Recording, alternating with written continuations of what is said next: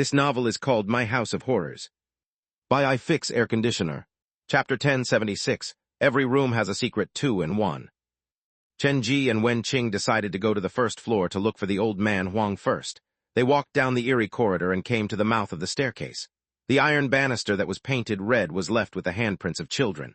The stairwell twisted downward. The steps were covered with dark red liquid, and stepping on them felt sticky. The windows in the corridor were all sealed shut, blocking out the light. Iron nails the length of one's half finger were exposed, and if one was careless, one would be scratched by them easily. This place is so disgusting. Wen Qing was desperate to find Xiang Nuan, but even so, when she saw the condition of the staircase, she could not help but frown. It feels like someone has been dragging a leaking bag of garbage while they go up and down the stairs, and this has been going on for a while, or else it would not have been caked like this. You are too naive. What kind trash would form this kind of black and red stain? Then what do you think is behind these stains? Wen Qing picked up the white cat. She seemed to be afraid that the white cat would dirty itself upon touching these disgusting black and red stains. A heavily injured person or a bleeding body will form a layer of blood residue like this. When the blood slowly dries, it will turn into this kind of color. Chen Ji looked at the stains on the ground, and for some reason, an incident that happened a very long time ago appeared in his mind. When the toilet cubicle at his haunted house first acted strangely, Chen Ji had heard a heavy object being dragged through the door, and it was the same image that had appeared in his mind. A strange, faceless monster was using some kind of tool to drag some bodies down the corridor and staircase. This place is getting stranger and stranger. We will go to the 3rd floor first. No matter what, remember to be careful. Chen Ji carried his backpack, and his nerves were tense with alertness. After turning the corner, when Chen Ji reached the 3rd floor, he heard the strange noise. Creak, creak. It was the sound of a door being opened and closed repeatedly. There is no wind currently blowing, and the windows in the corridor are all sealed shut behind wooden boards. Either the door is moving on its own or someone is opening and closing them again and again. Leaning forward to look down the 3rd floor corridor, at the end of the dark corridor, a front door was swinging back and forth, giving off this shrill and sharp noise. Should we go and take a look? We'd better locate Uncle Huang first. Before we accomplish that, it is better we do not find trouble for ourselves to prevent uncontrollable accident. Who knows what we will meet in the world behind the door? Once Chen Ji said that, the sound of door opening and closing stopped. Chen Ji turned to look, and he saw a young boy's face poke out from the room at the end of the corridor. The boy had a neck that was much longer than a normal person's. His head extended out of the door like a snake, and his eyes were staring fixatedly at Chen Ji and Wen Qing. He seems to have discovered us. Wen Qing carried the white cat. The boy's gaze is terrifying. Why is he looking at us like that? Just ignore him. We will get to the 1st floor first. Chen Ji dragged Wen Qing along down the stairs, but that strange boy ran out from the door. Without saying a word, he made to follow Chen Ji and Wen Qing. He merely kept his eyes on the two of them. Are we going to ignore him? Chen Ji and Wen Qing continued to move down the stairs, and the boy followed them as well. After knowing that this was someone that they would not be able to shake off, Chen Ji gave up. He stopped moving. Gripping his backpack, he was ready to pull out Dr. Skullcracker's hammer at any moment. What is your name? The hand that gripped the hilt was white from force, and the green veins pulsed on the back of his hand. Even so, Chen Ji's voice was soft and kind. My name is Wu Yu. Are you here to look for someone? The boy sounded very strange. It just gave off a very unnatural feeling. It felt like a mannequin was trying to mimic human conversation. It sounded stilted and wooden. He can be communicated with? Chen Ji narrowed his eyes. Initially, he thought the boy was dumb. After making noises in the world behind the door, that action was no different from actively seeking death. Yes, we are here to look for someone. Wen Qing blurted out because she was too worried about Xiang Nuan. Are you looking for a little boy? Yes, that is right. Wen Qing's mother's voice rose out of excitement. She desperately wanted to know Xiang Nuan's location. This gave her great hope. The child is not tall and he looks cute. I've seen him. Before waiting for Wen Qing to finish, Wu Yu said very confidently, he has gone down the building. Gone down the building? How do you know that he has gone down the building? Did you see that yourself? Wen Qing wanted to confirm again. Yes, I saw that with my own eyes. Wu Yu did not appear like he was lying. Without some hesitation, Wen Qing turned to look at Chen Ji. Then, should we hurry downward? If we move fast, we might be able to catch up to Xiang Nuan. Okay. Chenji still felt like something was not right with Wu Yu. He did not want to stay there with the boy any longer. He dragged Wenqing by her arm and practically dragged her away down the stairs. Wait, the boy did not go down the building this way. Wu Yu moved to follow them. Then how did he go down the building? From the window, Wu Yu pointed at the window that was sealed shut. With a splat, he went down the building. A peal of laughter that sounded like a balloon leaking escaped from the boy's lips. Wu Yu said with extreme joy as he was dancing and clapping, "I was sitting quietly at home and the window was open." With a shoo, he went down the building. "What are you talking about?" Wenqing's face blanched.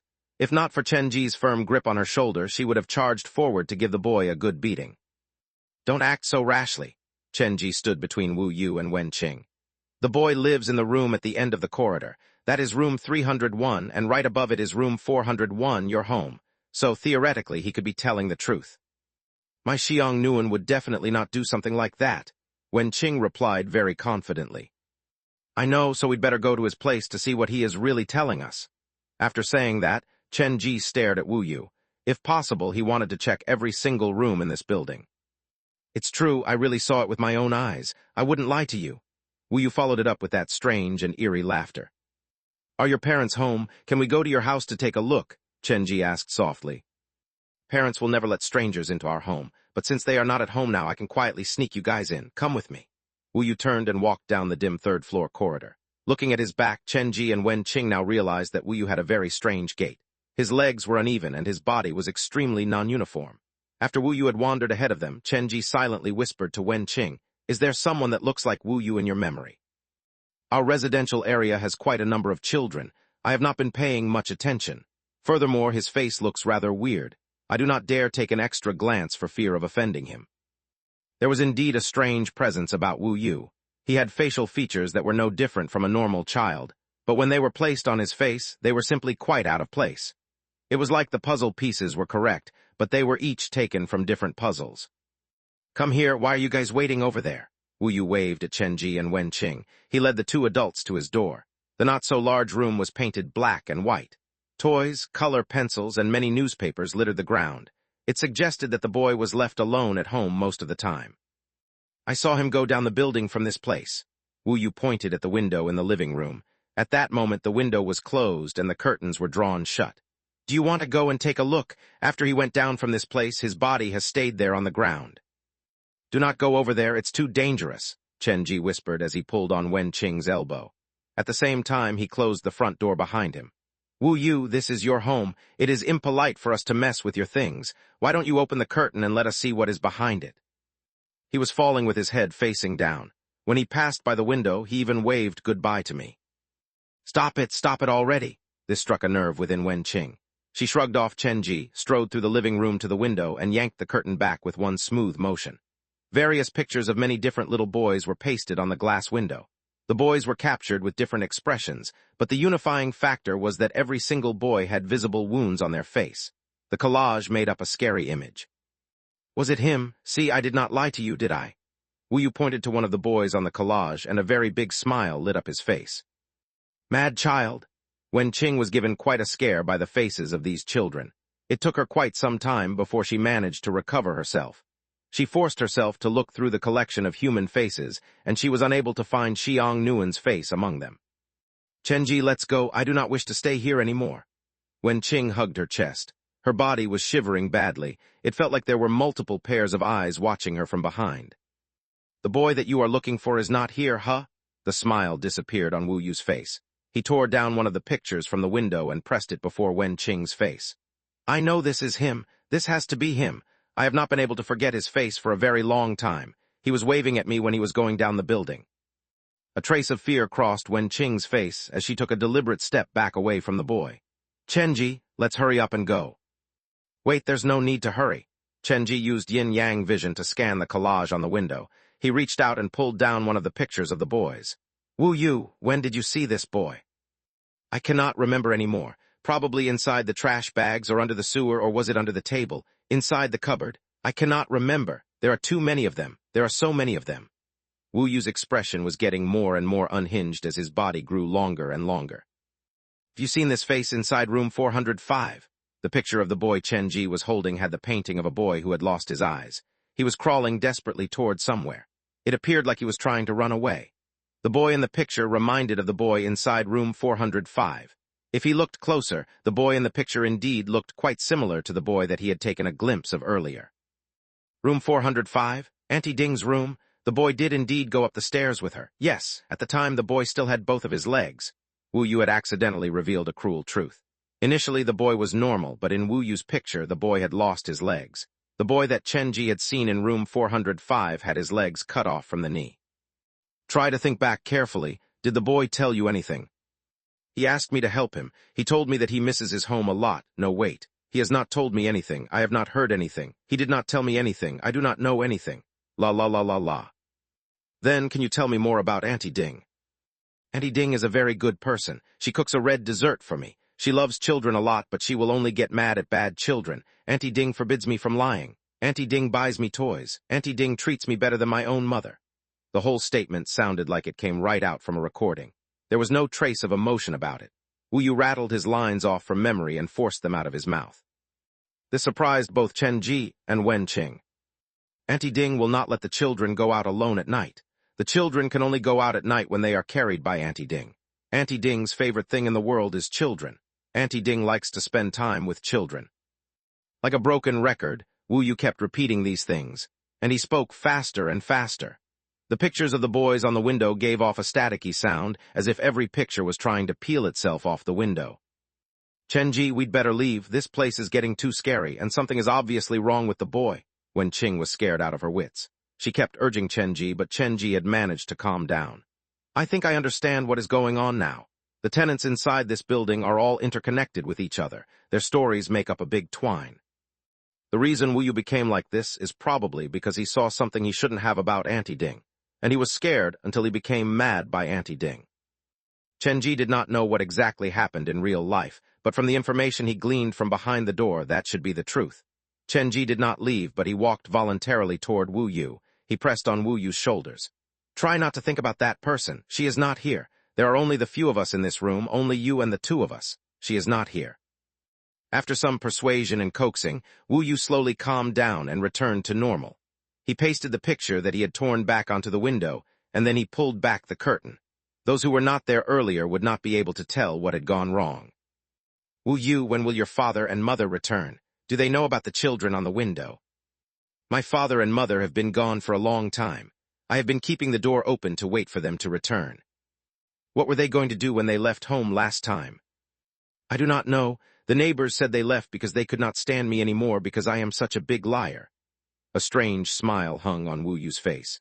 I've never told a lie in my life, but they all said I am nothing but a liar, that every word that comes out from my mouth is a lie. Thankfully, the adults see you as a liar, or else you would not have been able to survive until now. Chen Ji had a real issue assessing Wu Yu. He felt like the boy was incredibly clever, and behind the veil of madness was a very brilliant and cunning mind.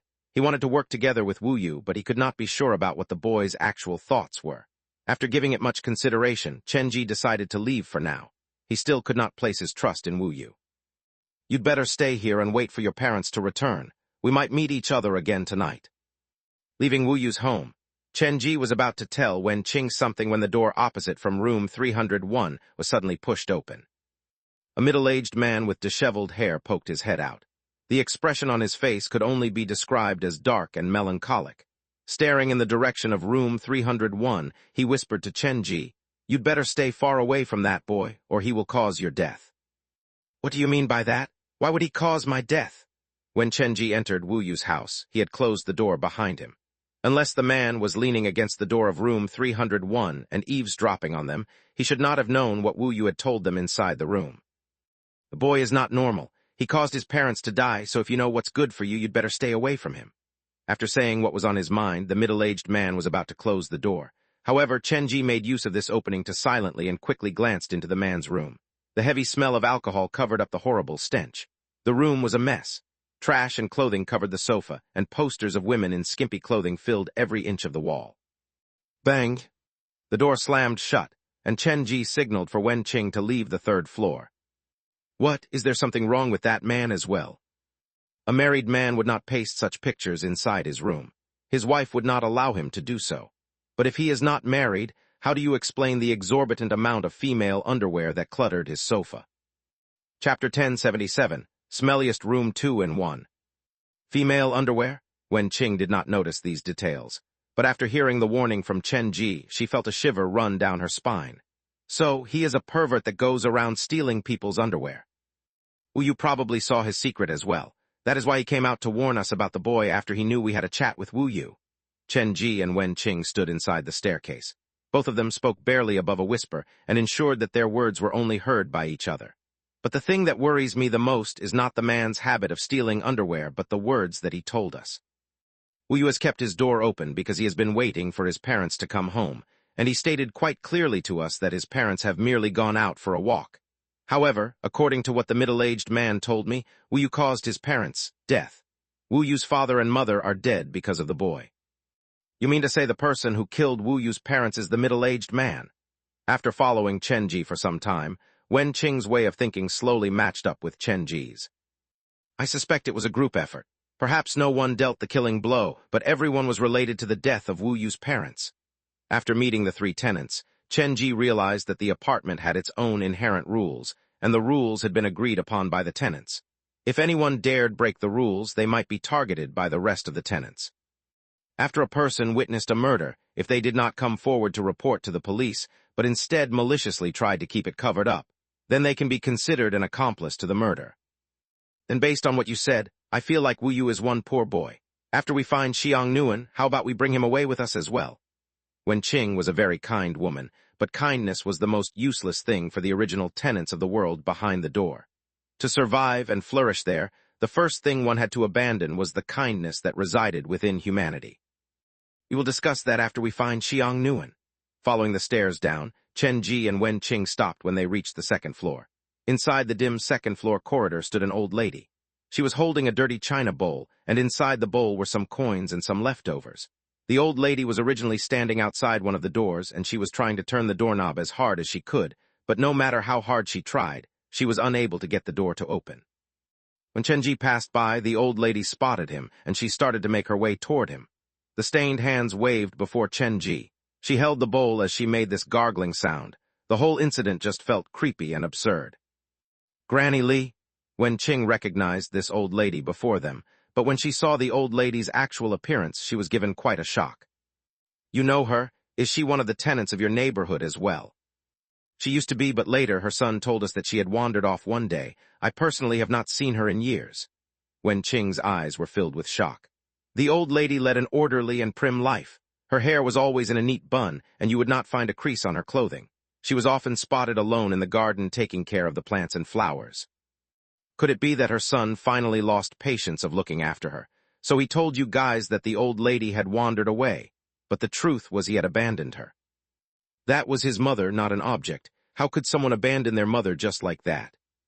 Do not overestimate the good in humanity. It was just a few days ago that I read on the news that a man had buried his incapacitated mother alive. Sometimes, real life is stranger than fiction. Wen Qing and Chen Ji stood where they were. The old lady appeared to have suffered from some real trauma.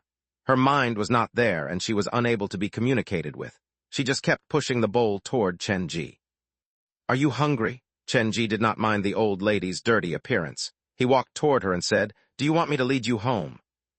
Through Wen Qing's brief description, Chen Ji felt like this crazy old lady was one of the good guys, and was therefore one of the candidates that he could try to cooperate with. The old lady did not appear like she could even string together a complete sentence. She very urgently shoved the bowl toward Chen Ji, and her throat kept making these strange noises. Chen Ji took out a bill of money and placed it inside the bowl, but the old lady still stubbornly held out her bowl. Her hands were gesturing. Even though Chen Ji still had no idea what she meant, but at least for now, he was sure that she was not looking for money but something else. The commotion that they made was quite loud. After they had stood there for about 10 seconds, the door of room 206, the room that was closest to the stairs, suddenly opened. You again? It was a young man who pushed open the door. He was wearing a pair of headphones, and his face was pale like he had not seen the sun for a long time already. I just chased you away. Why have you returned so soon? He looked at the dirty and disheveled old lady with undisguised disgust in his eyes. He walked out from his room and forcibly pulled Chen Ji away from the old lady. Do not get entangled with this crazy woman, or else she will follow you forever like a shadowy ghost that refuses to leave. I have never seen such a disgusting person in my life.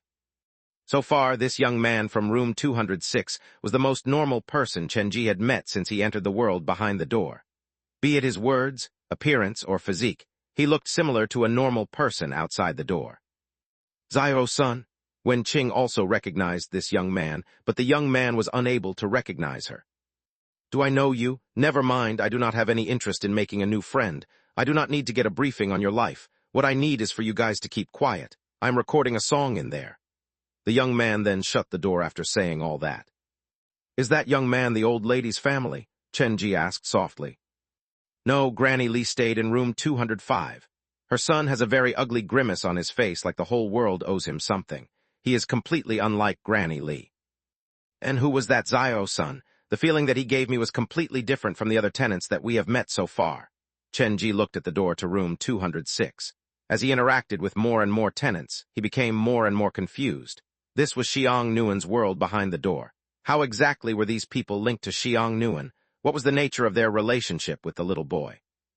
Zio-san was a university student and he liked to sing. He used to stay in room 206 of Jin HWA apartments. At the time, he paid a half year's rent in one go, but strangely enough, he moved away on the second month without any notice. He did not ask for the rest of his rent or the deposit back. He even left behind most of his items and furniture. The landlord complained to me about it quite a lot back then. What did you think of Zio-san? What kind of person is he? He rarely left his room, and now that I think about it, I did not remember seeing him going to class. He did not like to speak to others and would only occasionally leave his room to go and buy some everyday groceries in bulk. To me, he is a quintessential shut-in. A very normal shut-in that disappeared mysteriously from your residential area after 2 months. When the door opened earlier, Chenji had used yin-yang vision to look into the room 206. He noticed that there were several cracks on the wall, and the wallpaper had peeled back a lot. The interior of room 206 was lacking and needed some good refurbishing. Why would you say that he mysteriously disappeared? Perhaps some emergency came up and he had to leave without informing the landlord. By the way, I heard from the landlord that Zio-san's room was a mess, and his furniture was seriously damaged. Perhaps he was worried that he would be forced to pay the repair fee, so he sneaked away in the middle of the night. When a sheep is staying with a herd of wolves, what do you think will happen to the sheep? What is it that you are trying to say? If he does not turn himself into a wolf, then he will become the wolves' dinner. When everyone is an accomplice and you are not willing to come one, you will end up as a victim. Granny Lee heard what Chenji said clearly. Interestingly enough, the apparently mad Granny Lee started to calm down. She seemed to understand Chenji. Granny Lee's reaction was within Chenji's expectations. He was purposely discussing Zio-san's situation before Granny Lee because he wanted to see and test her reaction. It was difficult to survive behind the door. Every person had their own way of survival, their own method of not being killed. Wu Yu was a born liar and Granny Lee became a mad woman. Zio-san appeared the most normal and thus he was also in the most dangerous situation. Of course, if he had compromised, then it would be a different story. The hands that were holding the china bowl shook violently. Granny Lee was unable to speak, but at least she had stopped her strange action. She merely followed quietly behind Chenji and refused to leave. Everything was similar to what Zio-san had described. Granny Lee was like a shadowy ghost and could not be chased away no matter what. Zio-san should have experienced something similar. If my guess is not wrong, Granny Lee was actually trying to warn him, or rather, she was trying to use this kind of method to get help from Zio-san. Chenji was curious as to why Granny Lee had lost the ability to speak. In Wen Qing's memory, the old lady did not have any problem with her voice. Is it because she can't speak, or is she too afraid to speak? They did not stop for long on the second floor. Chenji and Wen Qing, with Granny Lee trailing behind them, arrived at the first floor. Uncle Huang stays in room 104. There are 3 rooms that are occupied on the first floor. The other 3 rooms have been modified into a storeroom and a garage. Wen Qing also believed that Uncle Huang was a trustworthy person, so she showed more desperation than Chenji. She ran straight to room 104 and knocked on the door. While Wen Qing was doing that, Chenji took his time to study the corridor of the first door. Unlike the world behind Ying Tong's door, the interior of this apartment was not knotted in an endless circle. The exit to the staircase was right before them, but the way that should lead them out was blocked by a rusted iron door. And the door was locked. To leave, one needed the key. The way out has been locked. If Xiang Nuan does not have the key, then he should still be somewhere inside this building. But what if Xiang Nuan is the one who has been holding on to the key? Chen Ji had been inside this door for quite some time already, but he still had no clear idea what was going on. He could not see a clear sign of Xiang Nuan's despair. What he saw instead was the source of despair for the other tenants. In a way, Xiang Nuan was more like a spectator of other people's misery. The corridor of the first floor has the most blood stains, and the black and red blood has seeped into the tiles. Even blood thread-like patterns have appeared on the wall. This floor might be more dangerous than the previous floor. While Chen Ji was busy analyzing all that, the door to room 104 was opened, and then Chen Ji heard a shocked gasp from Wen Qing. What happened? Chen Ji turned back to look, and he too was given quite a shock. The iron door to room 104 was open, and an old man with a serious hunchback stood at the door. His body was practically bent in half, like there was something very heavy pressing down on him on his shoulders. If that was everything, Chen Ji would not have reacted so drastically. The scariest thing was the old man's face. The face that was filled with wrinkles was covered in bite marks. The bite marks were of different depths and sizes. They appeared to have come from different people. "Uncle Huang?" Chen Ji asked uncertainly. He tried to make himself sound as normal as possible. "My surname is Huang. How can I help you?" The old man shuffled out of his room. An indescribably horrible smell came out from inside his room. "Uncle Huang, I am Wen Qing," Wen Qing explained with her brows deeply furrowed. "Wen Qing, do you not remember me? I often cook lunch for you. One time when you were sick, I even took you to the hospital. I spend every day taking care of you whenever I can." What Wen Qing had just revealed was news to Chen Ji as well. He had no idea she had been taking care of Uncle Huang. "I am sorry, but I am so old that my mind is not working so well. Are you a tenant here as well?" The old man was totally confused. His body appeared to be incredibly fragile, and he would cough between every word. "Of course, I live at room. Uncle Huang, we wish to ask you something." Chen Ji stepped in to interrupt Wen Qing. He did not allow her to continue. Actually, he had already noticed this anomaly a long time ago. All the people that they had met behind the door appeared to have no knowledge of Wen Qing. This woman, who was supposedly the most important person in Xiang Nuan's life, was a complete blank in his world behind the door.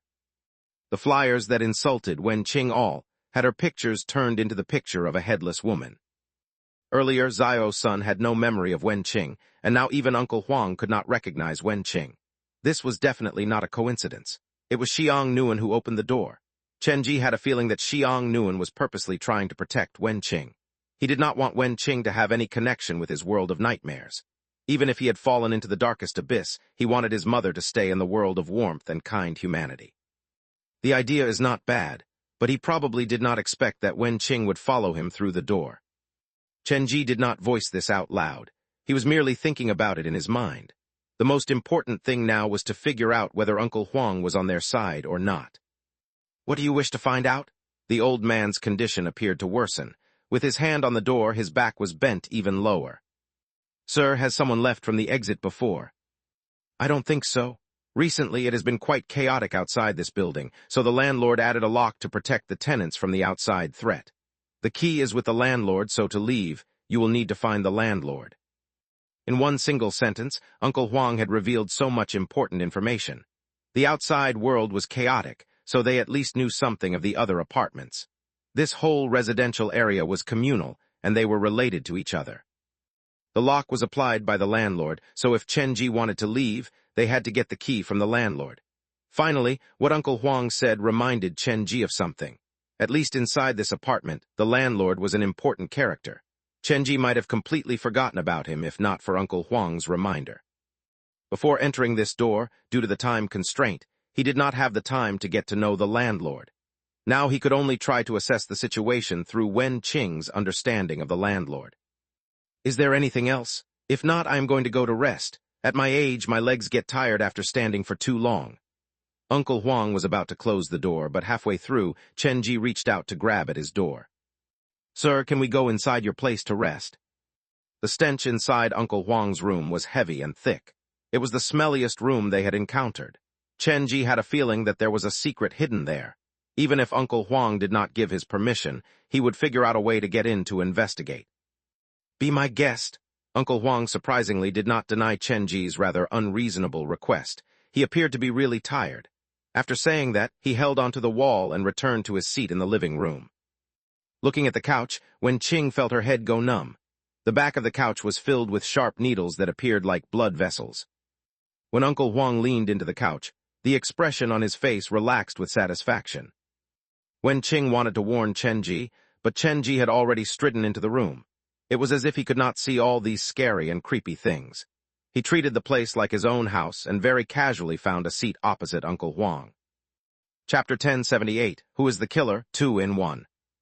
Wen-Ching took a careful look at the two people in the room, and she felt a headache coming. They were in such a strange and creepy place, but neither Chen-Ji nor Uncle Huang seemed to notice that. She did not know whether she was overacting because she had too little experience or these two's understanding of the world had gone far beyond the conceptualization of a normal person. After much hesitation, Wen-Ching finally walked into the room. But she did not dare sleep. She merely stood behind Chen-Ji. When Uncle Huang practically collapsed on the couch, he looked like he paid Chen-Ji no mind at all and slowly closed his eyes. His body appeared to have grown attached to the sofa, and that was not a figure of speech. The blood vessels from the couch entangled around him, joining Uncle Huang to the couch. With no disturbance, Chen-Ji made use of this rare opportunity to assess his surroundings. The layout of this room was rather different from the other rooms they had encountered. It was much smaller than a normal room. The kitchen and the toilet occupied the same space, and there was only one bedroom and one living room. Compared to Wen-Ching's home, this place is missing a bedroom and a kitchen. Chen-Ji suspected that the source of the stench came from the missing rooms. He sat for some time on the couch and even took some time to examine the blood vessels on the couch. Strangely enough, when Chen-Ji sat on the couch, the blood vessels looked like red streaks of decoration, but when Uncle Huang occupied the couch, the blood vessels came to life like little snakes. They gyrated on the stained couch, looking quite scary while they were at it. The blood vessels inside under the stain inside this room can only recognize Uncle Huang. They will only show their true form when they are around Uncle Huang. Chen-Ji did not quite understand the relationship between the blood vessels and Uncle Huang, so the only thing to do was to ask the old man about it, but Uncle Huang appeared to be asleep. The wrinkles on his face were closely folded together.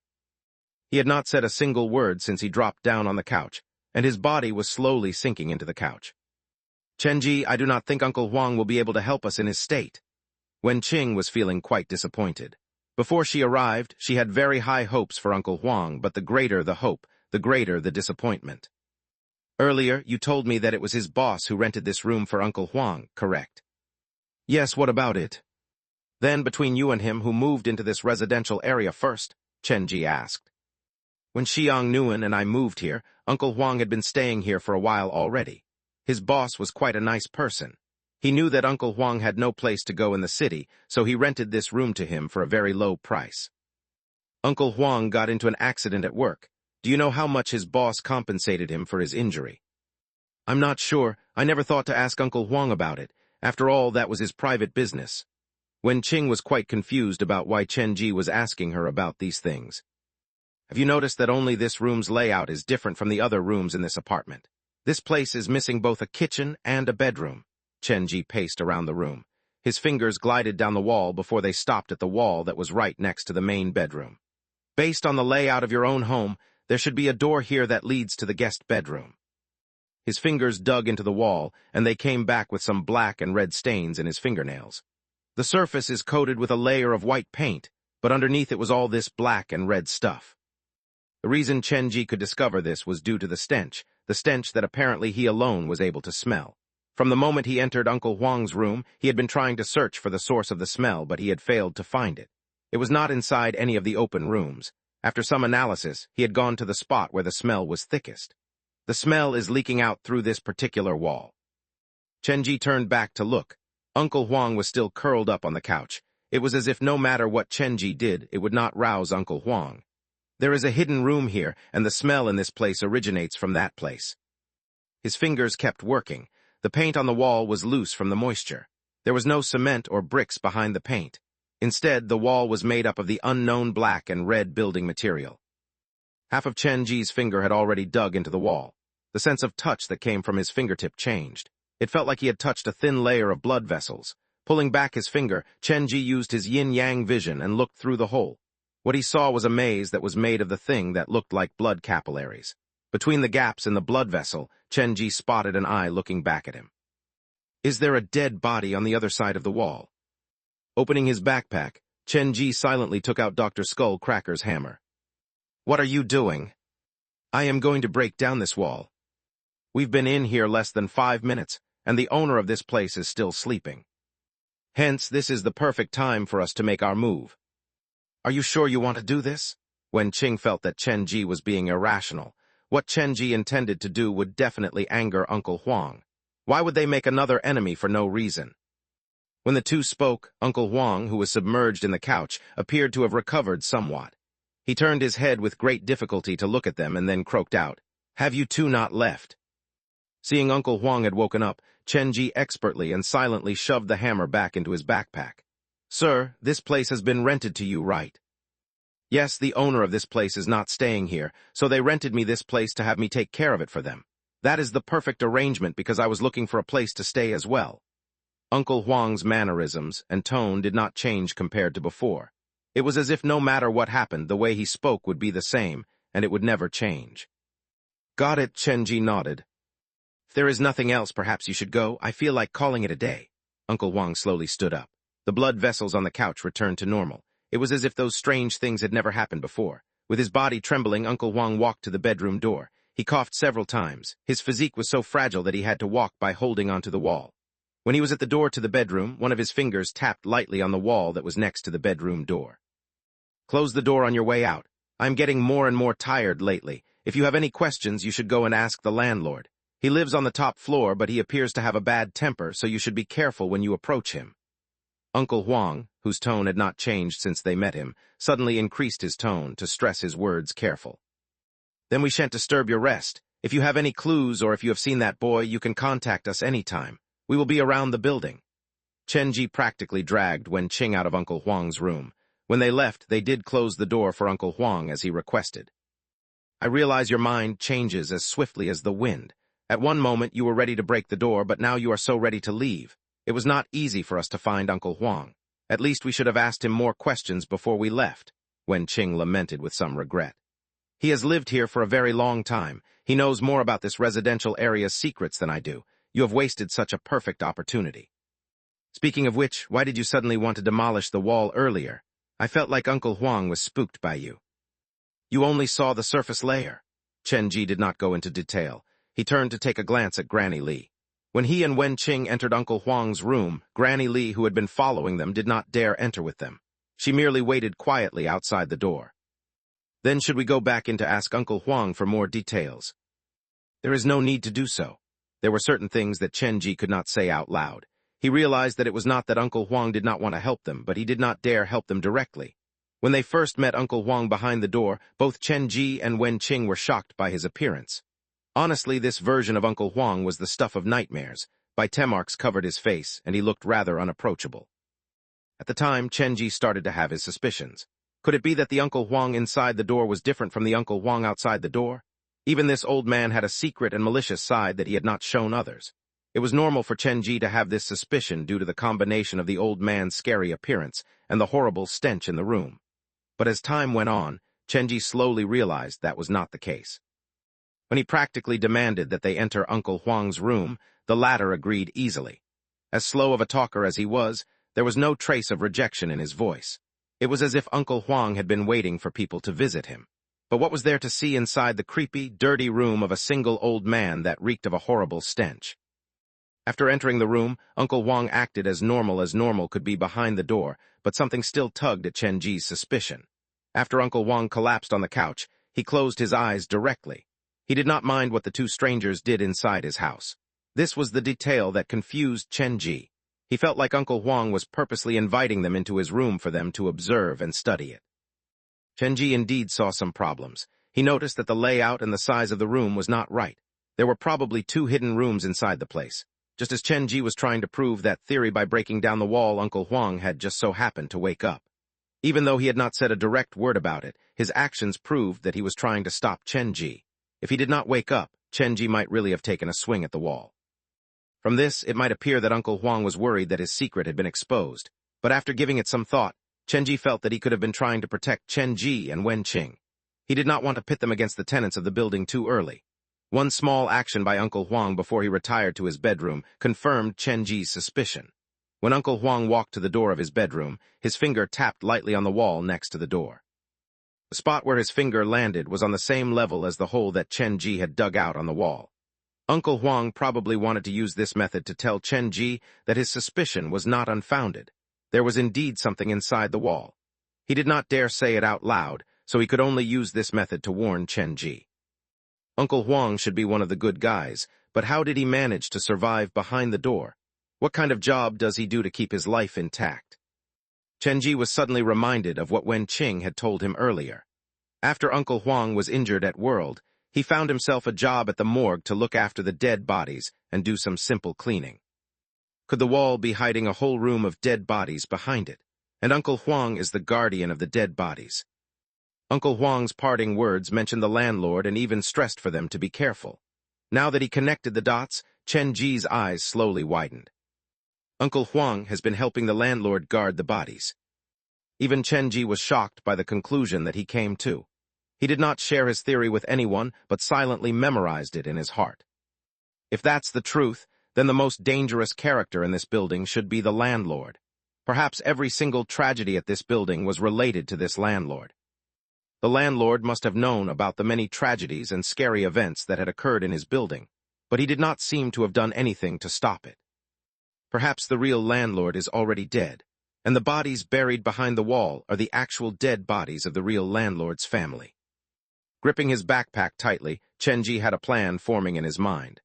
Wen Qing, we will go to find the landlord now. He has the key to leave this building, so he should know whether Xiang Nuan has left this building or not. Okay. Wen Qing did not know Chen Ji's real plan. Actually, Chen Ji had his sights set on the landlord already. Currently, the landlord still did not know about his and Wen Qing's presence in his building. The success rate would be high if they launched an ambush on the landlord. After a brief discussion, Chen Ji and Wen Qing were about to head up the stairs when a loud scream came from above.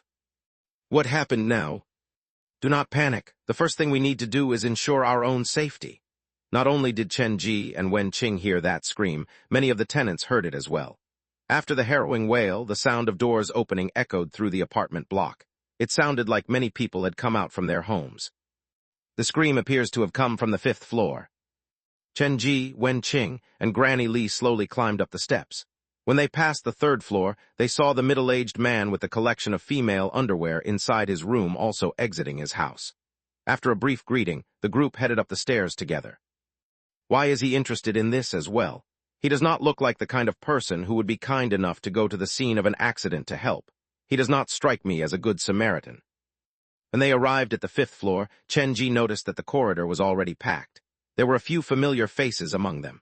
They included the university student Xiao Sun and Auntie Ding. Around 5 to 6 people were gathered around the entrance to room 504. They were whispering among themselves. Chen Ji was standing too far away to hear what they were talking about. What happened here, do you know? Chen Ji whispered to ask Xiao Sun. Someone was murdered. It happened in room 504.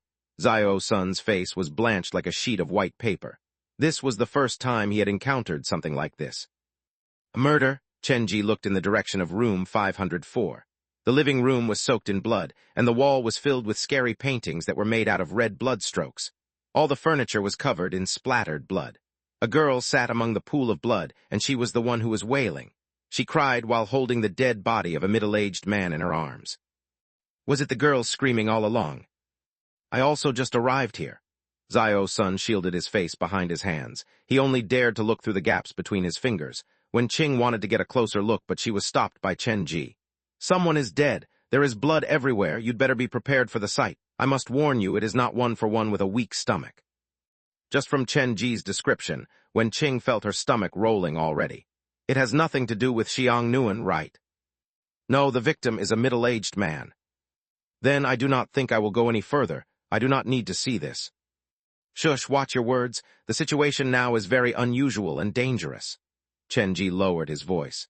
The door that leads out of this apartment is locked, and the key is with the landlord. If the murderer is not the landlord, then the killer must still be in this building. He might be hiding amid the crowd at this moment.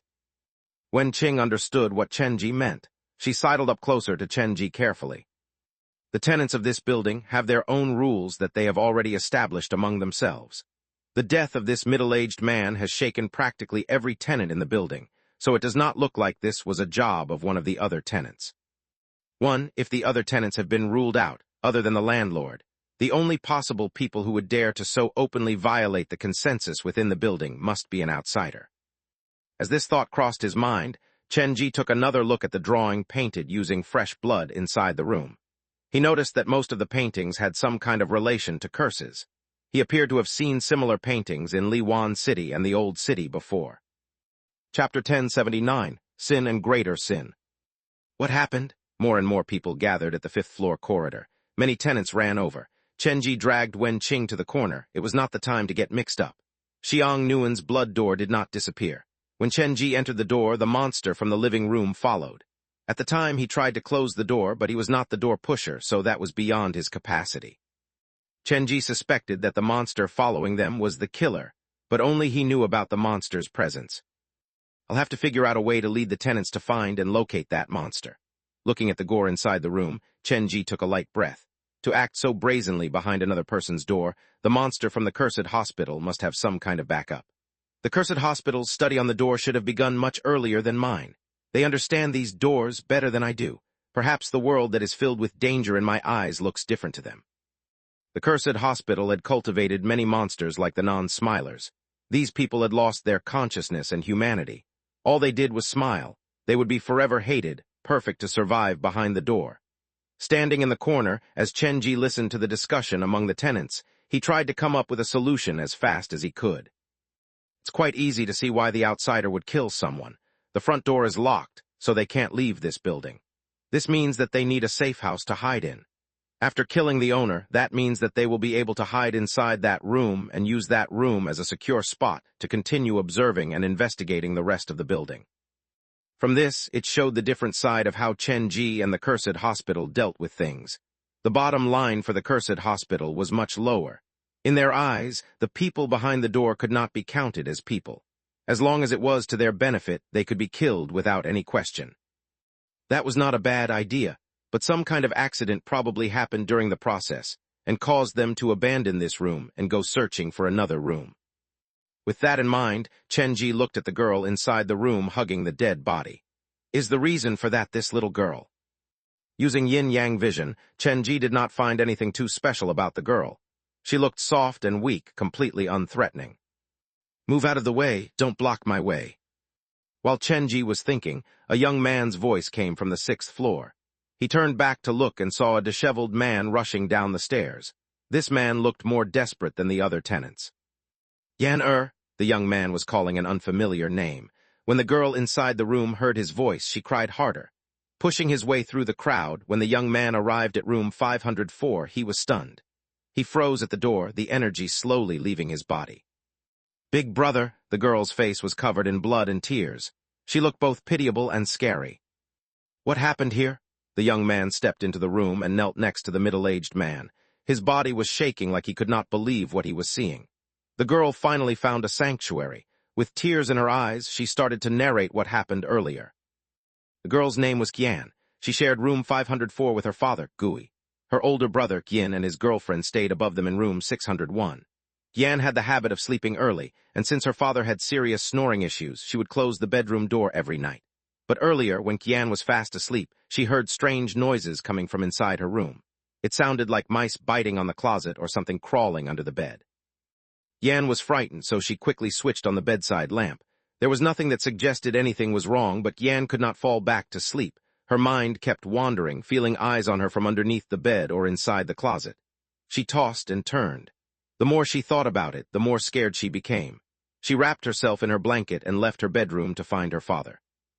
Knocking on her father's door, Qian told her father that she was scared because it felt like someone else had entered the room. Gui tried his best to console Qian, but honestly he did not think much of what she said. Seeing that Qian was reluctant to go back to her own bedroom, he succumbed and allowed Qian to sleep in his room. He told Qian that he would guard the living room and stop any bad guys from entering. That way, Qian could sleep soundly. After bidding Qian good night, the middle-aged man left his bedroom for the living room. After her father left, Qian was still quite unsettled due to being left alone, so she went to lock the door. A few minutes later, when Qian felt like sleeping again, she suddenly heard the doorknob of the bedroom behind twisted. She only heard it once. When the person realized that the bedroom door was locked, they stopped doing it. That banished sleep from Kian's mind. She called her father's name loudly, but no one answered from the living room. Fear wrapped around her heart, and she screamed louder and louder until knocking came from the door of the living room. The neighbors' voices could be heard outside the front door. She then decided to open the bedroom door to check. The moment she opened the door, her mind went blank. The whole living room was covered in blood. Her father was splayed out in the middle of the room, unmoving. The girl had no idea when she opened the front door. The neighbors probably just wanted the girl to be quiet so that they could rest, but when they saw the scene inside the room, even they were stunned. The entrance of this apartment is locked. The murderer must be still in the building. Yin tried his best to calm down. He resisted the sadness. With bloodshot eyes, he stared at the gathered neighbors. The person that killed my father is now inside this building. The neighbors looked at each other. The familiar faces that they saw daily had a murderer hiding among them. That was a scary thought. Looking at the pained expression on Yan and Yin's faces, Chenji had confusion running through his mind. Yan was the one who first discovered that something was off. She felt like a stranger had infiltrated their home, and she was proven right later, but how did that person manage to sneak in so silently? The person probably had the key to Yan's home and knew the place very well. Combining all that happened after that and the appearance and timing, how come it feels like for me the greatest suspect is the older brother, Yin? Chenji's analysis was not unfounded. He had followed the police on multiple cases. He was quite familiar with investigation, logical construction, and the chain of evidence. Yin lives on the 6th floor, right above the 5th floor, so he would have heard Yan's screams, but he was not the first to the scene. In fact, he arrived much later. What was he doing during this period? Changing out of his bloody clothes, cleaning the blood stains from his hands. His eyes wandering between Yin and Qian. Actually, Chenji had a more brazen suspicion. The killer could have been Qian too. This could have all been staged, but the chance of that was not big. After all, in terms of motive, why would any of them kill Gui? Chenji initially suspected that the killer was from the cursed hospital, but things did not appear to be that simple. Things became much complicated, Chenji's mind from spinning. As he eavesdropped on the neighbors, he found out that the relationship between Qian and Gui was bad, and it was due to the Qian's girlfriend. It was the reason Qian had moved out. Yin had the motive, but it was not that strong a motive. After all, Gui was his father. He would not kill him for his girlfriend, right? The walls are painted with cursed pictures, so the actual killer should be the monster from the cursed hospital. There is no question about that. However, I feel like someone is assisting these monsters from the cursed hospital. Chenji kept his eyes on Yin. The people from the cursed hospital has probably formed some kind of contract with Yin. The monster helped kill Gui, while Yin helped to provide them with a cover. That way, it was an exchange of benefits, but it tied both of them to the same boat as well. The monster from the cursed hospital understood the rules behind the door better than Chenji. That came from years of studying, and they knew how to easily obtain the door for themselves. With threats and benefits, they could get anyone to work with them. Before sin, there was deeper sin. The monster from the cursed hospital was not afraid that they would be scammed. I seem to have underestimated that cursed hospital. Chenji dragged Wen Qing back a few more steps. They melted into the crowd to avoid Yin's sight. Chapter 1080, A Good Person Couldn't Be Bad for Once, 3-in-1. Yin was one of the tenants. He was also the victim's son and a member of the community that adhered to the rules within the apartment. If this person came out and accused Chenji of being the murderer, then the spotlight would be instantly shown on Chenji and Wen Qing. It would turn the situation from bad to worse. Out of such consideration, Chenji dragged Wen Qing to hide in the corner. Yin hugged Qian. The two siblings felt great loss and pain. The neighbors showed pity, and everyone appeared normal, or more accurately, everyone tried to make themselves make the most normal reaction in the circumstances. The demons who had on the disguise of human skin had gathered together. Every single of them had their own agenda, and no one could really tell what they were planning. Wen Qing, we should proceed on our quest to find the landlord. Chenji did not wish to stay there any longer. He had a very bad feeling in his heart. He knew that the people from the cursed hospital had entered the door, and the monster from the cursed hospital knew about him and Wen Qing's presence. The fact that they had chosen to cooperate with the original tenants behind the door was probably a way to force Chenji to show himself. Now that someone had died in the building to investigate the killer, Yin had a reason to knock on every door. This gave him a valid reason to go into every room to take a look. If someone refused, that meant that they had a guilty conscience, and that would prove that they were the killer. Such a wicked method. They had the actual murderer go and investigate the potential murderers. The real murderer is hiding among the family of the victim, practically hiding in plain sight, but he will be ignored by the rest of the tenants. The cursed hospital did so for two reasons. One, they could now openly investigate every single room behind the door, and two, they could easily pin the blame on Chen-ji. They could have pitted Chen-ji against the entire building of tenants. It was truly killing two birds with one stone. The group of monsters are familiar with the rules behind the door. Even though being inside the door has greatly limited their power, they are not that easy to deal with. This was officially the first time Chen-ji had crossed swords with the cursed hospital. Behind someone else's door, both parties were trying their best to trick and scam the other. Even if you want me to take the blame, it depends on whether you have that capability or not. You might end up picking up the stone and having it dropped on your own 2 feet. To be fair, Chen-ji was not that worried. The rules within the apartment were broken. Even though the neighbors wanted to catch this person who had violated the room, every room had their own secret to hide. It would not be easy for Yin to gain access to these neighbors' rooms. For those who have darkness in their heart, once you infiltrate into their private space and discover their secret, it means you have made an enemy out of them. Even if they do not kill you straight away, the seed for murder will be buried in their heart. Chen-ji took one last look at Yin before leaving together with Wen-Qing. The two silently retreated to the stairwell, and Granny Li followed behind them. The three first went to the 6th floor. Chen-ji stood outside Yin's room door. He stood at the peephole's blind spot and used ghost ear to listen in on the door. There was a woman talking to herself inside the room. But the more Chen-ji listened to her, the more he felt like she was communicating with someone. Unfortunately, only Chen-ji appeared to be able to hear her. This woman should be Yin's girlfriend. Chen-ji looked at the door to room 601, and he was feeling conflicted. If he knocked down the door and entered the room now, there was a very high chance that he would find the evidence to prove that Yin had murdered his father. Perhaps he could catch the monster from the cursed hospital hiding inside the room as well. But he was afraid of an accident. If his speculation was wrong, then he would instantly be turned into the prime suspect. The other party is spreading out a web for their wicked plan. This web will slowly tighten until I am eventually trapped inside. The monster was clever, but Chen-ji was too sharp. After he saw Yin, he had figured out many things. If the cursed hospital has really worked together with Yin, that puts me at a serious disadvantage. Instead of letting this drag out and allow the situation to get out of my hand, why not end it here and now? There was only a door between them. Even the monster from the cursed hospital probably would not have imagined Chen-ji would be standing right outside the door at that moment. He knocked lightly on the door. Chen-ji was not only sharp, he was determined. Yes, he would hesitate occasionally, but he would not spend too long hesitating. When the door was knocked on, the whispering of the woman inside the room instantly disappeared. It became incredibly quiet. At this moment, the person inside the room should have sneaked to the door and has tried to observe the situation outside the room through the peephole. Chen-ji had contemplated all the possibilities. When he knocked on the door, he pulled Granny Li and posited her before the door at the same time.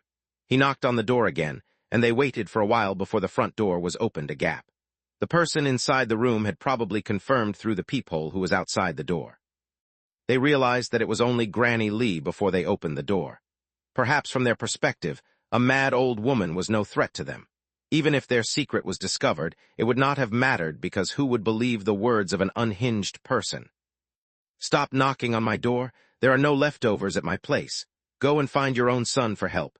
If you continue to harass me, I will go and report you to the landlord and have you chased out from this apartment, the woman warned viciously. However, Granny Li only stood where she was. She did not answer. The woman scolded the poor old woman a few more times before she prepared to close the door. The door was pulled back, but the woman suddenly realized that she was unable to shut the door no matter how hard she tried. When she lowered her head to look, her body broke out in cold sweat. There was a hand that gripped the edge of the door tightly and refused to let go. Who is it? Do not worry, I just have some questions that I need to ask you. With his hand on the door, after ensuring that the woman was unable to force the door shut, Chen-ji showed himself with an ingratiating smile. What do you want to know? The fewer people who know about this, the better. Why don't we go inside first? Chen-ji pulled the front door open. He did not give the woman any chance to deny and forced his way into the room. The whole process occurred within the blink of an eye. Before the woman could react, Chen-ji was already standing in her living room. Who the hell are you? The woman raised her voice. Chen-ji gave the woman a once-over. He was actually already prepared to tear the whole place down. If the woman screamed loudly for help, he would rush forward to clamp his hand over her lips and apprehend her in the process. Chenji did not give her any response. The first thing he did was confirm the location of the bathroom and walked toward it. "Stop right there. Where are you going?" The woman moved to stop Chenji, but when she caught up to him, Chenji had already pushed open the door of the bathroom. A bunch of dirty clothes were placed inside the dryer, and a few pairs of dirty shoes were abandoned at the corner of the room. Using yin-yang vision, Chenji failed to find any trace of blood on the bunch of clothes. Was I wrong? His eyes wandered over to the sink, and Chenji hit the jackpot. There was a small stain of blood that was left on the edge of the sink. Moreover, there was blood that was not yet properly cleaned inside the gap of the bathroom tiles. There are droplets around the rim of the sink, and the room smells of soap. That can only mean that someone was using this room to clean up the blood evidence a few moments ago. The many different circumstantial clues told Chenji that his hypothesis was not wrong. Gui was stabbed to death by a sharp weapon. The whole crime scene was filled with blood splatter, so the murderer would have been covered in blood as well. There must be other traces of blood inside the house. With the possession of yin-yang vision, ghost ear, and spirit sniff, in a way, Chenji was no worse than an investigative officer who had years of experience under his belt. It would be very difficult to slip one by him. The blood stain in the sink confirmed Chenji's supposition. That propelled him to make a braver action. After leaving the bathroom without saying anything, Chenji moved on to the bedroom and started to investigate it. "What are you doing?" The woman's voice turned shrill, a sign of panic. But it was already too late to stop Chenji. He had already pushed open the door of the first bedroom. The room was not tidy, the closet door was hanging open, and a truckload of clothes were abandoned on the king-size bed. The only place in this bedroom that was large enough to hide a person was underneath the bed, so Chenji swiftly walked over and peeled back the covers. After seeing no one was down there, he walked out of the bedroom and headed toward the guest bedroom. "Stop, that's enough." The woman gripped Chenji by his arm. She pulled on him so tightly that her fingers had dug into Chenji's skin.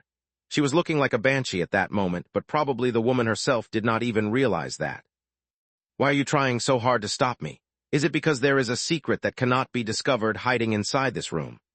Chenji forced his way to the guest bedroom, but before he got to the door, the sound of the window being opened came out from inside the door. It appeared like the window had not been opened for a long time, so it lodged there before it gave. The person inside the room pushed twice before the window creaked noisily open. "There is someone inside the room?" Chenji ignored the woman's protestation and grabbed at the doorknob and tried to push it open. The bedroom door was locked from the inside. Chenji aimed at the lock and kicked it several times before he finally got the wooden door to break down.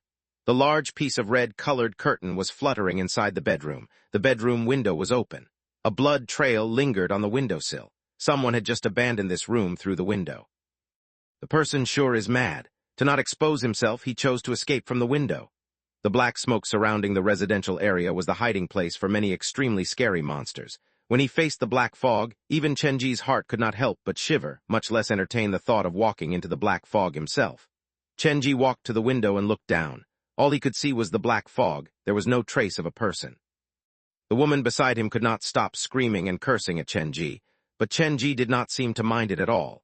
The woman had made such a loud ruckus that the tenants who were already tense from the murder quickly rushed over when they heard the woman scream.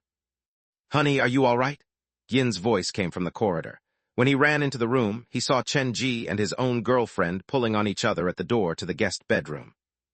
"Ah, Yin, this person has barged into the room and started to destroy our furniture." The woman appeared to have seen her savior. She ran to Yin's side helplessly. More and more people gathered in the corridor. The neighbors regarded Chenji with unkind gazes. At that moment, he was pushed to the tip of the cliff. One wrong move, and he would be swallowed up by the dangerous mob. "Brother, calm down first. I think if anything, you should thank me." Chenji was not going to be frightened by this situation. He had been in much worse conundrums. At that moment, he was as calm as ever. He pointed at the bedroom door that he had kicked down and very calmly asked the crying woman, "Did I break down this door or not?" With a matter-of-fact tone and the even cadence, even Wen Qing, who stood next to Chenji, thought that Chenji was being a bit too arrogant, like he was purposely saying these words to get a rise out of the woman or the man. "Ah, Yin, this person is crazy. After he charged into the room, he bustled everywhere and even kicked down the door to our bedroom." Yin's girlfriend complained. It looked like she was about to start crying again.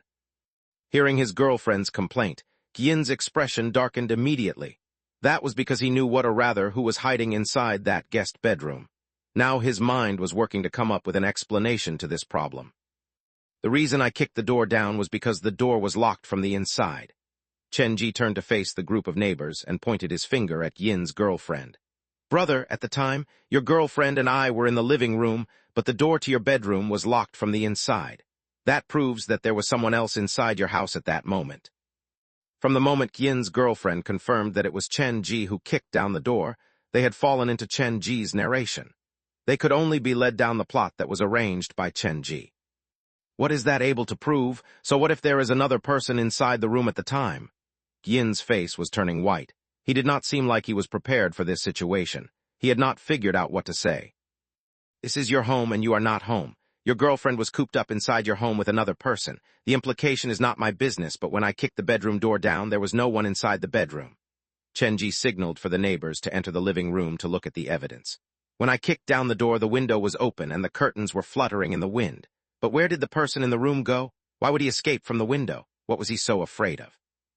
Chenji looked at the group of neighbors and slowly captured their expressions one by one.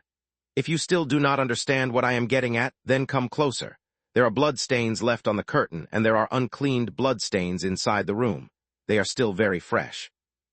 I get it now. The murderer who just killed Yin's father was probably hiding inside this room earlier. The university student, Zio-sun, shouted out directly. He was just a student, so he had not experienced something like this before. Honestly, he was still in quite a bit of shock. The other neighbors probably came to the same conclusion as well, but since every single one of them had something to hide, none of them wanted to voice the truth. Looks like there are clear-minded people among us, Chenji said with a bright smile. He walked voluntarily toward Yin. That is why I said you should thank me. If not for me, your girlfriend would probably have been killed by the murderer to silence the witness. Yin's face was twitching lightly. Chenji's tale was being spun so fast that he had difficulty catching up. He had no idea what Chenji might say next. Looking at Yin's drab, gray face, Chenji very kindly moved to pat him on his shoulder. From the situation that we managed to glean from your bedroom, the killer probably got into the victim's home through the window. After he murdered the poor father, he escaped through the window as well. That would explain why the killer was able to get into the victim's home so quietly even though he did not have the key to the victim's house. Don't you agree with me, Yin?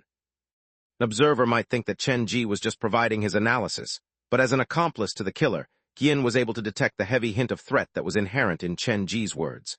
Obviously, Chenji knew how the killer had gotten into the victim's home, but he did not expose it and left some opening for all parties involved. The reason Chenji did this was definitely not to protect the murderer. He had a very crazy plan forming in his mind. He wanted to use this opportunity to eliminate all the mad people inside this apartment building. He knew that would be an incredibly hard undertaking, but getting Yin to dangle by his fingertips was the first step of his plan. You have a point there. I am shocked to find out that the killer got into my father's house through the window. Yin had no idea how much Chenji knew, so the only thing he could do now was follow what Chenji said and continue with the storyline that Chenji had provided. Hearing Yin agree with Chenji, Wenqing was stunned beyond belief. She slowly lowered her head because she was worried that she might add trouble to Chenji because she was unable to control her expression. I kicked the door down about 3 minutes ago. It was around that time that the killer left. The opening between the two events was less than 50 seconds. From this, it can be proved that the killer is not one of us present at this moment. Chenji used a single statement to help clear away the suspicion from everyone present. This bandied them into a group. He could then use the power of this group to help investigate the other tenants who were not present and undermine the building from within. Chenji knew very well who the killer was, but he was not going to expose him. He was going to use the excuse of finding the killer to demolish the rules of the apartment. Yin also knew who the killer was, but he had even less of a reason to reveal the killer's identity. Because the killer had already escaped, if he revealed the truth, would that not be equal to surrendering himself? After all, the threat from Chenji still lingered in his mind. Both who knew the real killer were acting like they were searching for the killer.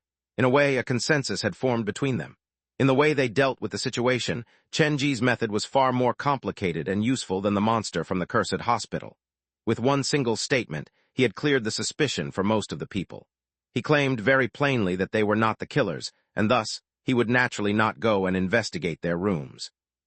In this selfish world behind the door, the thing that these tenants cared the most about was their own dirty little secret. They were neighbors, but at the core, they only cared about themselves. Therefore, when they found out their own room would not be searched and their secret would not be exposed, they sighed in relief and very excitedly aided Chen Ji to go and help expose the others' dirty secrets.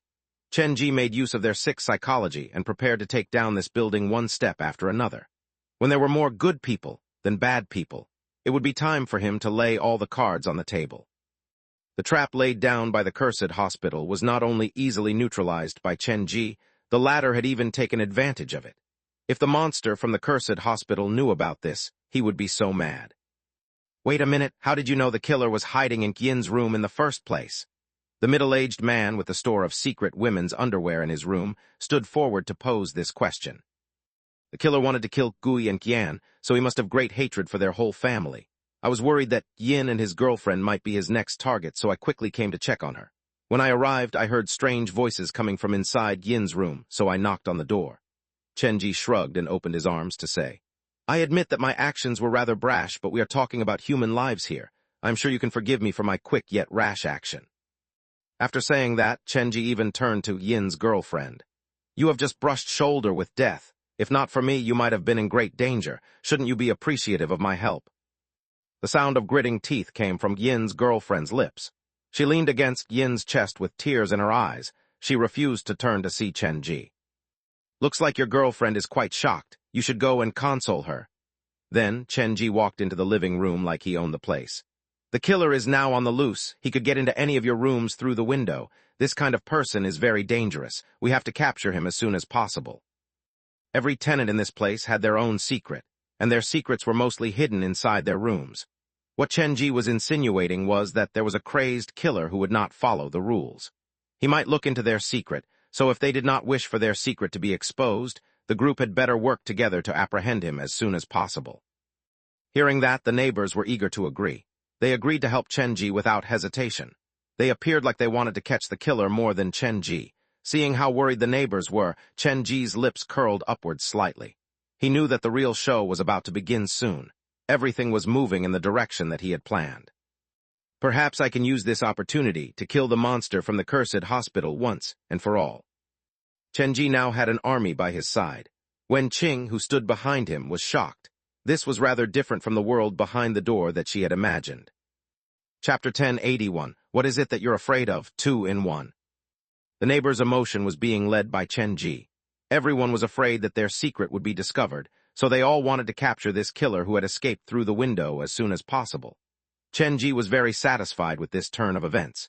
He was about to say something else, but the middle-aged man with the hidden store of female underwear in his house suddenly chose to speak up again. Wait a minute, I do not disagree with the plan that we go through the houses one by one to search for the killer, but for the sake of security, I think we should go and inform the landlord about this first. And we should definitely get his opinion before we do anything too rash. The middle-aged man had encountered Chen Ji earlier. He knew Chen Ji from the latter's conversation and interaction with Wu Yu, so he had an inherent mistrust toward Chen Ji.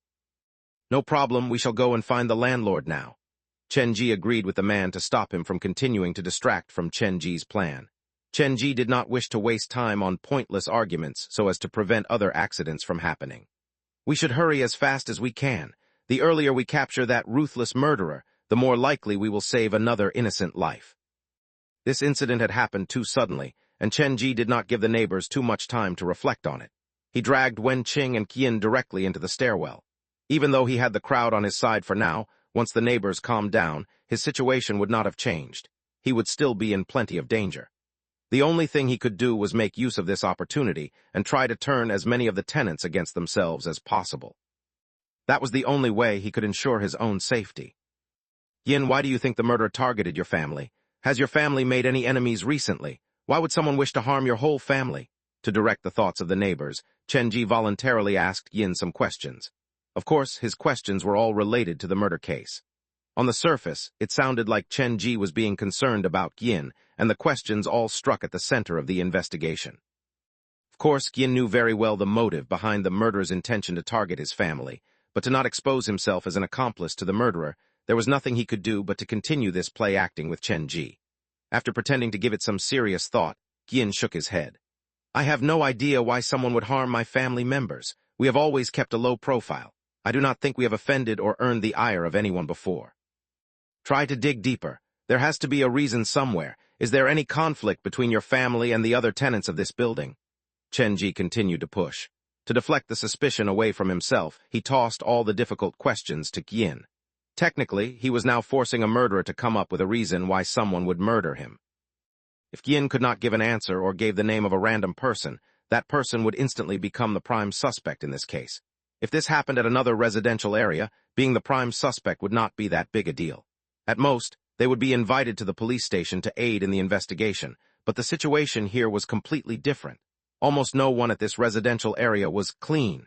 Everyone had a secret that they did not wish to be known by others. In other words, no one here wished for their history and past to be exposed and investigated. It did not matter what they did behind closed doors normally, but at times like this, the secret that they had been hiding would become the noose that caused their death. I really cannot figure out anything. Yin did not wish to be manipulated by Chen Ji. The surrounding tenants with secrets in their heart also astutely kept their mouths shut. They all knew very well the smartest choice at this moment was to zip their lips. One wrong word and they would be like moths flying voluntarily into a flame. Zio's son sincerely wanted to have the killer captured, so he offered the information that he had. But I remember, a few nights ago, many neighbors were complaining when you argued with your father. The argument was so loud that many of us were not able to rest probably. In fact, one of the middle-aged uncles from the 5th floor purposely came down to warn you guys to keep the noise down. Oh, right, other than that, I believe the electrician on the 8th floor also got into a recent conflict with your father. I believe it had something to do with the electrical wiring. They even got into a fight once in the corridor. At the time, the electrician even threatened your father. What's the problem? Why are you guys looking at me like that? Have I misremembered? Was I wrong? Zio's son did not know the other side of his neighbors. He merely recited what he had seen. This also proved indirectly that he was one of the few normal people in this building. He was not afraid of being investigated. The clues that you have given are too important. After we inform the landlord, we will start our investigation at the rooms of those people. Chenji had high praise for Zio's son. It did not matter that Yin refused to cooperate because Zio's son had helped Chenji tear open a gap between the tenants of the residential area. The few tenants that Zio's son mentioned earlier would become the first batch of sacrificial lambs. Zio's son had done a great job, but he did not realize how dangerous the situation he had put himself in was. There were 10 floors in total at the apartment building. The landlord lived alone on the 9th floor. The 10th floor was left empty and all the rooms were locked. The crowd reached room 901. Yin knocked several times, but there was no answer. It appeared like no one was home. The landlord is probably out. Let's go to other places and check first. Perhaps we can return later. Wait a minute. Chenji grabbed Yin by his elbow. The tenant of his apartment has just been murdered. That is huge news, and the landlord has not even shown up to investigate. Do you think that's normal? Of course it is not normal, but I believe the landlord is not even in this building at the moment. He's probably gone to the other buildings of the residential area. The landlords of the few buildings in this residential area meet up to have a weekly meeting, so that is probably where the landlord is now. He is probably meeting up with the other landlords in another building. A weekly meeting. Chenji again gained more important information from what Yin revealed. Yes, the landowners meet up to discuss important issues like the rent price, the environment around the residential area, and so on. You have a point, but you have missed one very important detail. Chenji slowed down for the point that he was about to make to sink in. I have been to the first ground. The exit was locked, and the lock is applied from inside the building. What is that able to prove? How does that contradict with what I said? Only the landlord has the key to the exit, and since the lock was applied from the inside, it also means that the landlord must still be inside this building. If the landlord had left, the door would be locked from the outside. Chenji's logical argument was flawless, and the words that he said carried a very serious implication to the rest of the neighbors. They instantly noticed the hot water that they could possibly be in. The landlord is still inside the building, but he did not show up when there was a murder inside the apartment. That leads me to the conclusion that perhaps he has been harmed as well. Perhaps the killer got to him before we could. Gui being killed and the landlord being killed were two distinctly different scenarios because the latter had the spare keys to all the doors in the building. Now, even Qian did not look so good. Events had developed far beyond his control. It is fine if you do not believe me. The easiest way to find out whether I am correct or not is to break down the door. Chenji carried his backpack and glanced at the door. He did not want to show Dr. Skull Cracker's hammer at that moment. Do any of you have any tools at home? Human lives are at stake here. I know this is a serious case of trespassing, but I am sure that the landlord will be able to understand once we explain what is happening to him. Provided he is still alive, that is. My house is currently being renovated. There's a whole set of tools. Wait a minute for me. I will go and grab them now.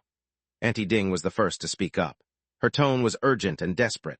She volunteered to go and grab the tools, but in reality, she probably wanted to go back home to deal with other things, and the former was just an excuse. I have tools to open lock as well. I will go back home to check. I will be back. A few of the other tenants used the same excuse to leave as well. Chenji knew what they were up to, but he did not stop any of them. It was not that difficult to cover up and deal with the secret in their own room in a short amount of time. The difficult part was to ensure that no traces were left behind. A few minutes later, the few neighbors returned one after another. They carried various kinds of tools with them. With the cooperation of the whole group, they used almost half an hour to break down the front door of room 901. This is so troublesome. If only all the rooms used a wooden door. Chenji pushed Yin into the room. Yin was angry, but there was nothing he could do. The room is very neat, and there is no sign of a scuffle or any blood. Looks like we have been worried for no reason. Yin walked at the front of the group. This was probably his first time entering the landlord's room. He appeared rather cautious. He did not dare get too close to the furniture inside the room. You seem to be quite afraid of the landlord. Am I right? Chenji followed behind Yin like a shadow. His voice drifted into Yin's ears. Of course not. Stop talking nonsense. Is that so?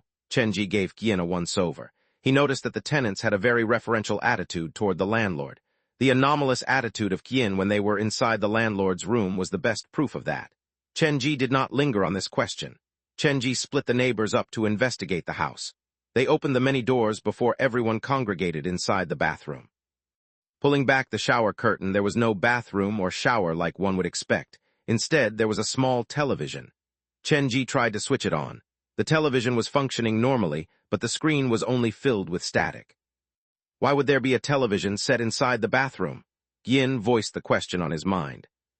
It is probably used to broadcast some unsightly content. Chenji studied the surroundings. The bathroom had no windows. After closing the bathroom door and pulling up the shower curtain, this would become a completely isolated space. Outsiders would have no idea what the landlord was doing there. Moving the television to the side, Chenji realized that there was a complicated trail of electrical wiring behind the device. His eyes followed the trail of wires, and he realized that all of them led upstairs. The electrical wiring of room 901 was connected to the wiring of room 1001. The landlord's secret should be hidden somewhere in room 1001. Chenji did not share his discovery with other people. He saw the problem from the complicated circuit. A normal television set did not require such complicated wiring. Chenji suspected that the landlord had installed surveillance cameras in hidden spots around the apartment, and the landlord probably spent most of his free time inside this bathroom, looking in on other people's lives. Chenji had a good guess what the landlord's secret was, but that did not help with the most imminent question: where was the landlord? If the landlord had seen the monster from the cursed hospital through his surveillance, then he would be prepared to handle it. So, was it the monster from the cursed hospital who killed the landlord? If they had done it, they could have gained the apartment keys from the landlord after killing them. They would not have needed to enter a contract with Yin. Thus, the real sequence of events was probably something like this. The monster from the cursed hospital tried to reach out to the landlord first, but they were unable to locate him, so they settled for the second best choice, which was to cooperate with Yin. Then they planned to slowly gang up with the rest of the tenants. Chenji was slowly smoothing out the timeline in his mind. Then, the truth came to him. Someone in the building had found out about the landlord's secret. To ensure that their own secret was not exposed, one of them or even a group of them had gathered together to deal with the landlord. To be able to suspect such a thing, it would have to be someone who was familiar with the electrical wiring and their weird setup. Chenji was instantly reminded of the electrician that Zio-sun had mentioned earlier. The electrician lived on the 8th floor, and he was closest to the landlord's house, which was on the 9th floor, so naturally, he was the prime suspect. Take a look at this. Auntie Ding opened the closet inside the landlord's bedroom. After she moved away the clothes, she revealed the many nails that were pinned to the inner wall of the closet. Every nail had a room number written above it. The numbers ranged from 101 to 1006. The key that hangs from the nail should correspond to the room number. The landlord has silently copied each of our house keys without telling us. Auntie Ding appeared to be telling everyone about this on purpose. Her expression was one of shock, but in Chen Ji's eyes it appeared too forced and inorganic. The widening of the eyes, the gaping of the jaw, these were surface acting skills. Her performance did not come from the heart at all. After seeing the keys, Chen Ji also subconsciously reacted with appropriate shock. Chen Ji's performance was much more natural. He used all his facial features to express the emotion of surprise. With the aid of body language, he was the embodiment of surprise. Instantly, the difference between amateur acting and professional acting was shown. Looks like the killer has taken all the spare room keys. This is not good news for any of us. Chen Ji soon calmed down. He knew that Auntie Ding herself was hiding something, but he did not say anything to expose her. Then what should we do now? The killer is on a real rampage now. He has not only killed my family, he is also involved in the landlord's disappearance. Yin really did not expect things to go this way. He felt like he had been dragged by Chen Ji into a large hole, one that he would not be able to climb out of on his own. The other tenants were also starting to panic. They did not feel that threatened when Gui was killed, but now that the landlord was missing, most of them were feeling anxious. A strange emotion was rippling through the crowd. We should go and check up with the electrician on the 8th floor first. Didn't your father get into an argument with him before he died? Chen Ji and Yin were about to leave room 901 when the middle-aged man with the hidden female underwear in his house stepped forward. He blocked the way to the exit, and his eyes were blazing into Chen Ji. How can I help you? Chen Ji's expression did not change. The man was unfazed. He was standing amid a group of creeps and murderers, but there was not a single trace of fear or uncertainty on his face.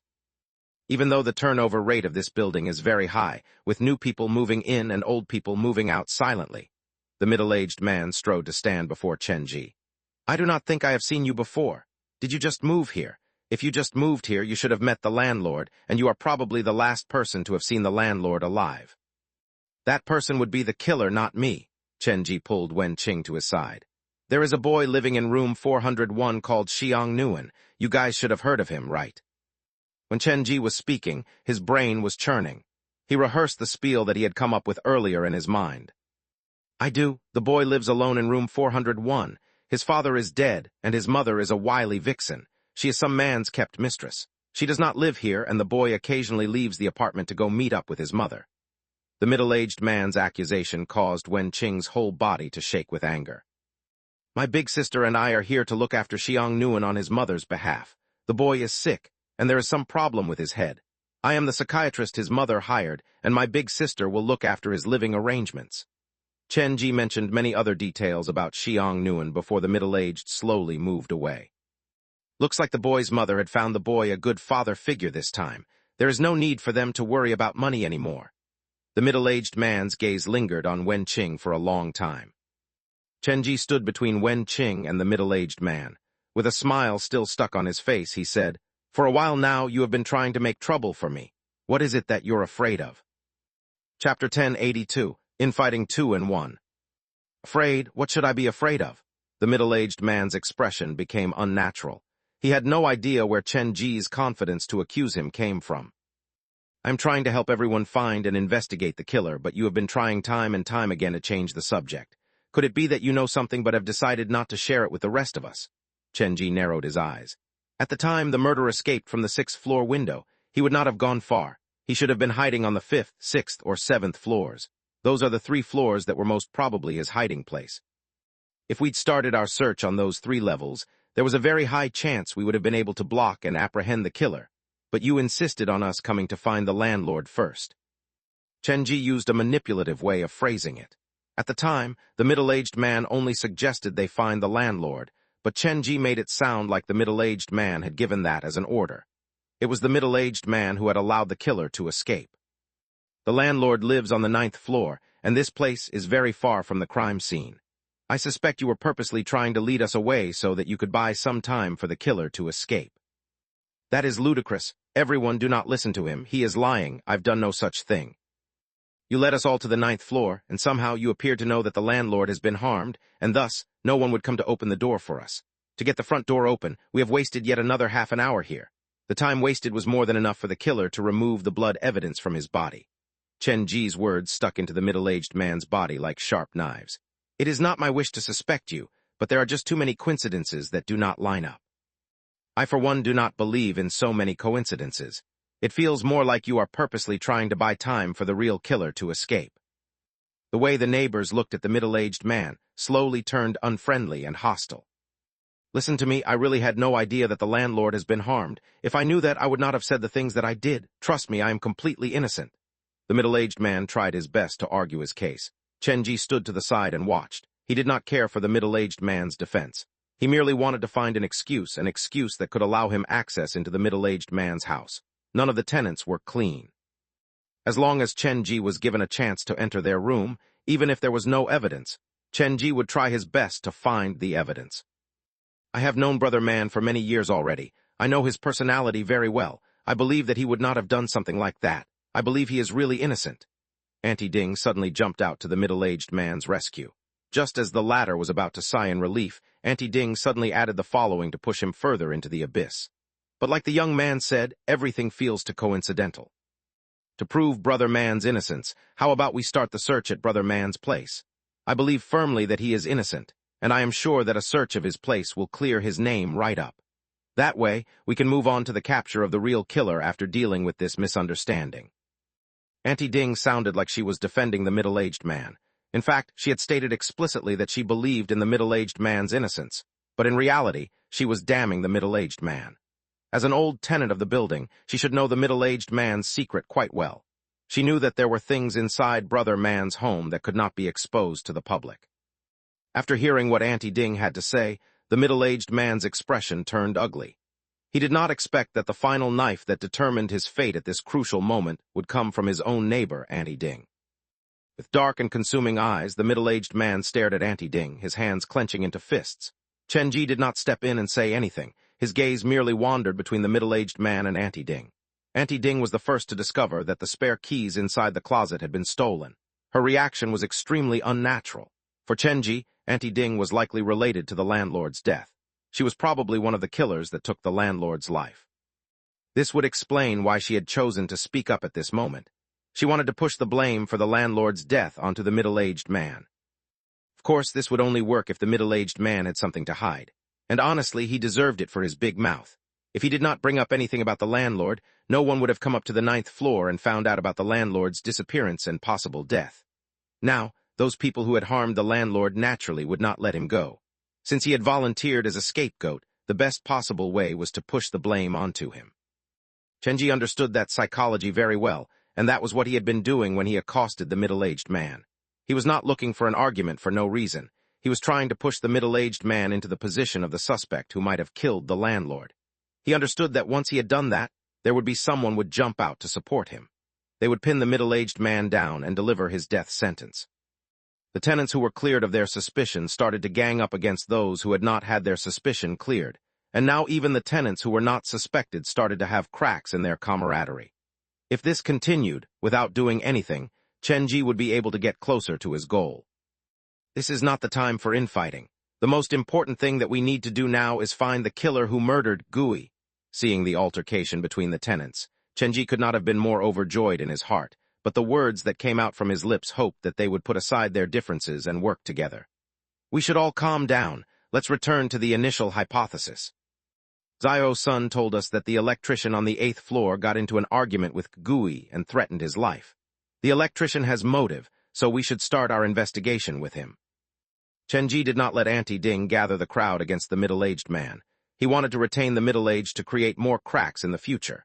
After leaving room 901, Chenji walked at the front with a smile on his face. Behind him trailed the tenants from the building. This was truly an astounding sight. Is anyone home? With Zio-sun's direction, the crowd reached the house of the electrician. The knocking echoed down the corridor, shattering the silence of the 8th floor. Everyone had their eyes on the door before them. The tenants were curious about the electrician's secret as well. They were eager to expose his secret. This kind of rush was something that was hard to describe. After several knocks, footsteps finally came from inside the room, and the front door was pulled open slightly. How can I help you? A man with long beard appeared at the door. He appeared to be quite reticent. His eyes were bloodshot like he had not had a good night's sleep in a long time. There's been a murder. We just came to warn you about it. We wish for you to be careful. Noted, the electrician said, and was about to close the door. But Chenji reached out to grab the door and stop him. What are you doing?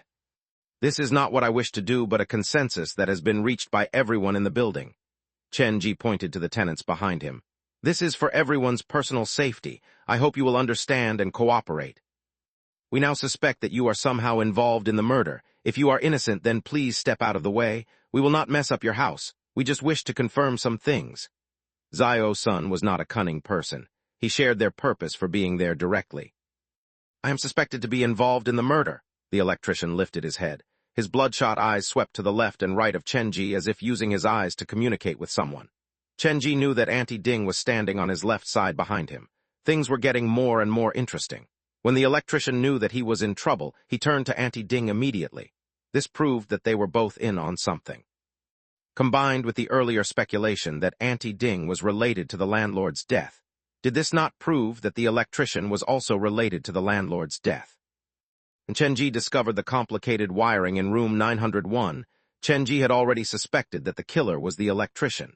This was because the electrician was probably the first person to discover the landlord's secret. Chen Ji was facing away from Auntie Ding, so he had no idea what kind of hint Auntie Ding had provided to the electrician, but he saw that after the brief eye contact, the electrician's expression turned uglier. I've been inside my room alone throughout the night. I have not left my house at all. You've got the wrong person. The electrician refused to step aside and got into a stalemate with the people at the corridor. Chen Ji felt like they had wasted too much time there. If the electrician refused to budge, then the rest of the plan would halt there. The tenants there were all incredibly cunning.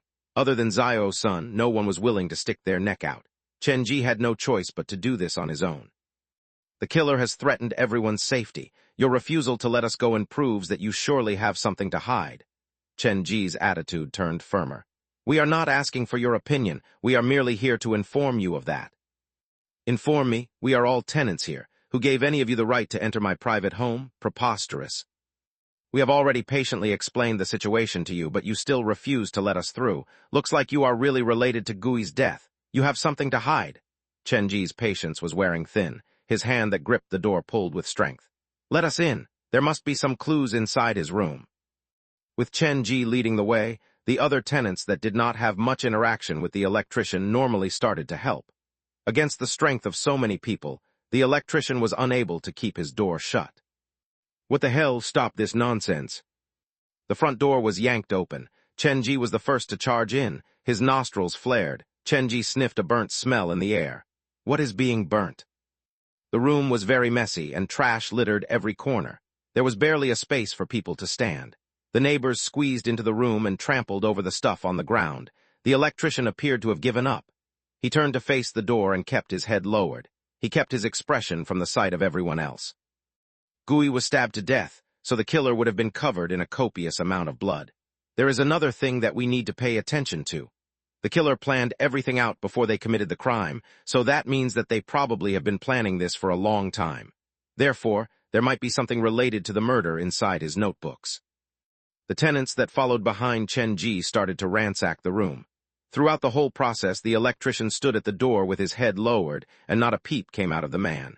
His whole body is incredibly tense. He is afraid. The tenants searched for a long time, but they could find any evidence that tied the electrician to the murder. Auntie Ding walked toward Chen Ji. Perhaps we have misjudged him. As messy as this place is, there is no sign of blood. He does not have the habit of reading or taking notes. There are no reading or writing materials anywhere in this place. Looks like he is really not the killer. Xiao-sun walked out from the bedroom with a frown. He was still an innocent child. He had not gone through the harsh reality of the society yet. After knowing that he was wrong, he ran to the electrician's side. I am so sorry. We only hope to capture the killer as soon as possible. I will treat you a dinner in the future and consider that an apology for this transgression. Now, can you please leave me alone? The electrician growled. It was clear that he was very angry. Of course, Auntie Ding said on everyone's behalf. The rest also slowly shuffled to the front door. Wait a minute. Chen Ji stood inside the room and suddenly said, Do you guys smell something burning? The place is so messy, it is probably something that has gone moldy. Auntie Ding was obviously trying to defend the electrician. Let's not waste time here anymore. We should go and check the other suspects. A moldy food wouldn't give off a burnt smell. Chen Ji followed the trail of stench and came to the bedroom on the right. Do you live alone? The electrician lifted his head to look at Chen Ji. His voice was hoarse. Yes, I do live alone. You live alone, but both of the bedrooms have king-sized beds. You sure live in the lap of luxury. What does that have to do with anything? I am just curious. Chenji looked at the beds that had recently been changed. The covers looked washed and clean. It was a bright contrast to the mess that was the rest of the house. Which bedroom do you normally sleep in? This is my house. I can sleep in whichever room that I want. Why should I answer that? Does that have to do with the murder that you're talking about? The electrician glared with his bloodshot eyes. He had been suppressing anger. The man probably had anger management issues, and he had been trying to rein it in before the public. My guess is that you normally sleep in the bedroom on the left because of the array of everyday objects that are placed there. In contrast, the bedroom on the right is much simpler in nature. In fact, it does not look occupied. It feels more like this is your workshop. Chenji kicked away some of the wiring on the ground. A few of them, he noticed, were connected to the space under the bed. But why would a workshop need such a big bed? Chenji grabbed the newly changed covers and pulled them off without warning and tossed them to the ground. The electrician's face blanched immediately, and he took a subconscious step back. Underneath the cover was a thick mattress. There were many burnt spots on the mattress, and that was where the smell came from. After taking a glance at the mattress, Auntie Ding quickly moved her gaze away. We should go to the other rooms. There is nothing to see here. Everything looks normal to me. The bed is of good quality, and it is incredibly soundproof and can resist shaking, Chenji said as he yanked off the mattress. He pulled the whole mattress away. A stingy burnt smell rushed out and assaulted the nose of everyone present. Underneath the mattress was a wooden bed frame. Chenji did not hesitate and pushed the bed frame to the side. The scene that was exposed was revolting. Underneath the bed frame was the body of a boy. Many electrical clamps were connected to his body. His skin was seriously charred, but the real fatal wound could be found around his neck. He had been strangled to his death. The signs of strangling were quite obvious. Jiachi, Auntie Ding dropped to the ground once the boy was exposed. She crawled to the bedside and wanted to hug the boy's dead body. Auntie Ding wailed like a traumatized mother, but Chenji saw very clearly that the woman could not even fake a single crocodile tear. Capture that electrician, Zio-sun shouted loudly. When Chenji pulled back the mattress, the electrician had already sneaked out from the room. He killed Jiachi. How could he torture such a sweet boy? I will kill him. I will kill him. Auntie Ding seemed to have gone berserk from the trauma. She grabbed the fruit knife on the nearby coffee table and charged out. She was quite largely built and was as large as a man. She ran quite fast as well. Quick, the murderer has been found. We should follow and capture him. Zio-sun ran out with passion. The other neighbors also mobilized. Only Chenji and Wen Qing stayed in the bedroom. Aren't we going to follow them? Wen Qing asked softly. The electrician is not going to survive. Auntie Ding will do everything within her power to kill him. You're right, Auntie Ding has been defending the man. To find out that her trust has been betrayed, she must be in great pain. The reason she needs to kill the electrician is not out of pain, but fear. This boy should be Auntie Ding's present to the electrician. They are both responsible for the landlord's death. The electrician knows Auntie Ding's many secrets. Auntie Ding is afraid that once the electrician is captured, he will sell her out as well, so she will definitely kill him before he is given a chance to speak.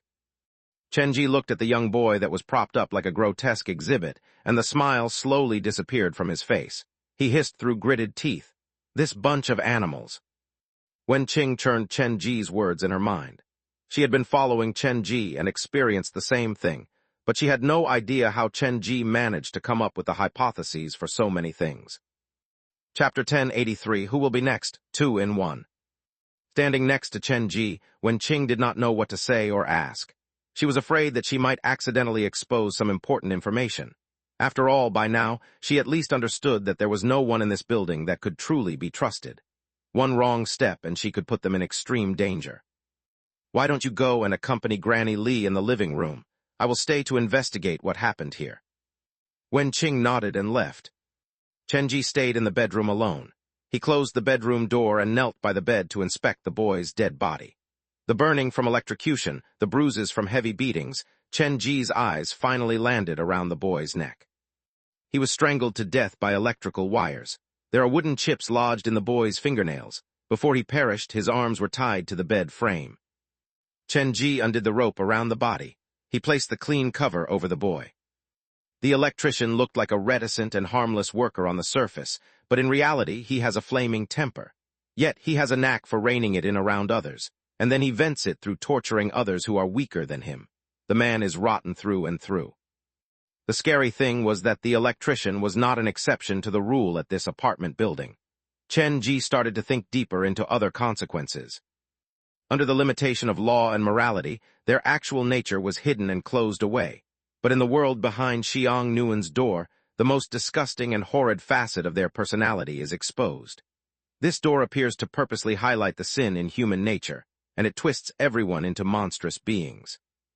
Chenji tried to analyze the ghost fetus thoughts, but with the meager number of clues that he had so far, he was unable to come to any concrete conclusion.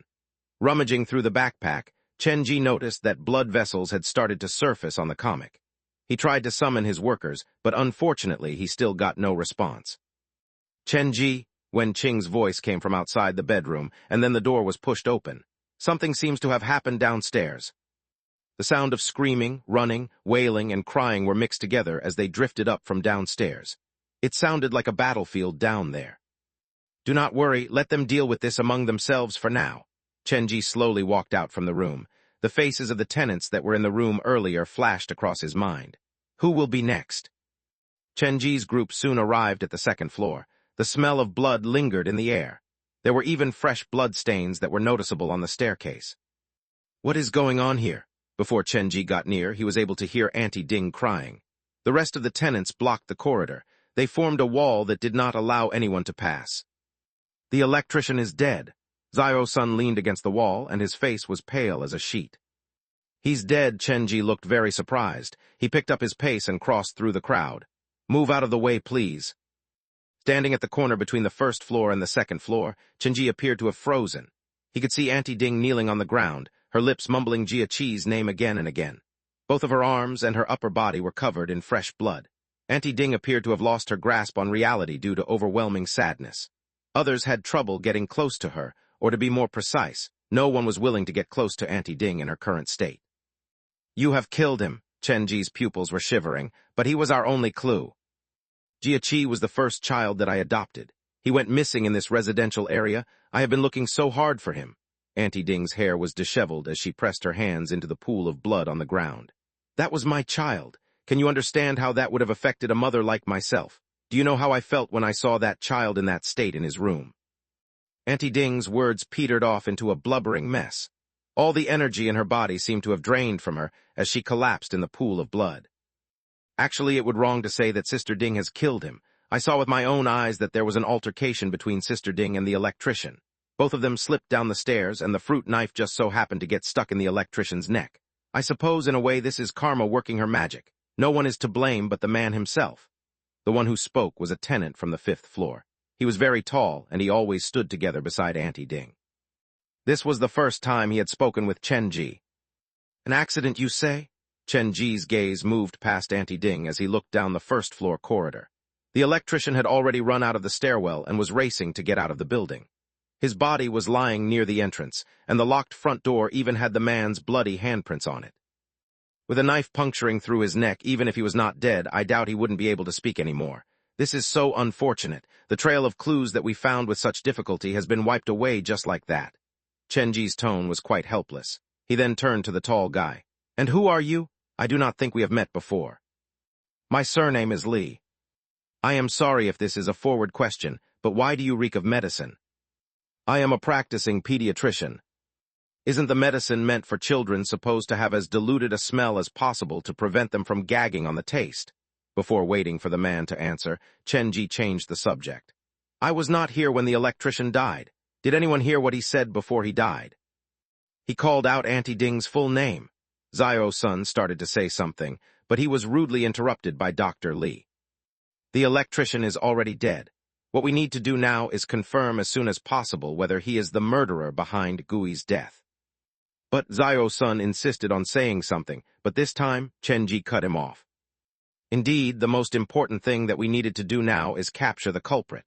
If the electrician is Gui's murderer, of course, that would be best, but I am afraid that he is just an accomplice, and the real murderer is still hiding among us. A living human being was murdered just like that before their eyes. The atmosphere inside the apartment building became more suffocating. I will take Auntie Ding back to her room for now. She must have been greatly traumatized to have seen her adopted child in such a state. Dr. Li tried to pick up Auntie Ding from the pool of blood, but he failed even after several tries. He turned to the crowd and waved at a short guy. "Big head, would you mind coming over to help me?" The short man was bald, and a large part of his face was swollen, giving him the look of a monster. Big Head and Dr. Lee carried Auntie Ding back to the 4th floor while Chen Ji watched them walk away quietly. Dr. Lee is tall and well-built. He looks quite strong. As large as Auntie Ding is, it is impossible for him to be incapable of carrying her on his own. He was merely looking for an excuse to get Big Head to leave this place with them. The three of them should know each other, and they operate as a group. Dr. Lee, Big Head, Auntie Ding, and the electrician. Chen Ji now suspected that it was the four of them who cooperated to kill the landlord and then stole the spare keys to all the rooms. With regards to their motive, Chen Ji had a fairly good guess. The landlord had found out about their secrets, so he needed to die. So how shall we deal with the electrician's body? Gien felt a headache coming. Gui's dead body was still lying in his living room, and now they had another dead body in the building. Their initial intention was to find the killer, but somehow, things had started to get out of control, as if there was a pair of hands that had been pushing them around for the tenants to turn on each other. "Let's just ignore that for now. I just discovered something very scary." Zio-sun only dared to speak after he saw Dr. Lee walk further away. The electrician was pushed down the stairs. The person who dealt the final blow was not Auntie Ding but Dr. Lee. At the time, they were the ones who were chasing after the electrician the most passionately. They were the most desperate to hunt him down. Jia-Chi is Auntie Ding's adopted son. Why would Dr. Lee react so brashly? He does not look like a vindictive person to me. Chen Ji was slowly laying the trail for the tenants to consider. He could not be as direct as Zio-sun because he still had no idea how many people in the building were involved in the murder of the landlord. But there was one thing that was for certain. The number of people involved would not that be high, or else they would not need to be afraid of Chen Ji at this moment, and they did not to sacrifice the electrician. I also think that is quite weird. The middle-aged man who had the female underwear stored away in his home stood in the corner alone. Now he had decided not to trust anyone, which honestly was a bright decision. That Ding woman has been acting very strangely today. She treats her adopted children so badly normally. Compared to human beings, she treats them more like pets. She beats and scolds them for the smallest transgression or when she is in a bad mood. So it is your opinion that Auntie Ding did not kill the electrician out of revenge, but to cover up something else, right? I did not say anything like that. The middle-aged man looked at Chen Ji and quickly waved his hands. He was an old tenant here. He knew how dangerous it was to run his mouth. "And should we go and ask Wu Yu? He is the child who lives in room 301. The tenants of the building all say that the boy likes to lie, but I personally think that the child is quite an obedient kid," Zio-sun suddenly said, and what he said caused the middle-aged man to break out in cold sweat. "He is probably this way because he has been left alone for a long time and lacks human company. Well, we have a psychiatrist among us now. Perhaps this is the best opportunity for us to approach him." The middle-aged man shook his head while trying to calm himself down. "The kid, Wu Yu, spews out nothing but lies. Not a single word out of his mouth can be trusted. Plus, he is just a small child. What does he know? If you expose him to a dead body, you might worsen his condition." "All right, I was just giving a suggestion. After all, the child is seen running all over the building sometimes. Perhaps he might know something." Zio-sun was analyzing the situation rationally. He had no idea that he had made himself a target in most people's eyes. Chen Ji also wiped away the sweat from his forehead. As a normal person amid a group of crazed murderers, the first thing one needed to learn to do was not mimic a detective to solve the case, but learn how to properly protect oneself. Chen Ji understood that Zio-sun was just trying to help, but he did not approve of his dangerous method. "I also do not think we should bring this to a child, but with a murderer on the loose, it is too dangerous for Wu Yu to stay at home alone. We should get him to stay with us." When Chen Ji started with his sentence, the middle-aged man was nodding vehemently, but when Chen Ji finished the rest of the sentence, the man's head froze in midair. "Wouldn't it be very inconvenient to bring a child with us in a situation like this?" "It will be fine. I will look after him. We shall go to room 301 to get Wu Yu now." Chen Ji headed toward the 3rd floor. He just arrived at the 3rd floor corridor when he saw a boy's head poke out from the door of the room at the end of the corridor. It was quite scary seeing that in the middle of the night. "Wu Yu, there is a murderer among us in the building. It is too dangerous for you to stay alone. Why don't you come with us for now?" Chen Ji reached out to grab Wu Yu's hand, but the latter skipped away from him. "Murderer?" Wu Yu looked at Chen Ji and the rest of the tenants. He used his very juvenile voice to ask, "But aren't all you murderers?" "See, all the boy does is lie." The middle-aged man shrugged, looking as helpless as he could. Since you know we are all murderers, why do you still live here? Aren't you afraid of us? Chenji looked at the boy before him. I am waiting for my parents. If something happens to you, your parents won't be able to find you, so you'd better come with us. This is for your own good. Chenji was quite forceful when he was negotiating with this boy. Grabbing Wuyu by his hand, Chenji had the boy stick close to him. Realizing how firm Chenji was with his decision, the middle-aged man suddenly professed that he had a stomachache and needed to go home for a while. Chenji did not say anything to stop him and allowed him to go.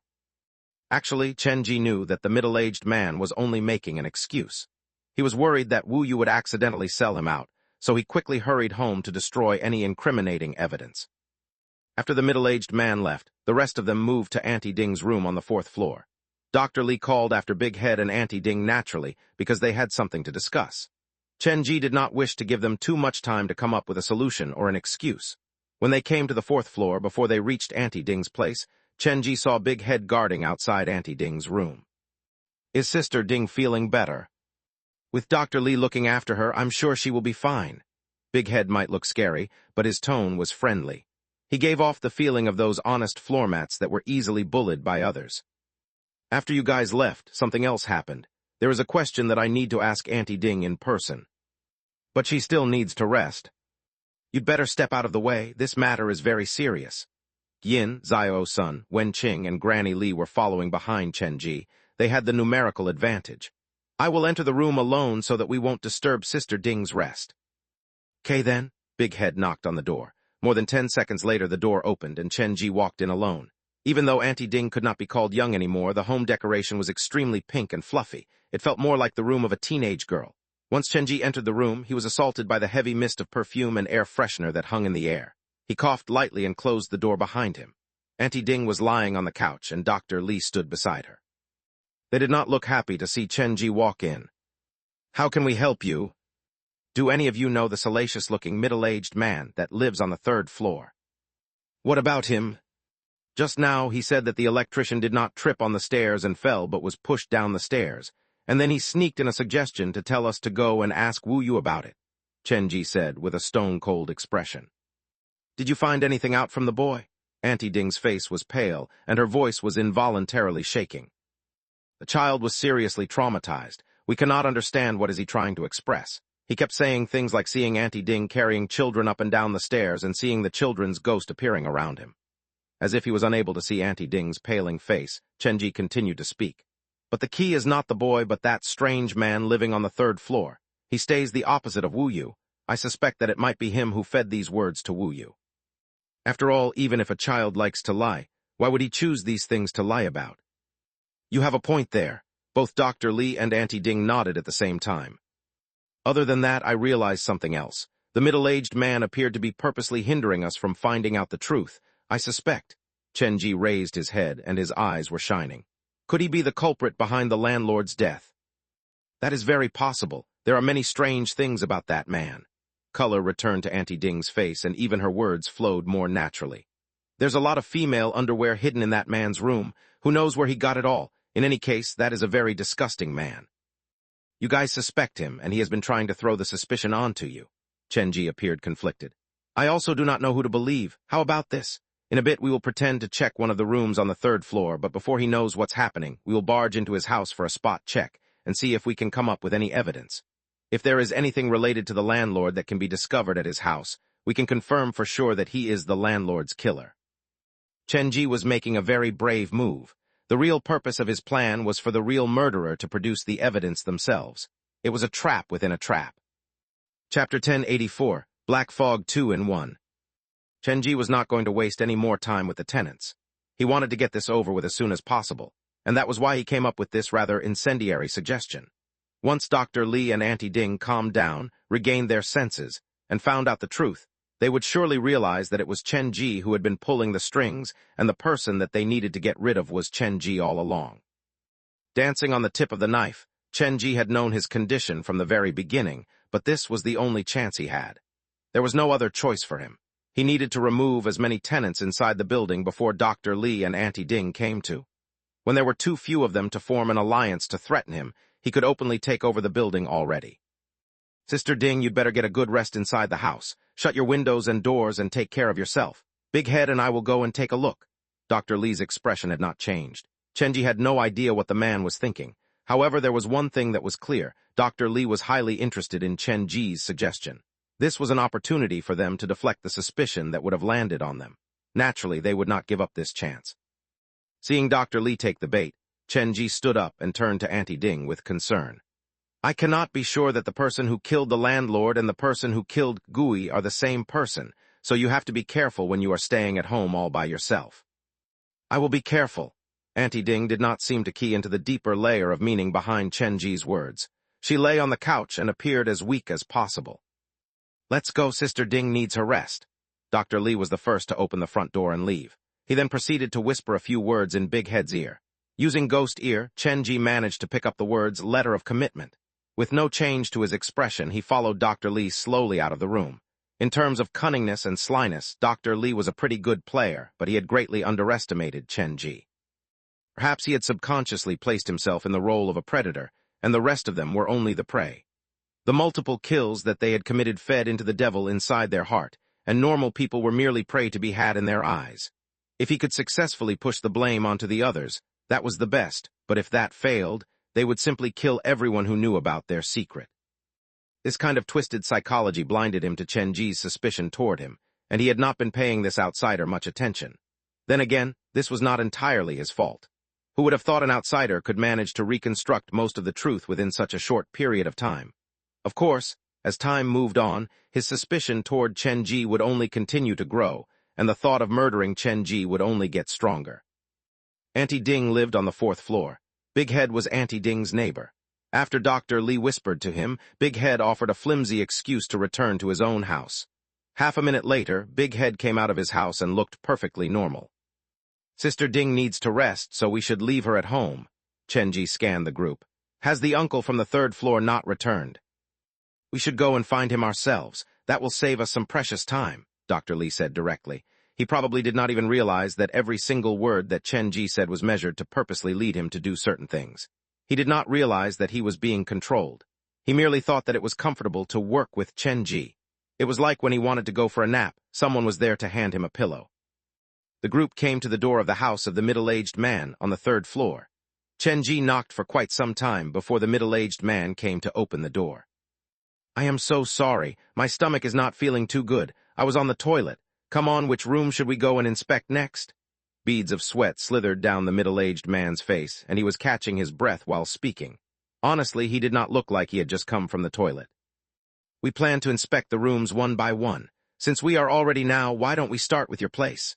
Without waiting for the middle-aged man to agree, Dr. Lee pushed his way into the room. Big Head followed closely behind him. You can do that, of course, but please do not mess with my stuff. I have many valuable collections here. The middle-aged man appeared to have dealt with his secret already, so he was not worried that Dr. Lee would be able to find anything to expose him. Looking at the incredibly confident middle-aged man, Chenji shook his head. If there was no secret to be found, a secret could be planted.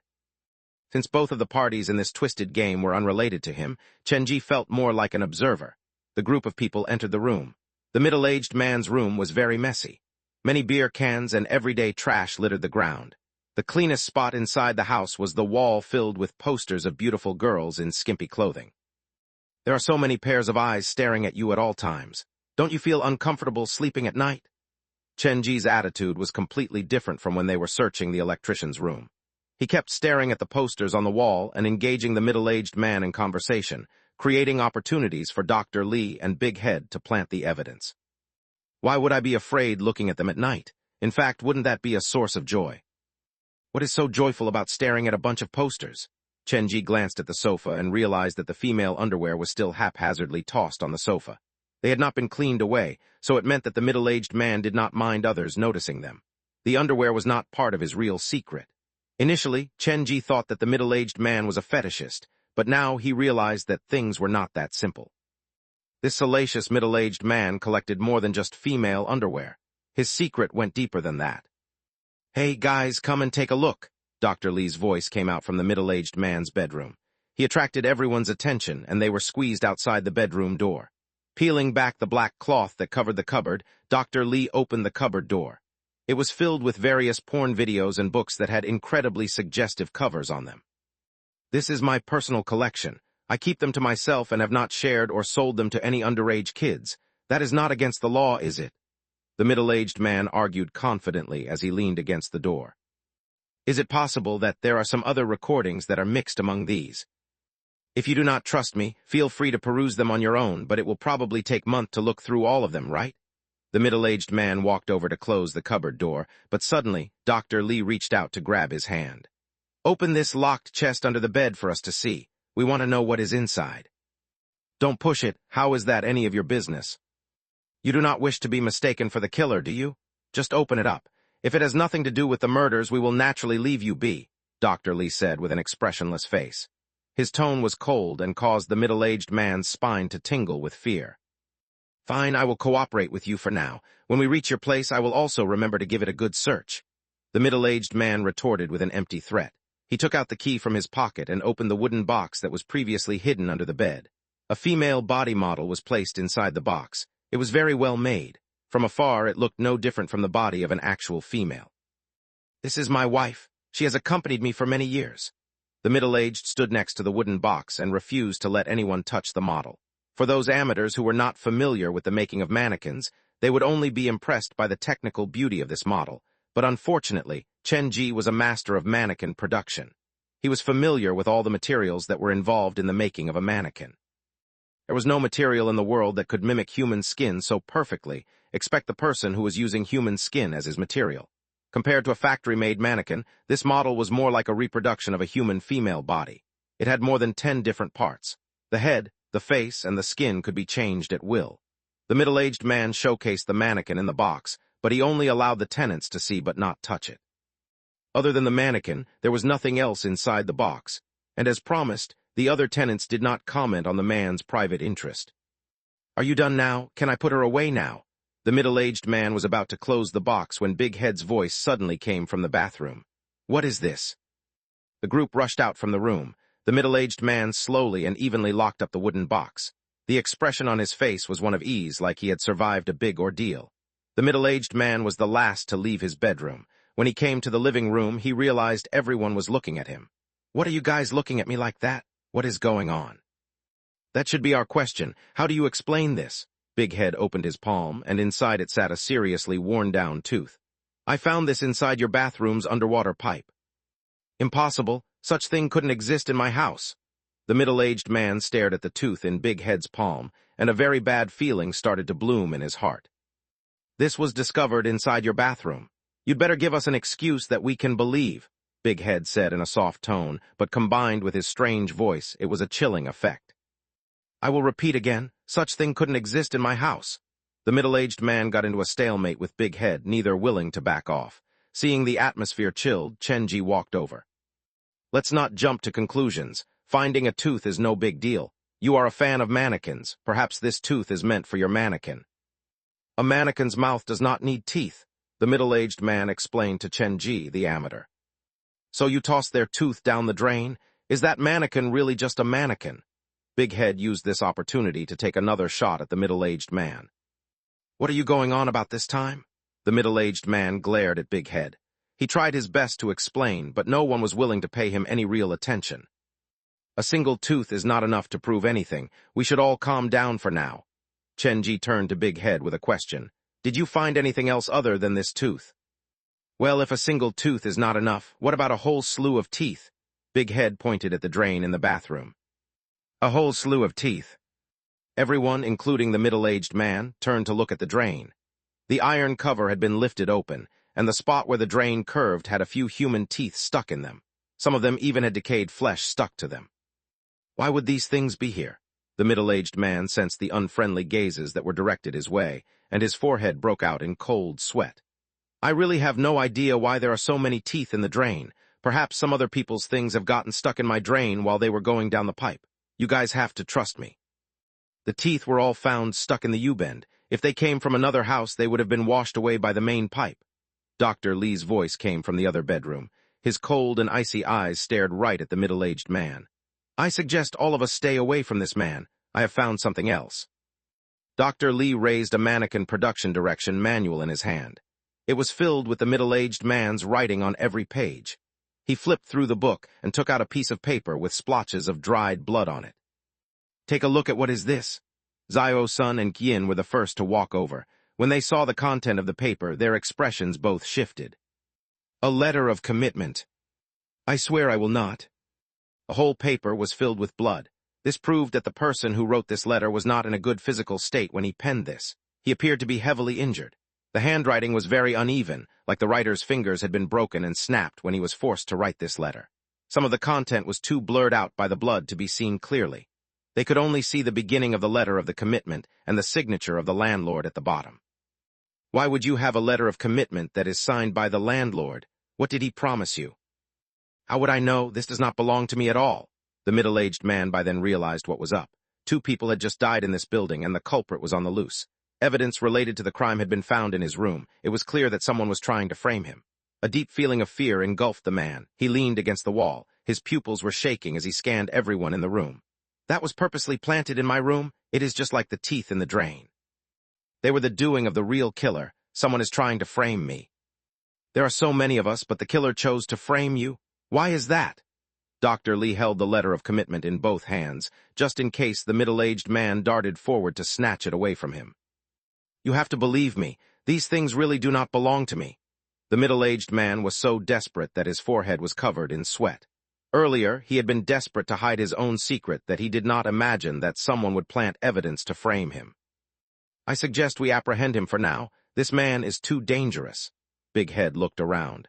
The bed in the electrician's house can be used to secure his body, and there are electrical devices in his room. I believe they will be helpful in making the man speak the truth. What do the rest of you think? Dr. Lee turned to the other tenants. Chen-ji was stunned and did not speak like he was still caught in shock. Zio-sun shook his head. How does that make us any different from the killer? I still think we can talk this out peacefully. Perhaps there is really a misunderstanding.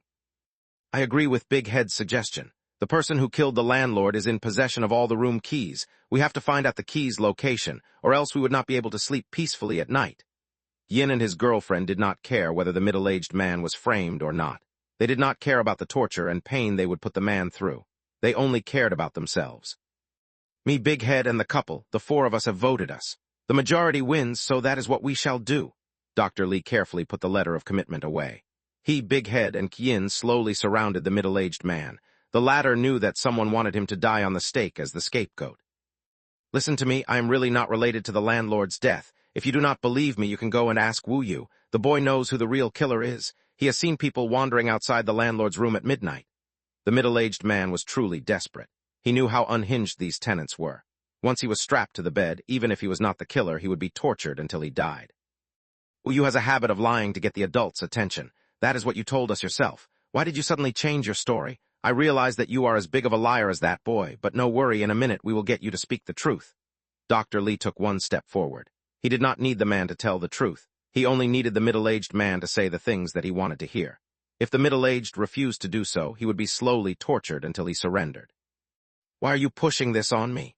The middle-aged man's eyes wandered between Dr. Lee and Big Head. It was Big Head who found the teeth and you who found the letter of commitment. His eyes suddenly sharpened, and the middle-aged man shouted, It is you two who are framing me. Big Head has been your patient since he was young. He listens to your every word. You two are the real killers of the landlord.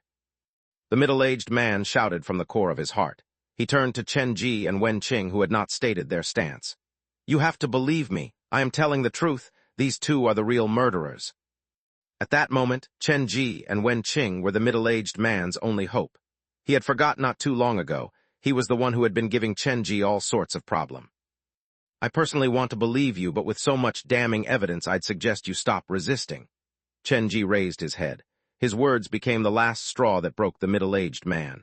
Ever since Gui was discovered, you have been affecting my train of thought. Can you tell me honestly why you have been trying to derail my thoughts? Stop wasting time. We'd better apprehend him. Dr. Lee and Big Head pounced at the middle-aged man at the same time. The latter struggled literally for his life. You will all regret this. You will all be killed by the real murderer. Being strapped to the bed equaled death. It was not safe inside the building anymore. After the man shook Big Head and Dr. Lee off, he did something that no one expected. He rushed to the living room window and whipped it open. Just as he prepared to jump, the shape of a jaw materialized from the black fog. Ah, the middle-aged wailed for mercy. Fresh blood splashed on the windowsill. The mouth crunched and snapped his neck. The black fog pulsed, and moments later the middle-aged man disappeared into the fog. The rest of the tenants were frozen inside the room. What was that? Chenji had yin-yang vision, so he had the best sight, but even so he failed to see the thing clearly. Is there a man-eating monster inside the black fog? Chapter 1085, The Lonely Island of Humanity 3-in-1. An unknown monster hid inside the black fog, but probably due to the limitation of the rules behind the door, the fog did not spread into the apartment, so the tenants were relatively safe as long as they stayed inside the building. The space outside of the apartment appeared to be a completely different world in contrast to the safety of the space inside the apartment. Their entire lives were within the apartment, as if something bad would happen to them once they tried to leave the apartment. Dr. Lee walked over to close the window like the tragedy that had just happened before their eyes was not registered in his mind. He did not appear to even notice the blood stains that still lingered on the windowsill. Only the landlord is free to leave the building. If any tenant wishes to leave at night, they have to be accompanied by the landlord. Dr. Lee looked at the thick black fog outside the window. He must have been feeling extremely guilty to be desperate enough to break the rules and leave through the window. What Dr. Lee said attracted Chen Ji's attention. This place was far stranger and more dangerous than he had previously thought. As Dr. Lee had said, if one needed the landlord's accompaniment to leave the building at night, then what would happen after the landlord died? What if the space was stuck in nighttime forever? What if this was just a recurring nightmare that would never welcome the first ray of dawn? After all, many worlds behind the door stopped at a specific moment in time because it was that period in time that caused the mark of despair within the door pusher. We have already confirmed the landlord's murderer. Now we only need to focus our attention on capturing the killer who murdered Gui, and then we can call it a day. Dr. Lee's words were cold and calm, carrying an undercurrent of threat. He seemed to be treating the whole building as his hunting field.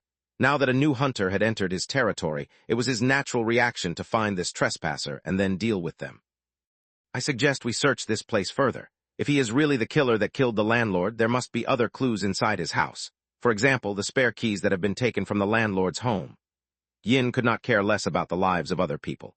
He only wanted the key to his own home. From his perspective, that was the only safe place within the whole building. If the spare key was not recovered, it meant that even his only sanctuary was not as safe as he thought. How would one expect him to sleep peacefully at night?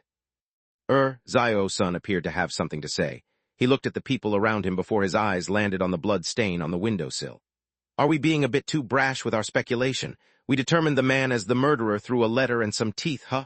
Plus, I just feel that there is something not so right about this. I went into the bathroom before, and I also looked down the drain, but at the time. We only wanted him to tell us the truth. It was the man who made his own choice. He had a guilty conscience, so he chose to run. Dr. Lee glanced at Zio-san before his eyes quickly flitted away to address Chenji. What do you think? Of everyone there, the only person that Dr. Lee could not read was Chenji. He picked up an uncomfortable feeling from Chenji. It was like he had encountered a kindred spirit. He knew that Chenji was an extremely dangerous person. That thought had occurred to Dr. Lee when he first laid eyes on Chenji. I agree with your opinion. The most important thing that we need to do now is focus on our capture of Gui's murderer. All of us here have perfect alibis, so the murderer must be someone other than ourselves. If we start to question ourselves, it will only benefit the true murderer. Everything was falling into place according to Chenji's plan. He was making use of the small group of tenants to go investigate the other tenants inside the apartment. When the latter's secret was at the threat of being exposed, they would naturally turn hostile against each other. When they were busy attacking each other, things would slowly turn for the better for Chenji. When the number of tenants lowered to a certain amount, Chenji would expose his own fangs. Chenji held the same opinion as Dr. Lee. They both believed that they would end up as the final victor. The difference between them was that Chenji knew that Gui's killer was an outsider, but Dr. Lee had no clue about anything that happened outside the building. One of them was constricted by the rules behind the door, and the other was setting up the trap using a combination of the knowledge from both inside and outside the door. This imbalance in information had already decided Dr. Lee's defeat from the very beginning. On the surface, everyone appeared to be peaceful and cooperative, but in reality, everyone was hiding a secret, with the only exception being Zio-san. This naive and honest young man was still playing his detective game. He wanted to find the truth and was indeed trying his best to do so. He did not understand that truth could be found only when the sun was shining.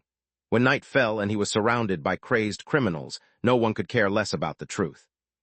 The thing that everyone focused on was how to survive on their own. The group failed to find the landlord's spare keys in his room. They turned his room upside down but came up with nothing. In the end, they had no choice but to give up. After leaving the middle-aged man's room, they searched every room one by one, starting from the 3rd floor. If the tenants refused to open the door, they would try their best to break the door down to gain entry. Many dirty corruptions were hidden inside the building. Years of darkness were spliced open by a sharp knife that was even darker. A cross-dressing maniac, extramarital affairs, crimes of passion, fugitives in hiding, a mental patient. Every single door was home to many twisted souls. They guarded their dirtiest secrets with their lives. As Chen Ji's group pushed further, they slowly shed their human skin to reveal the monsters that they were. Chen Ji saw the bottom line of humanity in the world behind Xiang Nuan's door. These monsters were hiding among regular people. Perhaps he had even brushed past them every day on his way to school in the past. As they moved from the 3rd floor to the 8th floor in the name of searching for the murderer, Chen Ji's group was met with great resistance. When their secrets were exposed, many of the twisted tenants resorted to the most extreme method to resist. Most of them did not care about the murders. They only wanted to safeguard their own secret. Dr. Li himself did not expect such resistance. During the process of investigation, Big Head was stabbed by one of the hiding fugitives, and the doctor himself suffered from light injuries. A trapped beast was a dangerous beast. To prevent their human disguise from being peeled away, these tenants had used everything that they had at their disposal. Some used flowery words to trick and misdirect. Others used brute force to chase them away. Some wanted to lie to escape the investigation. Some even wanted to kill everyone present so that their own secret would not be exposed. Of the whole group, other than Wen Qing and Granny Li who stayed at the back of the group, only Chen Ji remained uninjured. He stood to observe detachedly. His yin-yang vision was trained on the darker side of humanity being exposed. They soon arrived at the 9th floor where the landlord's room was. They gathered at the door to room 901 again. The murderer was not found. The spare keys that belonged to the landlord were still missing, and everyone looked worse for wear. When the front door is open, I swear to move away from this place. Zio Sun's face was pale and devoid of color. His view of the world was inverted within one single night. The scary and gory scenes that he had encountered in the past hour were more intense and numerous than the gory scenes that he had seen from horror movies in the past 20 years of his life. The high-intensity and high-frequency trauma left a deep scar in him. He seemed to have gained a new type of phobia, the phobia of opening doors. He lacked the courage to open any more doors. If the keys are not found, the lock on the front door cannot be opened. None of us will be able to leave. Chen Ji held his backpack in one hand. He had been reserving his energy. He kept calling the names of his employees, and he did nothing beyond that. But we have already searched most of the rooms. There are so many keys. What could the killer that murdered the landlord have done with them? Yin and his girlfriend were given quite a fright as well. Compared to the other monsters that were exposed that night, they were only on the level of a beginner. We have been to most of the room, but there is a portion of the rooms in this building that we have not been to. It was about time to face the music. Chen Ji was in very good condition. After all he had done so far was follow along with everyone else. You mean the other rooms below the 3rd floor? Yin nodded. He could only place his hope on the 1st and 2nd floor. No, I mean our own rooms, the rooms of the people among us. When Chen Ji said that, Dr. Li and Big Head's expressions changed instantly. The murderer knew that it would be dangerous to carry the evidence with them, so there is a high chance they would plant the evidence on each of us. For example, they might have placed some unimportant evidence inside our homes. What Chen Ji described was exactly what Dr. Li and Big Head had done to the middle-aged man. Of the tenants inside the building, some were dead, others were injured, and the remaining ones were tied up and detained. They had lost the power to resist. Chen Ji did not need to be afraid around them anymore. Many criminals and monsters lived inside this building. If they ganged up, Chen Ji, whose physical condition was not at its best, would not be their match, but their own selfishness and darkness had provided Chen Ji with an opportunity. It allowed Chen Ji to find a path that practically should not exist within the gap. Dr. Li was lightly injured, Big Head was seriously injured, Auntie Ding was hiding in her own room, and Yin was too selfish and shameless to help others, so the only real threat to Chen Ji at this moment was Dr. Li. Laying the cards on the table had become one of the best choices for Chen Ji. But he still had not torn down the walls between him and the tenants. After all, if he could stand and watch as the tenants bit into each other, why should he even lift a finger? If a normal person entered a building such as this, the first thing they would consider was how to safeguard themselves and then look for the keys through various clues, escaping from the building as soon as possible. That was how most horror games on the market would have set up the plot. But Chen Ji's method was completely different. He wanted to kill all the monsters and creeps inside the building. Since everyone had lost the ability to resist, even if he did not escape from the building, in a way, he had gained victory. The few of us are not the murderers, but your suspicion is valid. We should check each of our homes to be sure. If we find anything in our houses, we should share them with the rest. Dr. Lee's eyes were still sharp, but fatigue had started to appear on his face. The water at this building ran too deep. Many of the tenants even managed to surprise him with the depravity of their secrets. The killer is very cunning, and they might do what you suggested.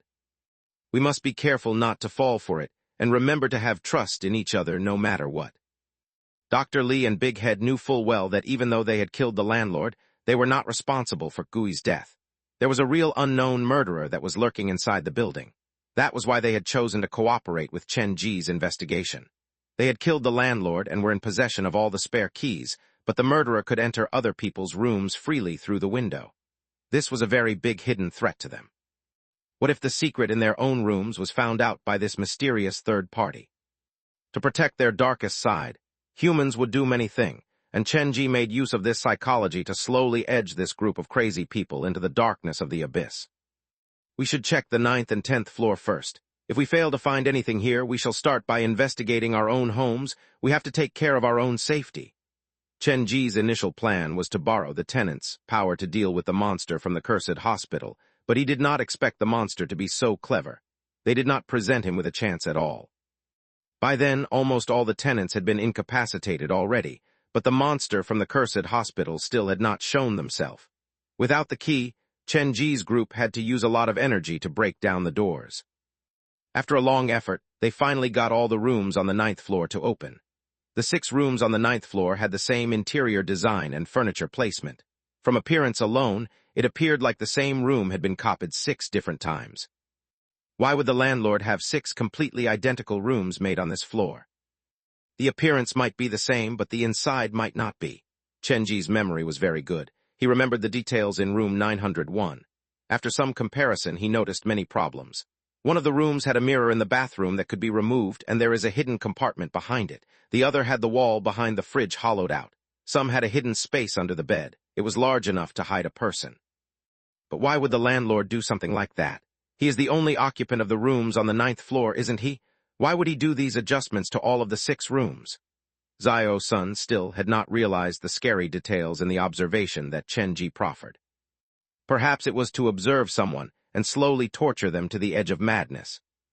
How do you come to that conclusion? Have you guys noticed that all of the windows in all the rooms on the 9th floor are sealed up by cement? The whole room is an isolated space, and there is no way to escape other than through the front door. Chen Ji stood next to the window. This makes these rooms perfect prisons. Assuming you stayed in one of the rooms here after you were knocked out and transported to another similar-looking room, would you even realize that you'd been moved? But why would someone do something like that? Chen Ji pointed at the bed and the mirror in the bedroom that had been tampered with. Imagine a person woke up in the middle of the night. He went to the toilet, and when he walked past the mirror, he realized that the reflection that looked at him was not his. Would he be afraid? The culprit wanted to force his prisoner to go mad. It goes far deeper than that. Have you noticed there are unlabeled medicine bottles littered all over the 6 rooms? Chen Ji initially did not want to waste too much time on the landlord since he was already dead, but he was surprised that the landlord himself was hiding such a big secret. These bottles are the clues. Zio-sun picked up one of the bottles and opened it to look. If the imprisoned person took the drug and went asleep, when he woke up and realized that everything had returned to normal, wouldn't he be given the impression that he was mentally ill? Wouldn't that increase his reliance on these drugs? At this point, Chen Ji turned to look at the coffee table and the dining table. Basically, all 6 rooms had these unlabeled bottles placed everywhere. This is a kind of powerful mental suggestion, and the purpose is for the prisoner to get hooked on them. The person might initially suspect the use of these drugs, but as the situation around him became stranger and stranger, he would slowly accept the fact that the drugs were useful for his condition. And the cruelest thing was that these drugs were not helping him at all. If anything, they were the source of his problem. They were the reason he was slowly spiraling down a rabbit hole of madness. Chen Ji went and collected a large number of unlabeled medicine bottles from all 6 rooms. None of them were named. Dr. Lee, can you identify them? Are they all the same kind of drug? Some appear to be common sleeping pills, but I can't identify the others. They should be used for mental illness treatment. I cannot be sure. Only you can help us identify these drugs, but since even you can't be sure, this clue is not that important to us. Chenji was about to put the bottles away when Wenqing, who had not said a word, poked him on his back. Chenji definitely noticed that, so he said, "There should be other clues hidden in these 6 rooms. Why don't we split up to look for them? If there's nothing else, we will meet up at the 10th floor." After everyone filed away, Wenqing finally spoke. "Chenji, these are drugs for manic psychosis. I have bought them many times for Xiang Nguyen. Before the landlord moved away from Jin HWA apartments, he had a lot of similar drugs at his place as well." "Wait a minute, so these drugs belong to the landlord?" "Yes." When he first saw the drugs, Chenji had come up with 2 speculations. First, the drugs belonged to Dr. Li. After all, he was a doctor, and he was related to the landlord's death. But the timeline did not match up. One would need a lot of planning to build 6 near-identical rooms on the same floor. The second speculation was that the drugs belonged to the landlord, and the B***starred who had been imprisoning others was the landlord himself. He was the one who built the 6 mirroring rooms, and the intention was to push a person mad. In your mind, what kind of person is the landlord? The landlord is the old CEO for Jin HWA Company. He was an unlucky old man. His whole family died in a fire, and after that it was like something switched off in him. However, he would brighten up around children, and he was one of the few people who did not hate Xiang Nguyen. So you have a good impression of him. When I was very busy, he would offer to help me look after Xiang Nguyen. You had a person with a clinical manic disorder look after your son. Even Chenji was surprised by that revelation. The drugs were for the landlord's son. His youngest son suffered from this illness. He was not able to shake it off. His illness came and went, and he's been using this drug since as far back as I can remember. Do you believe everything the man tells you? The chance of inheritance for mental illness is as high as 12 to 15% within family members. That is a number far higher than a normal person. Chenji really did learn a lot from his time with Dr. Gao. Through the psychiatrist, he had learned many things related to psychology. But the old man has always been kind. He is friendly with everyone. Everyone who knows him respects him sincerely. You can still believe something like that after what we have been through tonight? The kinder they are on the surface, the darker the secret they are hiding. Chenji suddenly became urgent with his words. Did you let him look after Xiang Nguyen often? Not really that often. It only happened once or twice. Color drained from Wenqing's face. Suddenly, a very horrible realization dawned on her. Chenji, are you trying to say that these 6 similar rooms were specifically built to imprison Xiang Nguyen? I cannot tell for sure, but there is one thing that I have understood. Chenji stood at the corner and lowered his voice. The world behind the door is built according to the memory of the door pusher. When I first got here, I was confused. How did Xiang Nguyen manage to learn the secrets of all these tenants? Initially, I thought it was because Xiang Nguyen had the exceptional ability to see through one's disguise and into a person's heart. But now, after hearing what you've said, I know the truth is much crueler than I predicted. The truth? Do you remember the television set in the bathroom and the convoluted wiring behind it?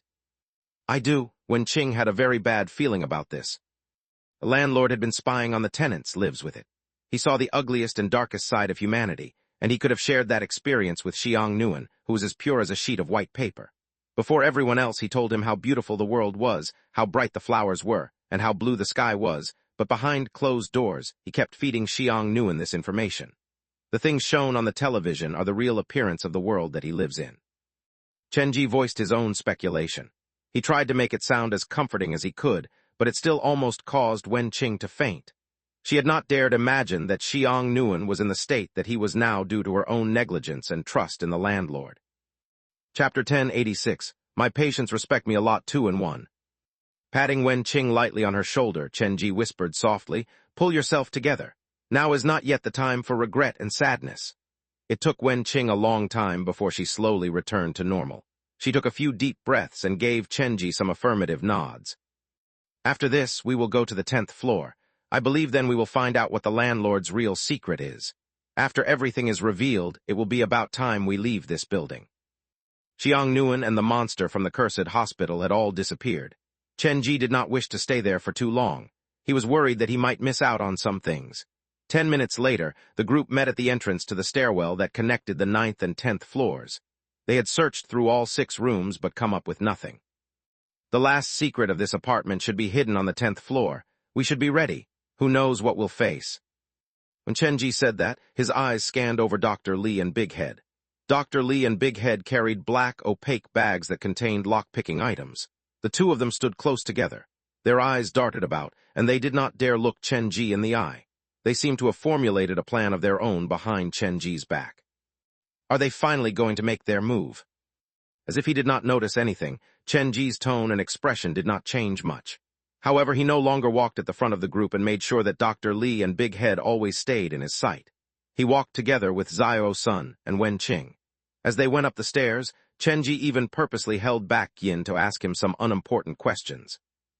During the temporary break, these few tenants were supposed to search different rooms on the 9th floor, but when they returned, Dr. Lee and Big Head returned alongside Yin and his wife. These four's patience toward Chenji appeared to have reached its limit. When they came to the 10th floor, the group did not take that long to pry open the door to room 1006. They had gotten quite good at this after repeating it so many times that night. After the front door fell open, a light scent of decay floated out from inside the room. It smelled like something had been out in the open for too long and had gotten spoilt. Normally, only the landlord will come to this floor. The 10th floor is not open for tenants. Yin held his nose. For Chenji, this was no smellier than the other scents in the apartment. The tenants, though, found the smell revolting. Strangely enough, the tenants did not seem to be able to smell the actual stench that Chenji found revolting. The furnishing of room 1006 was at the bare minimum. The floor was filled with puddles of water and dirty stains. Following that trail of the stench, the group entered the room. They noticed that other than a ton of big freezers, there was basically nothing else inside room 1006. There won't be a dead body kept inside a freezer, will there? Wen-Qing tried to hide behind Chenji, but was pulled out to stand before him. Do not wander away from my sight. Even though dead bodies are scary, at least you know for sure that they pose no threat to you. I cannot say the same for the others in our company. Chenji walked to open a random freezer. It was filled to the brim with rotten vegetables and meat and a big bucket of ice. Why did the landlord need to prepare so many food items? The group split up to open the rest of the freezers. There was nothing scary. The first few freezers were all stocked with food. The last freezer had various rotten meat and produce littered around it. Inside the freezer were several bags of medicine. Chenji took one of the bags out from the freezer. He opened one of them, took out a bottle, and studied it closer. This kind of drugs will spoil easily after being exposed to the freezing agent inside the freezer. The medicinal effect will be greatly affected. The landlord possesses a lot of these medicine bottles, so it means that he knew this medicine very well. He would not have made the rookie mistake of using the freezer to store them. Other than that, take a look at the meat that's littered around this freezer. The person who did this probably just wanted to find a space to deposit these extra drugs. After the landlord died, it must be the killer who possesses the keys. Do you mean that the killer has been to this place already? Dr. Lee carried a black, opaque bag and sidled up to Chenji. I did not say that. Chenji gave Dr. Lee a side glance. By the way, you have such a lucrative career, and compared to the rest of the society, a doctor's income should be quite high. Why would you stay in a place like this? I have gotten used to living here, Dr. Lee replied lightly. What is it that you have gotten used to? The dirtiness, the horrid nature of the building, or the lack of management around this place? I have gotten used to the air here. I feel comfortable living here, and I am too lazy to find a new place to move to. Dr. Lee closed the freezer. Come on, let's go to the next room to take a look. He held the black bag away from Chenji, but purposely walked past the latter. Chenji carried his backpack, but his eyes did not stay on Dr. Lee. Instead, he tilted his head to study Yin, who looked surprisingly nervous. And what are you looking at? Nothing. Yin held his hand over his stomach. He then followed Dr. Lee and Big Head out of the room. Xiao-sun was about to follow them, but he was given a tug by Chenji. I want to ask you a question. Go ahead. Xiao-sun was still analyzing who the killer was. His brows were creased in deep contemplation. When the electrician was killed, did you hear something that he said before he died? I did not hear much, but I have a feeling the electrician seemed to know Auntie Ding and Dr. Ding. They appeared to share a relationship that is deeper than mere neighbors. Xiao-sun was honestly quite an observant young man, but unfortunately, his way of thinking was too narrow. They had a close relationship, but Auntie Ding and Dr. Lee insisted on killing him. Why do you think that's the case? Because they wanted to silence him. Indeed, The electrician is a crazy man that likes to torture those weaker than him. Auntie Ding is a human trafficker that is mentally ill. But the biggest problem here is Dr. Li, because he is the one who is the mastermind behind everything. Chen Ji suddenly revealed all the information. It required some time for the poor young man to digest. When did you find out about all this, and why did you only tell me about them now? What is it that you are up to? He had been following the real killers to search for the killer. They had gone through the entire building. Just the thought of it caused Xiao-sun to shiver. Now he truly had trust issues. He was not going to trust anyone anymore. Everyone has their own secret, and you are no exception, but some people's secrets will not harm others, while other people's secrets are built on the basis of harming other people. Chen Ji patted Xiao-sun lightly on his shoulder. Humanity is the most complicated concept in the world. As an individual with your own unique ability to think and freedom to choose, I am not going to force you into making any decision, but I hope that you will sincerely consider what you should do next. Xiao-sun's appearance behind Xiang Nuan's world behind the door proved that there was something wrong with the young man, but he was not assimilated by the darkness of the world. The darkness did not corrupt him. It was probably due to his incorruptibility that he had mysteriously disappeared outside the door. Chen Ji believed that Xiao-sun was someone that he could have on his side, so along the way, he had been observing Xiao-sun. It was difficult to gain Chen Ji's confidence behind the door because Chen Ji was someone who had difficulty trusting others in nature. But there was something good about him, and that was once he had truly placed his trust in someone, the trust would not be so easily shaken. No matter what happens next, the thing that you need to do is make sure that you protect yourself and try not to say things that will make yourself a target anymore. Before this, Xiao-sun was just a stranger to Chen Ji. The latter did not mind whether Xiao-sun lived or died. At most, he would only come to his rescue verbally if needed. But now that Chen Ji wanted Xiao-sun as a partner, he naturally needed to warn Xiao-sun from running his mouth and getting himself into trouble. After hearing what Chen Ji had to say, Xiao-sun nodded subconsciously even though he still looked as befuddled as ever. Suddenly, Big Head's scream came from the corridor. Chen Ji walked out from room 1006 and saw Big Head sitting in the corridor. He had his hands covering his stomach, and blood was leaking out through his bandage. Big Head's injury was deteriorating. Dr. Li had suggested that he go back to his room to rest, but Big Head had refused to leave Dr. Li's side as if he knew what was about to happen. He wanted to stay to help Dr. Li as much as he could. Soon the other rooms on the 10th floor were all pushed open. They did not find anything useful from room 1006 to room 1002. They walked all the way to room 1001, the room that was at the end of the corridor on the top floor of this apartment building. Before the front door was even completely open, Chen Ji's group heard a voice coming from inside the room. It sounded like a boy was crying. Is there someone inside the room? Chen Ji did not mind the crying that much. Anything could have happened behind the door. But once he noticed the shock on Dr. Li's face, he slowly became suspicious of this development. Dr. Li, who was the landlord's real killer, did not expect the crying to come from the room. This meant that something had changed since the last time he was there. They pushed the front door completely open, and the group saw what was inside the room. Their expressions all shifted. The floor and walls of room 1001 were painted with open eyes. There was no furniture in the living room.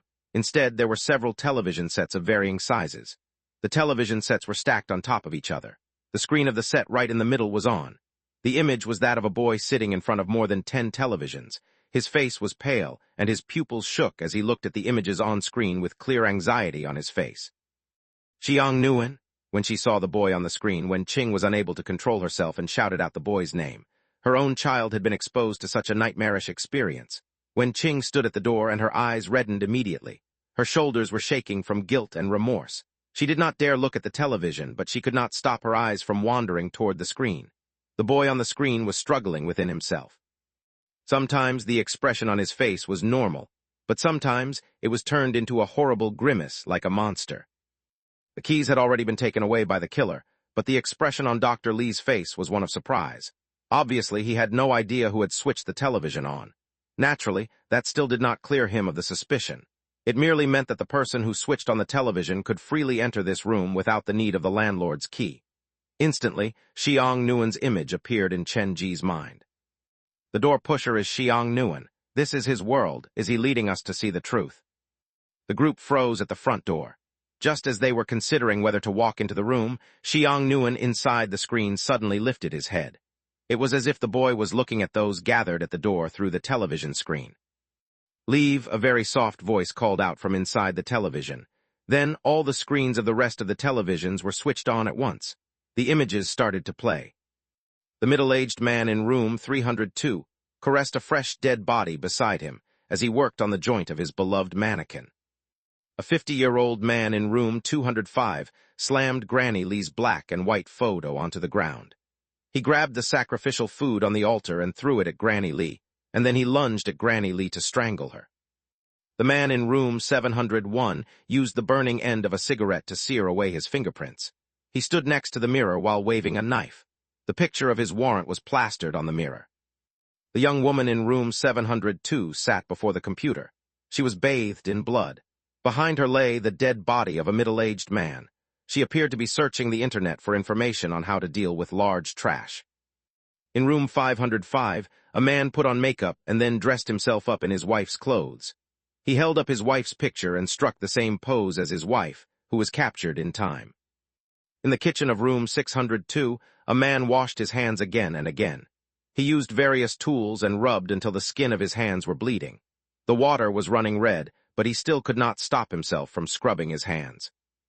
In room 301, Wu had his eyes and ears covered by an adult whose face could not be seen. His parents, who lay in a pool of blood, were dragged out of the living room by the other tenants of the building. Reels of uncomfortable videos played on the screens. Xiang Nguyen was surrounded in the middle. His expression became more and more unhinged. He waved his hands wildly about before he collapsed to the ground and shoveled the pills that were on the ground into his mouth. After some time, all the screens started to flicker. As Xiang Nguyen's body collapsed with a thud to the ground, all the images disappeared at the same time. The room sank into silence. The only sound that remained was Wen Qing's remorseful sobbing that echoed around the room. The images on the screen were very real, and because they were real, they were scary. So is that the final truth behind this building? Zio-sun felt like he was about to go crazy soon. You're wrong, that is only just a part of the truth. Chen-ji turned to Dr. Lee. Why didn't the videos relating to you, Big Head, Auntie Ding, and the electrician show up earlier? What's so strange about that? Doesn't that prove that we are normal, innocent people? Big Head countered to defend himself. Stop lying to yourself. You know full well what the electrician has done. The real reason you killed him was to protect yourself. Chen-ji pulled out the zipper of his backpack. It was the four of you who ganged up together to kill the landlord. The atmosphere in room 1001 froze. After a long time, Dr. Lee's cold face suddenly surfaced with a thrilling smile. You're not wrong. The landlord saw our secret, so he had to die. He was killed by the four of us. Those teeth and the letter were our things, and we planted them on the man. You are very clever, but it is too late now. You will not find any allies in this building anymore. Seeing the scary smile on Dr. Lee's face, Chen-ji also responded with a smile. However, his smile was like a blazing sun. It was radiating with warmth. Yet in the circumstance, his smile appeared even more absurd and out of place. Do you know why I only understood it now? After hearing what Chen-ji had to say, both Big Head and Dr. Lee laughed. The two of them waved at Yin. The three of them surrounded Chen-ji from all sides. Actually, I have been lying from the beginning. I am no pediatrician, and Big Head is not my patient. Dr. Lee pulled back his sleeves to reveal the horrifying needle holes and scars that ran up his arms. We are both mental patients, serious mental cases who are unable to control ourselves. They searched inside the black bag. The bags not only contained lock-picking tools, but also two sharp knives. When we were coming up the stairs, I wanted to take this out several times, but I reined myself in every time, Dr. Lee said as he brandished the knife. In his eyes, Chen-ji probably did not even qualify as a human. The doctor looked at Chen-ji like a butcher would look at a cow waiting to be slaughtered. I always felt this place was too noisy and crowded. Finally, it has quieted down, and I can officially take over as the new landlord. That sure is a beautiful dream you have. Chen-ji also reached his hand into his backpack. Actually, two can play at this game. I am no psychiatrist. In fact, the patients that I have treated refer to me as Dr. Skullcracker. His fingers clamped around the handle that was shaped like a human spine. When Chen-ji said that last word, he lunged forward. He swung the hammer heavily on Yin's body. Yin crumbled to the ground as he coughed out mouthfuls of blood. His expression was frozen in disbelief. His mind was still processing the development, but before he could even say a word, his chest had already caved in. Why me? His body lost its mobility. Yin looked like he was not long for this world. One left, two to go. Chen-ji stood at the door. The sharp edges of the hammer ground against the wall, creating a harrowing sound. Chapter 1087. Does it not look like a black sea? 2 in 1. Chenji moved too fast for them to handle. Initially, the 3 predators had surrounded him, and they had still been threatening him, but the next moment one of them had collapsed to the ground already. In the blink of an eye, the 3 hunters had dwindled to 2, and the remaining 2 were injured to various degrees. Dr. Li and Big Head were originally standing on both sides, trying to corner Chenji. But after they saw Yin collapse, they moved subconsciously closer to one another. 2 were still better than 1 supposedly. Holding the sharp knives, the twisted expressions on their faces froze. Their eye wandered between their knives and Chenji's hammer. In terms of professionalism, the man before them was like a madman that had no cure anymore, and the 2 of them were at most people with some mental illness. They were all not right in the head, but there was a difference in essence. Even in movies, one would rarely encounter a character who would carry this kind of horrible-looking hammer at all times. I am sure you 2 are tired from all the running in one night already. It is time for you to take your well-deserved rest. Try not to do any immoral things in your next life. Chenji dragged the hammer as he walked toward Dr. Li and Big Head. The duo's eyes twitched. Looking at the heavy blood stains on the head of the hammer, their faces could not have been paler. Chenji stood strategically at the door to block any possible escape. Both Big Head and Dr. Li knew that Chenji would not have allowed them the chance to escape anyway, so the only chance they had at survival was fighting back as much as they could. All along, they had thought they had the upper hand, but only then did they realize that it was not Chenji who was being led step by step into a trap. It was them. Narrowing his eyes, Chenji did not waste any time and charged forward with Dr. Skull Cracker's hammer at Dr. Li. Big Head's stomach was injured, so he would not be able to run. Even if he chose to escape on his own, Chenji was confident that he would be able to catch up to an injured man. Therefore, Chenji's target was clear from the beginning. He had his eyes locked on Dr. Li. Dr. Li, who had a crazy grimace and unhinged personality, gripped the knife in his hand. He had never encountered this situation before. Normally, he was the one in Chenji's position. He was the one hunting others. Bang! Dr. Li tried his best to put up a fight, but the tip of the knife barely had the chance to graze Chenji. Chenji was masterful at using the 1-meter-long hammer. After all, he had gotten a lot of practice. With Dr. Li and Big Head collapsing, Chenji turned his attention to Yin's girlfriend. He was not going to let any possible threats fester in his presence. He tied the few immobilized individuals with the electric wires that could be found in the room. When he was fine, he finally gave a sigh of relief. Dragging the hammer with one hand, Chenji's chest rose and fell unevenly. My physique has deteriorated greatly. Even though I have been saving my energy since I entered the door, I am already in such tired state after swinging the hammer a few times. Chenji walked past the unconscious Dr. Li and Big Head and turned toward Xiao-sun and Wen-Qing, who were stunned beyond words. All that I said earlier was merely to trick them. Facing such crazed murderers, I was afraid for my own safety too. But I know that when facing these people, you need to act tougher and more vicious than them to gain the upper hand. Dragging the hammer that had pieces of clothing and blood stains stuck to it, Chenji's expression was very natural, like what he had just done was as simple as a walk through the park. I understand what you mean, but how do you explain the weapon that you have been hiding from us? Have you been keeping it inside your backpack all this time? Xiao-sun's voice was shaking. He felt like he had just been taken out of some dangerous situation to be put into another. It was like the night would never end. You mean this hammer?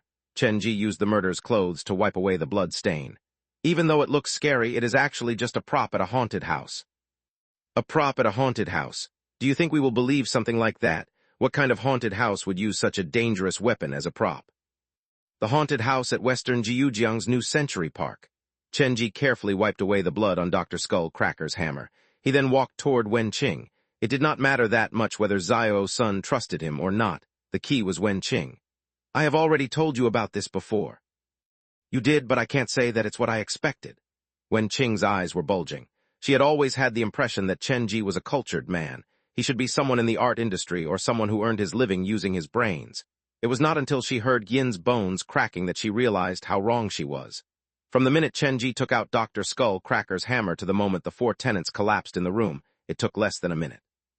This happened so fast that Wen-Qing still had not found enough time to process what kind of emotion or expression she should be using when facing Chenji. Reality and imagination will always have that degree of difference. There's no need to mind these details. You only need to know that I will not harm you, and I wish to bring Xiang Nuan back to real life with you. Chen Ji blinded Wen Qing with a consoling smile. There was a unique presence about the man that allowed him to give off this presence of closeness to those around them. He would easily bring them into his confidence if he wanted to. You followed me into the door. It was me who dragged you in this mess. Honestly, I was quite scared and shocked by what you did, but don't worry, I have complete faith in you. After all, without you, I probably would have been butchered by this gang of people a long time ago, much less have the opportunity to go look for Xiang Nuan. After Wen Qing calmed down, she came to the realization that Chen Ji was the only trustworthy person in this world behind the door. What is the situation between you two? I can see that you two are not siblings as you claimed earlier. Are you pursuing her? Are you his boyfriend? Xiao Sun's eyes wandered between Wen Qing and Chen Ji. After hearing what he had to say, Wen Qing quickly tried to explain it, but Chen Ji turned to look back at his shadow. He stared at it for as long as a minute, and then he took out Zhang Ya's diary. There was nothing new added to it. So was I right? You two aren't brother and sister, but a couple. Xiao Sun felt like he had hit the nail on the head again. You wish to tempt fate every time? Chen Ji placed the diary back into the backpack's inner compartment. He realized that there might be a reason behind Xiao Sun's mysterious disappearance in real life. From this moment onward, you'd better watch the words that come out from your mouth. The few of us are the only remaining members left of this group. If you attract danger that is beyond my capability to handle, then I will have to abandon you to deal with it yourself. While holding Dr. Skullcracker's hammer, Chen Ji had a heart-to-heart talk with Xiao Sun. From then he found out about Xiao Sun's secret. The main reason this university student moved into Jin HWA residence was due to poverty. He was taken advantage of by the landlord. The landlord rented him the house for a very low price. The young man thought that he had scored a bargain, but from the very beginning the landlord had treated him as nothing more than a target. The rent that he had given was not money, but his own life. Xiao Sun's story inspired Chen Ji's greatly. An idea appeared in his mind. If he managed to survive this final door, he could set up the scenario in his haunted house so that the visitors would live the life of Xiao Sun and see how long they could survive. After leaving room 1001, Chen Ji turned to look at the television sets placed in the living room. He thought back to Xiang Nuan, who had shown up on the screen. The boy seemed to have said something to the group who had gathered at the door before they came in. Leave. That was probably meant for Wen Qing. Closing the front door behind them, Chen Ji took the keys that he had found from Dr. Li and Big Head and led Wen Qing, Xiao Sun, and Granny Li downstairs. The corridors were awash with blood. The doors had been pried open by force. None of these doors were the one that Chen Ji was looking for, but each of them was hiding their own version of despair and ugliness. When a person was pushed to the edge of the abyss, with a slight blow of the wind, they might take the path of no return. And the thing that pushed them over the edge could be an inconspicuous detail in their life. It could be a word from a random stranger, or it could have originated from their own memory. Chen Ji used the key to open the door to Dr. Li's house. Inside it, they found many human bone specimens, the ring of keys left behind by the landlord, and a few bottles of unknown medicine. Finally, we will be able to leave this place. Before they left, Chen Ji took a detour to head to Auntie Ding's room. He delivered her the same judgment as Big Head and Dr. Li. At the same time, he rescued the child that was trapped in her home.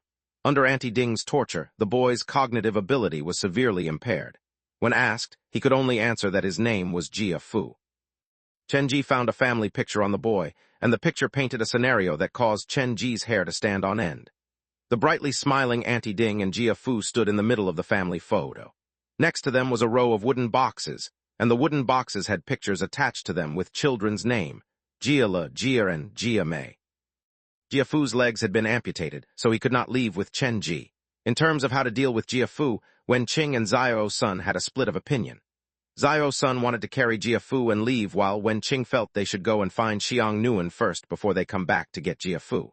After all, Jia Fu could not move on his own, and he would only burden them. In the end, it was Chen Ji who made the final decision. He decided to take Jia Ming to Uncle Huang's place at the first floor. As they moved down the stairs, Chen Ji stopped at the third floor. He decided to go to room 301 to take a look. The boy known as Wu Yu was sitting in the living room, looking with interest at the paintings that were stuck to the window. Wu Yu, why don't you come with us? I will bring you to go and find your parents. There were not many good people in the apartment. The fact that Wu Yu could survive for so long was a miracle in and of itself. Even Chen Ji was surprised by this. Therefore, he wanted to bring Wu Yu with them.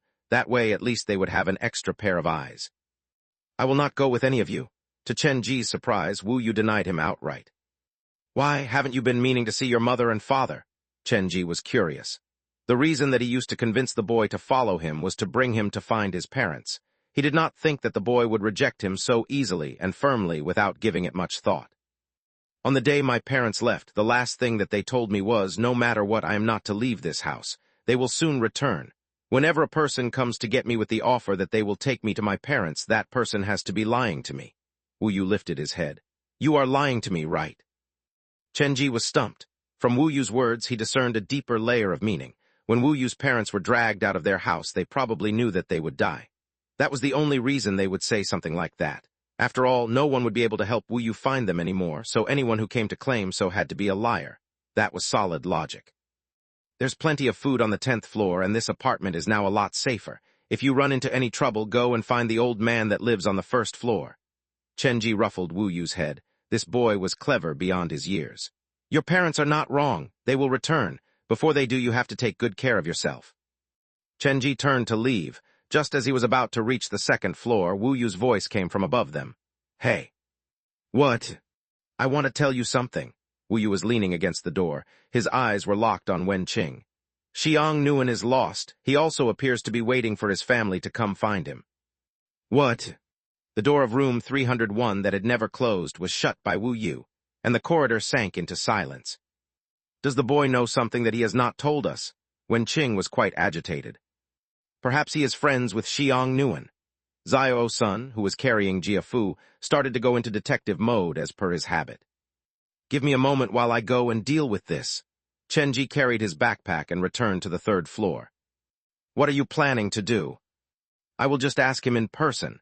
Why is a boy of 6 or 7 years old playing guess that question with me? I hate people who finish half of their stories the most in this world. He is just a child. Wu Yu was surprised to see Chen Ji again within 10 seconds since their last meeting.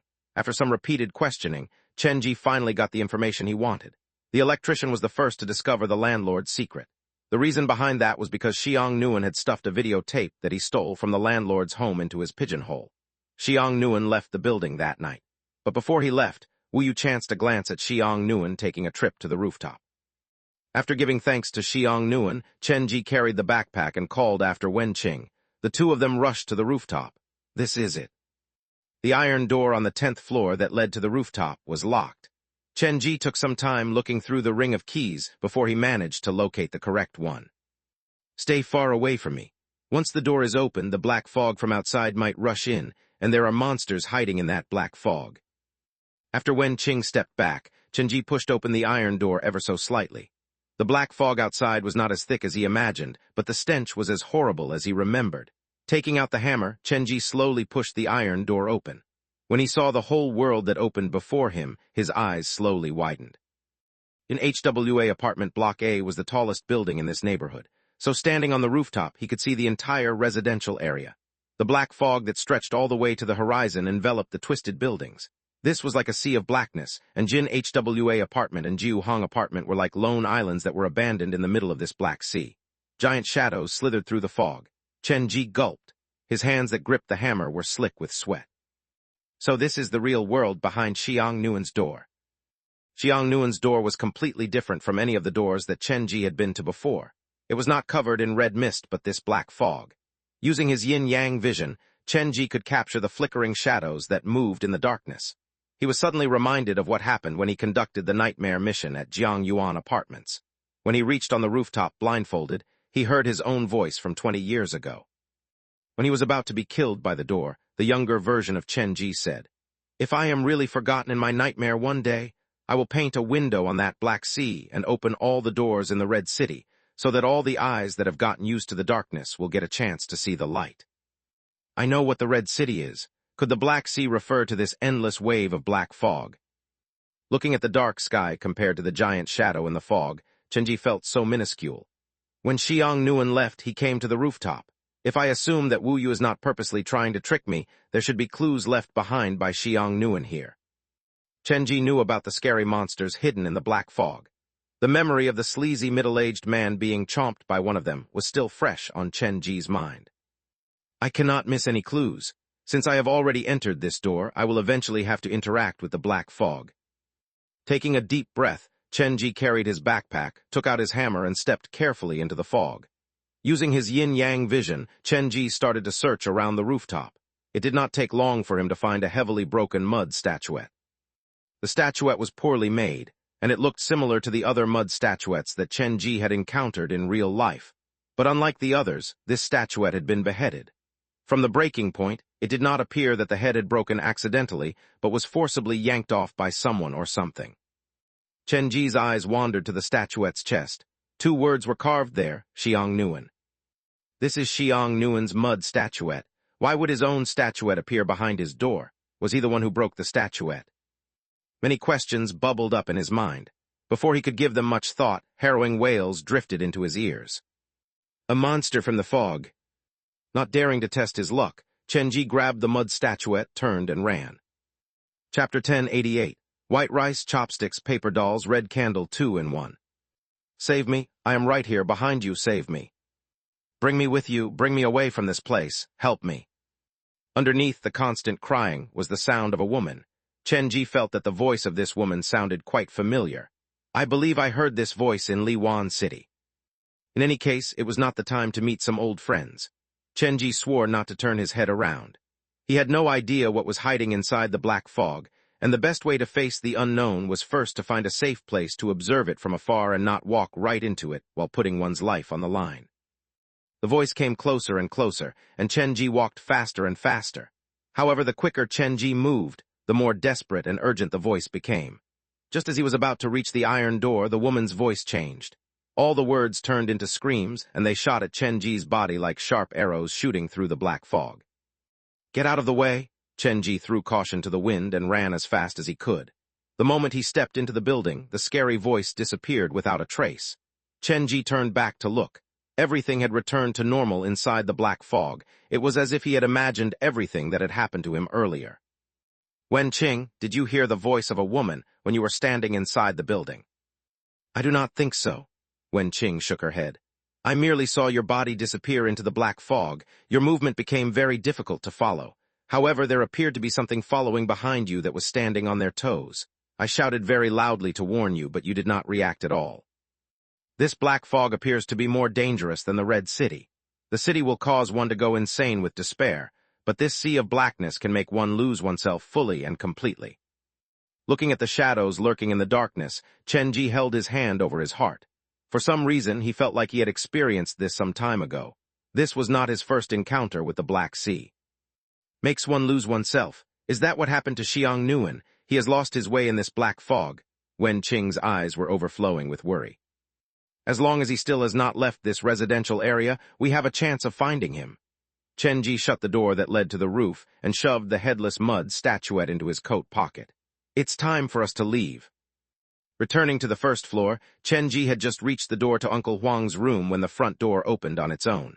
Uncle Huang, who had a serious hunchback, was standing at the door. It felt like he had been standing behind the door for some time already, waiting for Chen-ji to come. Did you know I will return to you? Uncle Huang did not answer. Instead, he turned and walked into the room. When he passed the dining table, he picked up the cleaver that was placed on top of it.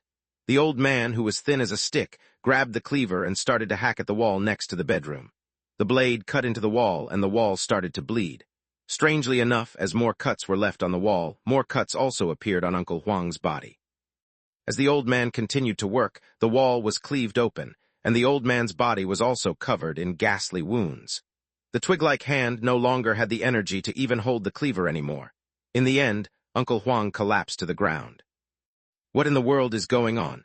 Zio's son put down Jia Fu and ran over to help Uncle Huang, but the latter appeared like he was at the end of his line already. To protect another person's secret, he has to suffer the torment of his conscience. You can say that the wall is practically made from his own flesh and blood. Chen-ji walked into the room while carrying the backpack. Now that the murderers have all been exposed, Uncle Huang has no reason or excuse to help them protect the secrets. Stopping beside the main bedroom, Chen-ji halted for several seconds before he continued moving forward. There were 2 bedrooms in this house. One was Uncle Huang's bedroom, and the other bedroom was blocked off by flesh and blood. This second bedroom was stuffed with dead bodies. Initially, the room was only occupied by the landlord's family members. The landlord did not wish to be separated from them, so he would occasionally come to visit them. But I did not expect the landlord to bring more and more people to come and stay with his family. Using his literal last breath, Uncle Huang revealed the truth. Perhaps from the very beginning, I should not have promised to help him guard this secret. The scene inside the bedroom was straight out of hell. This was the location where all the sin at Jin HWA Apartments Block A started. It was also the first secret that manifested there. Pushing away Zio-san, who was stunned beyond words, Chenji entered the bedroom and squeezed into the crowd. I can tell that you believe the landlord is a good person, but have you considered the alternative? What if his family did not die from an accident? Chenji managed to find the dead bodies of the landlord's family, but unfortunately, he failed to find anything useful on them. These carcasses were not the source of that horrible stench. Just what exactly is the thing that has been radiating this stench that has troubled me for so long? Standing alone amid the crowd, what Chenji did next shocked the people around him. He trained his focus by closing his eyes. Chenji used the talent gifted to him by the black phone, Spirit Sniff, and followed his instinct to start to search inside the bedroom. Slowly but surely, he followed the trail that would lead him to the source of the stench in this building. When he opened his eyes, Chenji saw the arm of a rag doll. The rag doll's arm was covered in blood and other dirty stains. Chenji had a feeling that the arm of this doll was not stuffed with a common material like cotton, but probably trash, and the carcasses of small animals. What is this? Chenji was about to pick up the doll's arm when an extremely sense of danger arose from his mind. Then there was something like a shake, and the whole building shook underneath him. It felt like the trembling of an earthquake. Is this rag doll's broken arm the source of the horrible smell? Before Chenji could understand the importance behind it, he heard rapid knocking coming from outside. Dong dong dong. It was the apartment's front door. Someone was knocking against it from outside. Chenji stood up and stayed away from the broken arm. Instantly, the knocking on the door and the tremors disappeared.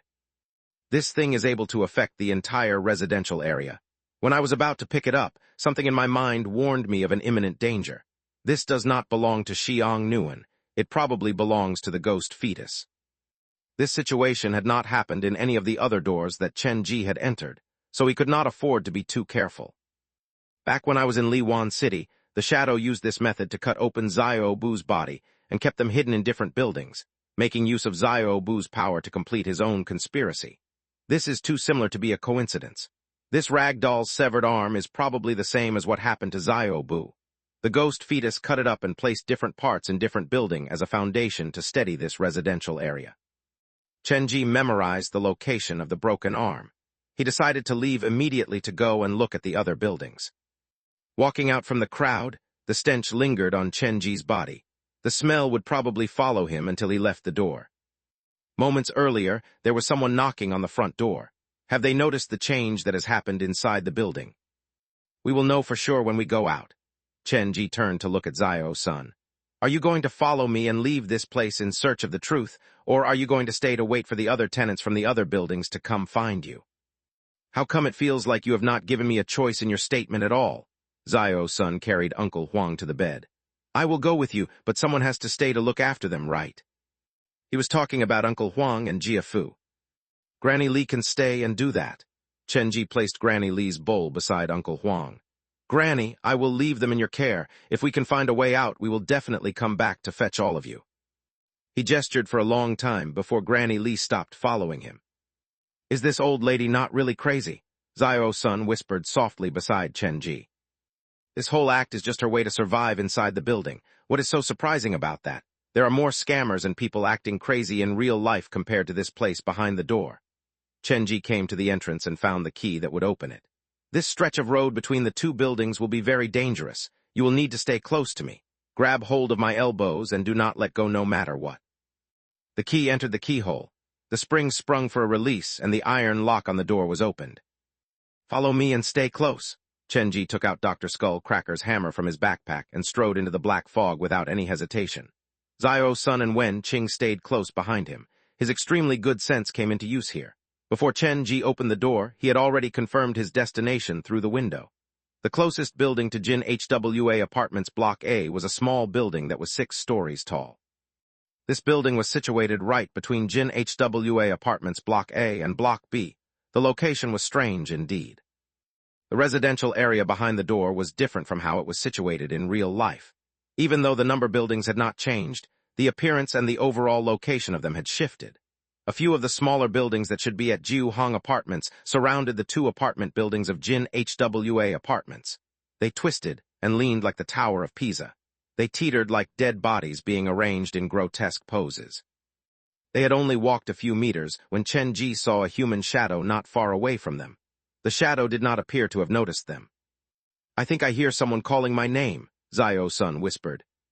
"Shut up if you do not want to die," Chen Ji answered without turning his head back. Grabbing the handle of the hammer, he walked faster and faster.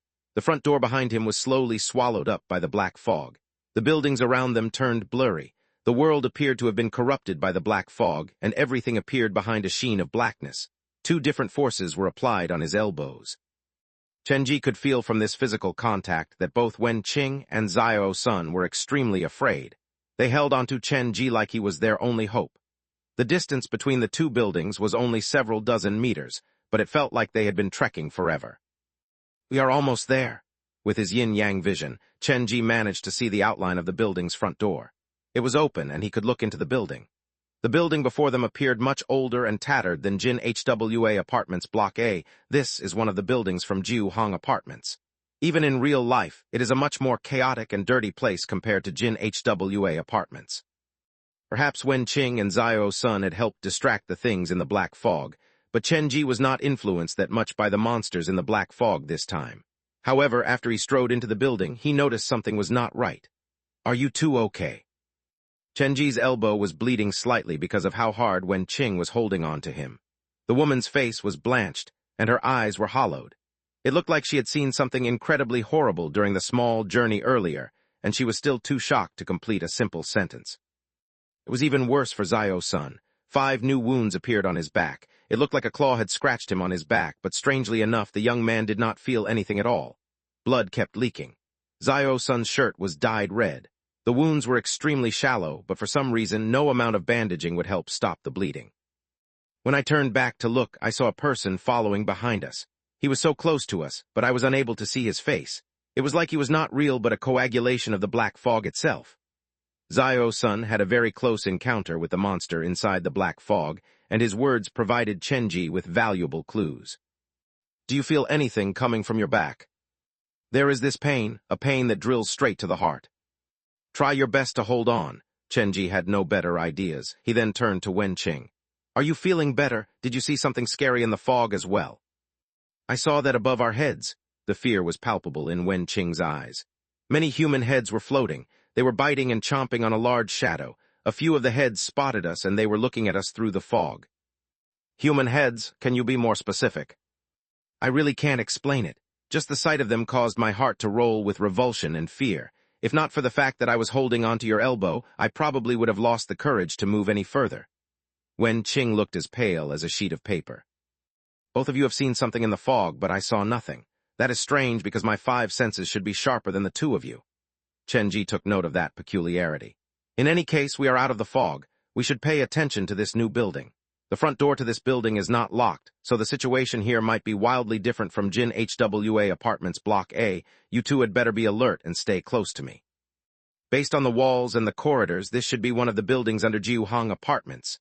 Wen Qing held onto the wall and started to stand up. She lifted her head to look around her before she finally found the thing she was looking for. "Chen Ji, look over there. What is written on that sign?" "I think it reads Jiu Hong Apartments Block 1. That sign is used to number the buildings of Jiu Hong Apartments. It was nailed there many years ago." Wen Qing was the estate agent for the apartments, so she had a clear understanding of these 2 residential areas in real life. "Let's go in and take a look. Hopefully this building is different from the one that I currently rent, and there are not that many strange neighbors." Zio-sun felt like he had been inoculated after experiencing so many things that night. Nothing was able to scare him now. "I hope that there are people like that staying here. In the world behind the door, the tenants back there were considered easier to deal with already." Chen Ji walked ahead with Dr. Skullcracker's hammer. Just as he entered the building, he was hit by a familiar smell. The smell was similar to the one radiating from the doll's broken arm. A part of the rag doll's body should be hidden inside this building as well. What does the rag doll represent to the ghost fetus? Could it be that the ghost fetus has once possessed that rag doll? There was no light on the first floor of Jiu Hong Apartments Block 1. It was incredibly quiet. It felt like the building was unoccupied. As they walked down the corridor, Chenji stopped suddenly after a few steps. There were 4 rooms on each floor of this building. Chenji saw that in front of all 4 doors on this floor, there was a bowl of white rice with 2 chopsticks stuck vertically into each of them. But that was not the strangest discovery. Chenji slowly and carefully moved closer to study them. He realized that the chopsticks that were stuck into the bowls of white rice were similar to the ones from Xiang Nuan's home. A bowl of rice represents a family, and a pair of chopsticks represents a dead person. Chenji looked at the 4 bowls of rice that were arranged neatly in the corridor, and he was instantly reminded of the bag of chopsticks hidden under Xiang Nuan's bed. The boy covered the floor of his bedroom with chopsticks, his favorite toy. "Hey, don't you think the bowls are very similar to the one Granny Lee was holding the whole time?" Zio-san asked. With a wound on his back, he used some time before he squatted down next to Chenji. "They are quite similar." Chenji thought further than Zio-san. He was reminded of the recording that they saw in the landlord's room on the 10th floor. Granny Lee's son, who was in his 50s, had thrown Granny Lee's black and white picture and the sacrificial food on the altar at Granny Lee, and then moved to strangle Granny Lee. What is this trying to express? How come I have a very bad feeling about this? Chenji avoided the bowls on the ground and stuck his body close to the gap of the door. Chapter 1089, Cemetery Building 2 and 1. This feels so weird. An empty apartment building had bowls of white rice placed before every door. That would be an uncomfortable sight for anyone. This building does not appear to be prepared for living tenants. Chenji pulled back his gaze. He had been through a lot and came to this conclusion based on his previous experience. If it is not meant for living tenants, do you mean it is meant for dead tenants? Zio-san held his back with his hands. His sidled between Wenqing and Chenji. His eyes occasionally wandered to other places as if something scary might jump out at him at any moment. If there are places for people to stay, there must be places for ghosts to stay. What is so strange about that? Ghosts need homes like we do. Chenji turned to Wenqing. We are now in Jiuhong Apartments. In your mind, what is the biggest difference between Jiuhong Apartments and Jin HWA Apartments? There is not much difference between them. If you really insist on one, Jin HWA Apartments was built several years later than Jiuhong Apartments. That is all. Wenqing tried to think of anything else. Try to jog your memory and dig deeper. Maybe there is something that you have forgotten. There is no detail that is too small. Jiuhong Apartments obviously had a bigger problem than Jin HWA Apartments. As dangerous as Jin HWA Apartments was, at least it was occupied by living humans. This building from Jiuhong Apartments was basically empty and quiet. However, Chenji was sure that was only its appearance. Jiuhong Apartments was one of the earliest residential area to be built at the old city. The buildings here are very old, and the buildings need constant repair. The rooms have many problems. Normally, there aren't any people who are interested in renting a room here, so I rarely bring people here for a tour. The rooms have many problems. What do you mean by that? Things like water leaks, bad lighting, sound pollution, and so on. Wait a minute. If there aren't many tenants like you said, why is there a sound pollution? Who is making all that noise? Chenji's one question stumped Wenqing speechless. Our company did not really give us a clear explanation on that. At the time, our boss did come over to investigate, but he failed to find the source of the commotion, and then the issue was kind of forgotten. Your company sure is a courageous one. Now I suspect whether you guys do business with the dead as well. Chenji had been to Jiuhong Apartments in real life. Even in the morning, the place was uncomfortably eerie and secluded. Don't make that kind of joke. We are serious housing agency. Wenqing's face paled. She seemed to be reminded of something. The first batch of tenants that lived at Jiuhong Apartments all moved away. The company did not really know why. Most of them left without saying a word. The company was unable to contact them to get an explanation at all. That is why most of the rooms in Jiuhong Apartments were left empty, and that was related to the low number of tenants that we currently have. The old tenants that moved away have not returned. Most of them left in the middle of the night and in a hurry. They did not even take their furniture with them. Does that feel like a normal moving away to you? Chenji was quite speechless. Once this strange incident was exposed to the public, who would dare come and rent their apartments anymore? At least I would never do so. Zio-san covered his back. He was one of the victims. Now you have piqued my interest regarding your agency's boss. Just what kind of person would be brave enough to take over Jin HWA Apartments and Jiuhong Apartments? If my memory serves me right, your company's name is Jiuhong Housing Agency as well. Is your boss somehow related to Jiuhong Apartments? Chenji wanted to get some questions clarified before he started the investigation. Boss is an impressive businessman. His surname is Jiang, and he has a lot of real estate under his name. They are not only in Jiujiang, but there are some in Xinhai as well. Jiuhong Housing Agency is one of his earliest projects, but for now he has basically allowed it to survive on its own. He will only transfer some money to help the agency when the agency is in serious financial trouble. Most of the time, he just let us be. In Wen Qing's mind, their boss was an amazing person. Jiuhong Housing Apartments is an investment that is leaking money, so why would a sensible businessman keep maintaining a place like this? Is there a reason behind it? Is there something he wants to hide? Chenji asked. What is your boss' name? Jiang Jiu. He is also one of the biggest shareholders in Eastern Jiujiang's futuristic theme park. He is a partner with many big companies. Jiang Jiu. When Chenji heard this name, many things started to click. The so-called Jiuhong Housing Agency was a plot between Jiang Jiu and the ghost fetus. Over this past decade, they had probably been selecting their tenants and assigned them to fixed rooms. Now that he thought about it, perhaps the boss of Jin HWA Core was related to the ghost fetus as well. After all, the landlord probably slowly spiraled into insanity due to the influence by the ghost fetus. Boss Jiang is a very nice person. He was the one who offered me a job and provided me with free accommodation. Do you know how difficult it is to find a home in a city like Jiujiang? Wen Qing's praise toward Jiang Jiu kept pouring out. The woman was oblivious to the fact that there was a price to all the kindness that she had received in her life. All the clues had started to link together. Jiuhong Apartments was specially prepared for Xiang Nguyen.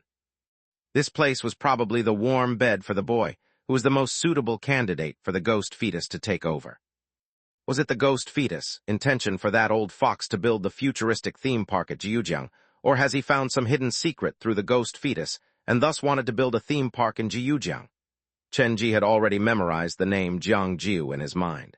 He did not wish to do anything to Jiang Jiu. He just wanted to go and meet this Jiang Jiu after he left this door. Since the man has the capability to cooperate with the ghost fetus, maybe I can persuade him to cooperate with me. No matter what, I will have to go meet the man to hear his side of the story. After uncovering these details, Chenji had a new understanding of the building he was in. Xiang Nguyen was different from other children, at least the ghost fetus thought so. We have stayed here long enough. We should prepare to go upstairs. The staircase was not locked. However, strangely enough, the black fog outside was unable to roll in. It was as if each building was protected by some kind of unique power. One of the rag doll's broken body parts must be hidden here as well. Chenji led Wen Qing and Zio Sun to the second floor. This floor looked even more dilapidated than the first floor. Paper money littered the ground, and an inverted joy, written calligraphically on white paper, was pasted at the turn of the staircase. It does not look like any of the rooms are conducting a funereal ceremony, but how come there are bowls of white rice placed before every door? Who is the rice for? The pair of chopsticks was placed right in the middle of the white rice. It was unclear whether they were meant for the people inside the room or the people outside the room. Other than the calligraphy, there was not much different between the first and second floor. Even the scratch marks on the doors looked the same. For the sake of security, Chenji still gave each door a slight push. Most of the doors were wooden door. Some of the locks had already loosened, so the gap between the frame and the door could get very wide. From left to right, the numbering for the rooms on the second floor was 201 to 204. When Chenji pushed on the door for room 201, he did not feel anything. But when he reached the door of room 203, he started to sense that something was out of place. He tried to push the door as hard as he could, but the door refused to budge. But when he stopped pushing, the door would slightly vibrate. It was as if when he applied pressure on the door, there was someone on the other side pushing back. But when he stopped, the person inside the room also stopped pushing. Chenji took out Dr. Skullcracker's hammer from his backpack as he slowly found his way to the door of room 204. This door was old and looked like it might break with the slightest touch. The surface of the door was filled with the muddy handprints of children and unclear scratch marks. There was a gap about 2 centimeters between the bottom of the door and the floor. The door itself was already loose. It looked like it could not close fully. Do not come over here. Keep an eye out on the staircase. We do not want to get surrounded and have our exit cut off. After Chenji said that, he slowly moved to the side of the door. He reached out to slowly push the bowl on the ground aside. When he was halfway through this, he suddenly knelt to the ground and looked through the gap on the ground. A pair of pupil-less eyes flashed by, and then a curtain of black hair disappeared from underneath the gap. There is someone inside. Chenji was not sure whether that was a tenant or not, but his instinct told him that it was not a living human. It might not even be something that was created from Xiang Nuan's memories. "Big brother, can you not scare people like that?" Zio's son jumped from the scare earlier. It tore open the wounds on his back, causing them to sear with pain. "Shush, be quiet." Chenji stood up again. He took out the comic from his backpack to take a look, and then his grip on the hammer slowly tightened. His employees still had not awakened, but the ghosts had already started to show their presence in the building. This was the situation that he was most worried about. Ta-ta-ta. While Chenji was contemplating what to do next, a strange sound came from the stairs. It sounded like a child running down the corridor, but the sound soon disappeared. "That sounds like it came from the top floor. Shall we go take a look?" Zio's son looked as unwilling as possible, but he still uttered that suggestion. "There's no need to hurry. We need to tackle this step by step. If there is extreme danger hiding on the top floor, we will have little to no chance of escaping." Chenji did not choose to leave. He gripped the doorknob and gave it a few powerful shakes. After he realized the door was unable to open, he aimed at the door lock and gave it a powerful kick. Bang! The door fell open from the force. The person who had been lurking at the gap had disappeared. "I do not mean to disturb you. Please forgive my intrusion." Chenji slowly entered the room, dragging the hammer. "Be careful. Make sure to not touch that bowl of white rice." This was the first time that Chenji had entered a room in Jiu Hong Apartments. The room size was much smaller than the room in Jin HWA Apartments, and the place looked rather abandoned. It did not look like it had been occupied for a very long time. "Chenji, take a look at this." When Qing pointed at the calendar that hung on the back of the door, it was marked with crosses using a red marker. It looked quite ghastly. The calendar is not marked with a year, and a large part of it is missing, but a few of the dates are jotted with some reminders. There was no light in the room, so when Qing took out her phone to use as a flashlight, when she leaned closer to the calendar, she suddenly let out a scream. "What's wrong?" There's hair." When Qing's phone dropped to the group, the flashlight hit Chenji and Zio's son's faces, turning their faces white. "I am so sorry." When Qing apologized as she hurried to pick up the phone, but for some reason, the scene from earlier was seared into her mind. Chenji and Zio's son were staring blankly at her with their pale and white faces. They appear to be the same kind of person. Zio's son did not hear her because he was looking around the room for clues, but Chenji heard Wen Qing clearly. He saw Wen Qing's shaking shoulders, but he did not walk over to comfort her. "Be careful not to stray too far away from me. The three of us must ensure that none of us leave each other's sight." After giving that reminder, Chenji started to search the living room. Zio's son entered the kitchen while Wen Qing held the wall and slowly approached the bedroom. The wooden bed had a mattress that was moldy from the years. There appeared to be something hidden under the cover since it was bulging. The bed was close to the wall, and a white mosquito net hung at the four corners. "I have a mosquito net at my place as well. When Xiang Nuan first saw it, he refused to even get in. He kept crying and making a fuss." The thought of Xiang Nuan calmed Wen Qing down. She entered the bedroom and opened the closet in the room. The broken closet had a few articles of clothing that were seriously moth-infested. "I have not seen this style of clothing before. Are these Chong Sam's?" She reached into the closet, wishing to take one out for a closer look. When her fingertips touched the fabric of the clothes, Wen Qing was about to take it out, but 5 fingers suddenly reached out from a corner inside the closet and grabbed her hand. The color drained from her face immediately. Before Wen Qing could scream for help, the hand had already disappeared. Wen Qing wanted to call for help, but she suddenly realized that she had lost the ability to speak. She slowly lowered her head to look, and she saw a pair of white hands strangling her neck. Strange noises were coming from the closet before her. The clothes that hung together were slowly pushed away, and a head of black hair poked out from the gap. It was followed by a pale face that slowly reached toward Wen Qing. Unable to speak, Wen Qing's body was slowly dragged into the closet by the pair of hands. Wen Qing stared into the pupil-less eyes, and all she could see was the reflection of her own face twisted in a fearful grimace. Bang! Just as her body was about to be dragged into the closet door was suddenly slammed shut. Wen Qing blinked, and she jumped from the shock. Then she realized that she was still standing before the closet, and her hands were holding the closet doors open. "Are you all right?" Chenji dragged the hammer and entered the bedroom. I am fine." Wen Qing shook her head. She could not tell if what had happened earlier was just her mind playing tricks on her, or if it really did happen. After entering the black fog, she felt that there was something wrong with her body. For example, it appeared like she was the only one who was able to see the human heads in the black fog. "You do not look fine at all." Chenji gave Wenqing a reassuring squeeze on her shoulder. Do not keep these things to yourself. Tell me everything you know and saw. It might help us. Many horror movies had similar plots. One of the group felt that something was wrong, but when questioned, the character would refuse to say anything. That was a hidden bomb waiting to explode. Chenji would not allow something like that to happen to him. Once there was something off, he would need to get to the bottom of the truth. With Chenji pressing her, Wenqing finally came out with the truth. I do not know what really happened. I believe in a daze I tried to open the closet. There was a pale face hidden inside. His eyes had no pupils, and he slowly squeezed out from between the clothes. He strangled me with his hands, and I was unable to call for help. The eyes did not have any pupils, Chenji nodded. Do you have any clue of what that was? Not really. I just thought his method of scaring people is worth learning. It is an interesting experience. Chenji looked at the closet next to them. We will call him the closet ghost for now. Is he still inside the closet? I think so. What did you do earlier to make it come out? I only opened the door and reached into the middle of the clothes. Then it appeared. Just as Wenqing finished, Chenji opened the closet and reached into the middle of the clothes. Just like that? Yes. How come he is not coming out to meet me? Chenji rummaged through the clothes inside the closet. He did not find the closet ghost he was looking for, but he did find other clues in the pockets of these old clothes. He found several bedsheets that were torn apart, and they were covered in words written in blood. Chapter 1090, again and again 2 in 1.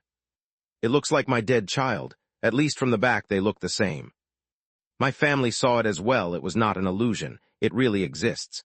But why does it always face away from us? Which family does it come from, and why does it appear at the staircase every time at midnight? My husband said that he would go out to take a look, but he never returned after leaving the house. He has abandoned me and run away on his own. What should I do? It was getting closer and closer to me. It always leaned on the door and window, and eventually it would come into the house. After I woke up, I saw it appear in our living room. It did not seem to notice me. It was standing in the middle of the living room, facing away from me.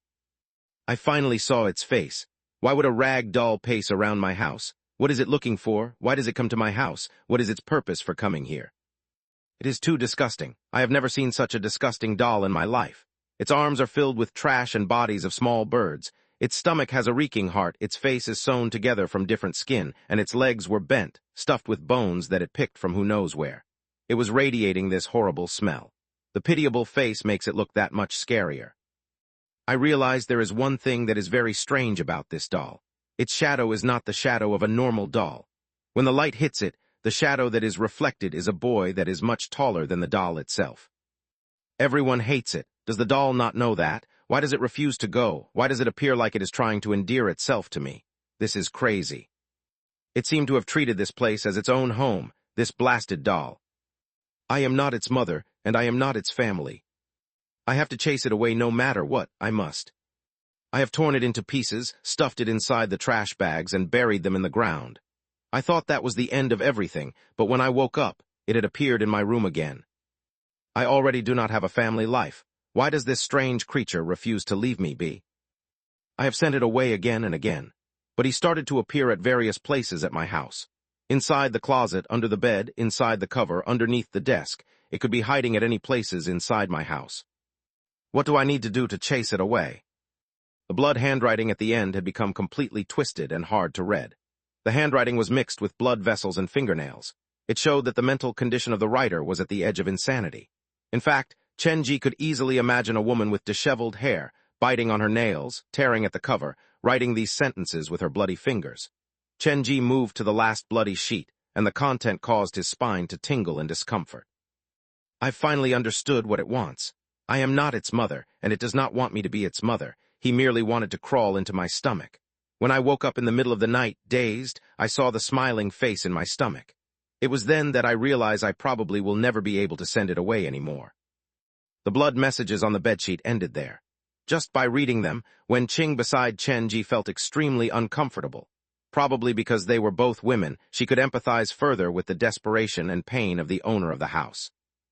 Are these bloody messages trying to warn us that the monster inside this building is actually a rag doll? Even though Zio-san always found himself with his foot in his mouth, the young man was not dumb. Especially when they were in danger, his brain was able to work exceptionally fast. I believe so. Chenji looked at the bloody sentences, and his eyes stared at one of the many statements. Its shadow is not the shadow of a normal doll. When the light hits it, the shadow that is reflected is a boy that is much taller than the doll itself. When he saw these few words, a speculation arose in Chenji's heart. The ghost that possessed the rag doll might be my own shadow. After he escaped from me, he became the shadow of this rag doll. But the rag doll itself had no consciousness. In fact, the rag doll might be the body that he had made for himself. Inside Jin HWA Apartments Block A, the rag doll's broken arm was the source of all the stench that lingered in the building. But it was also possible that it was due to the presence of the broken arm that the building was safe from the infiltration of the black fog. The rag doll should be a body that the ghost fetus had once used in the past. Based on the description on these bloody messages, he had gone through quite a bit of trouble for the sake of this ugly body that he had made for himself. Behind Fang Yu's door, Chenji was given a glimpse of a small part of the ghost fetus past. The ghost fetus then was completely different from the ghost fetus now.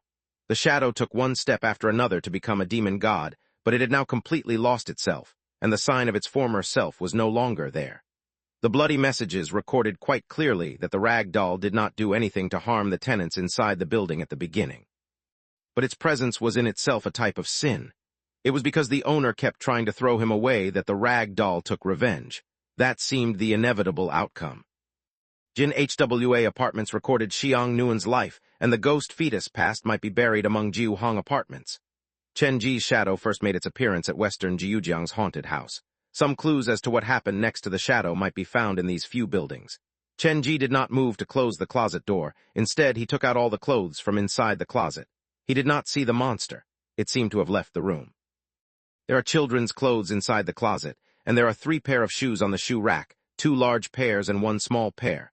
All of these signs point toward a boy once lived inside this apartment. Chen Ji placed the bloody bedsheet on the ground. The tenants at room 204 once had a child. That was quite clear from the messages that were left on the sheet. After their child died, this strange doll started to appear. The rag doll did not appear to wish to harm them initially. If anything, it seemed to hope that it could live together with them. Do you think that was possible? Based on the description, the rag doll was a scary monster who would want to stay with that kind of thing. Zio-sun could not wrap his head around what Chen Ji was saying. Both you and the owner of the house thought the rag doll was a monster, but have you tried to consider this from the rag doll's perspective? Do you think it will see itself as a monster?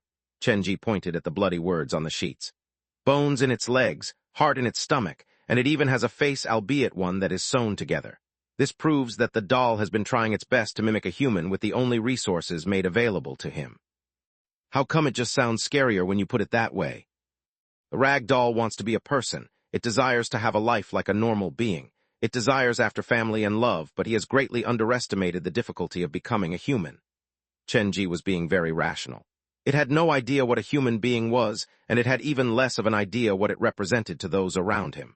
Actually, you could see it as a child, but due to the seduction by the demon, it had become a very scary child. No matter what, it is the truth that he eventually killed the owner of this house. I do not care what his intention was. If anything, I feel like he has had horrible intentions from the very beginning. I even suspect that the child of the owner's family was killed by this doll. Wen Qing's face had some color return to it, but she still did not wish to look at the bloody messages any longer. I admit that is one of the possibilities as well. Chen Ji folded the bedsheet and carried it in his hands. We have searched most of this house already. It is time to move on to the other houses. Are you planning to take those tattered bedsheet pieces with you? Wen Qing and Zio-sun asked at the same time. The thing is such a taboo. Why don't we put it back where we found it? Okay. Chen Ji had limited space in his backpack. He unwillingly placed the bedsheet pieces back into the closet. I cannot use the comic now. When the employees wake up, I'll have time to come back. The ghost inside room 204 did not show itself. The room appeared like it had been abandoned for a very long time. After walking out from room 204, when Qing, who was the first to step out from the door, halted at the door. What's wrong?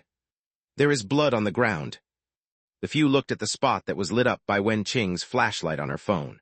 A pool of fresh blood was left at the front door of room 204.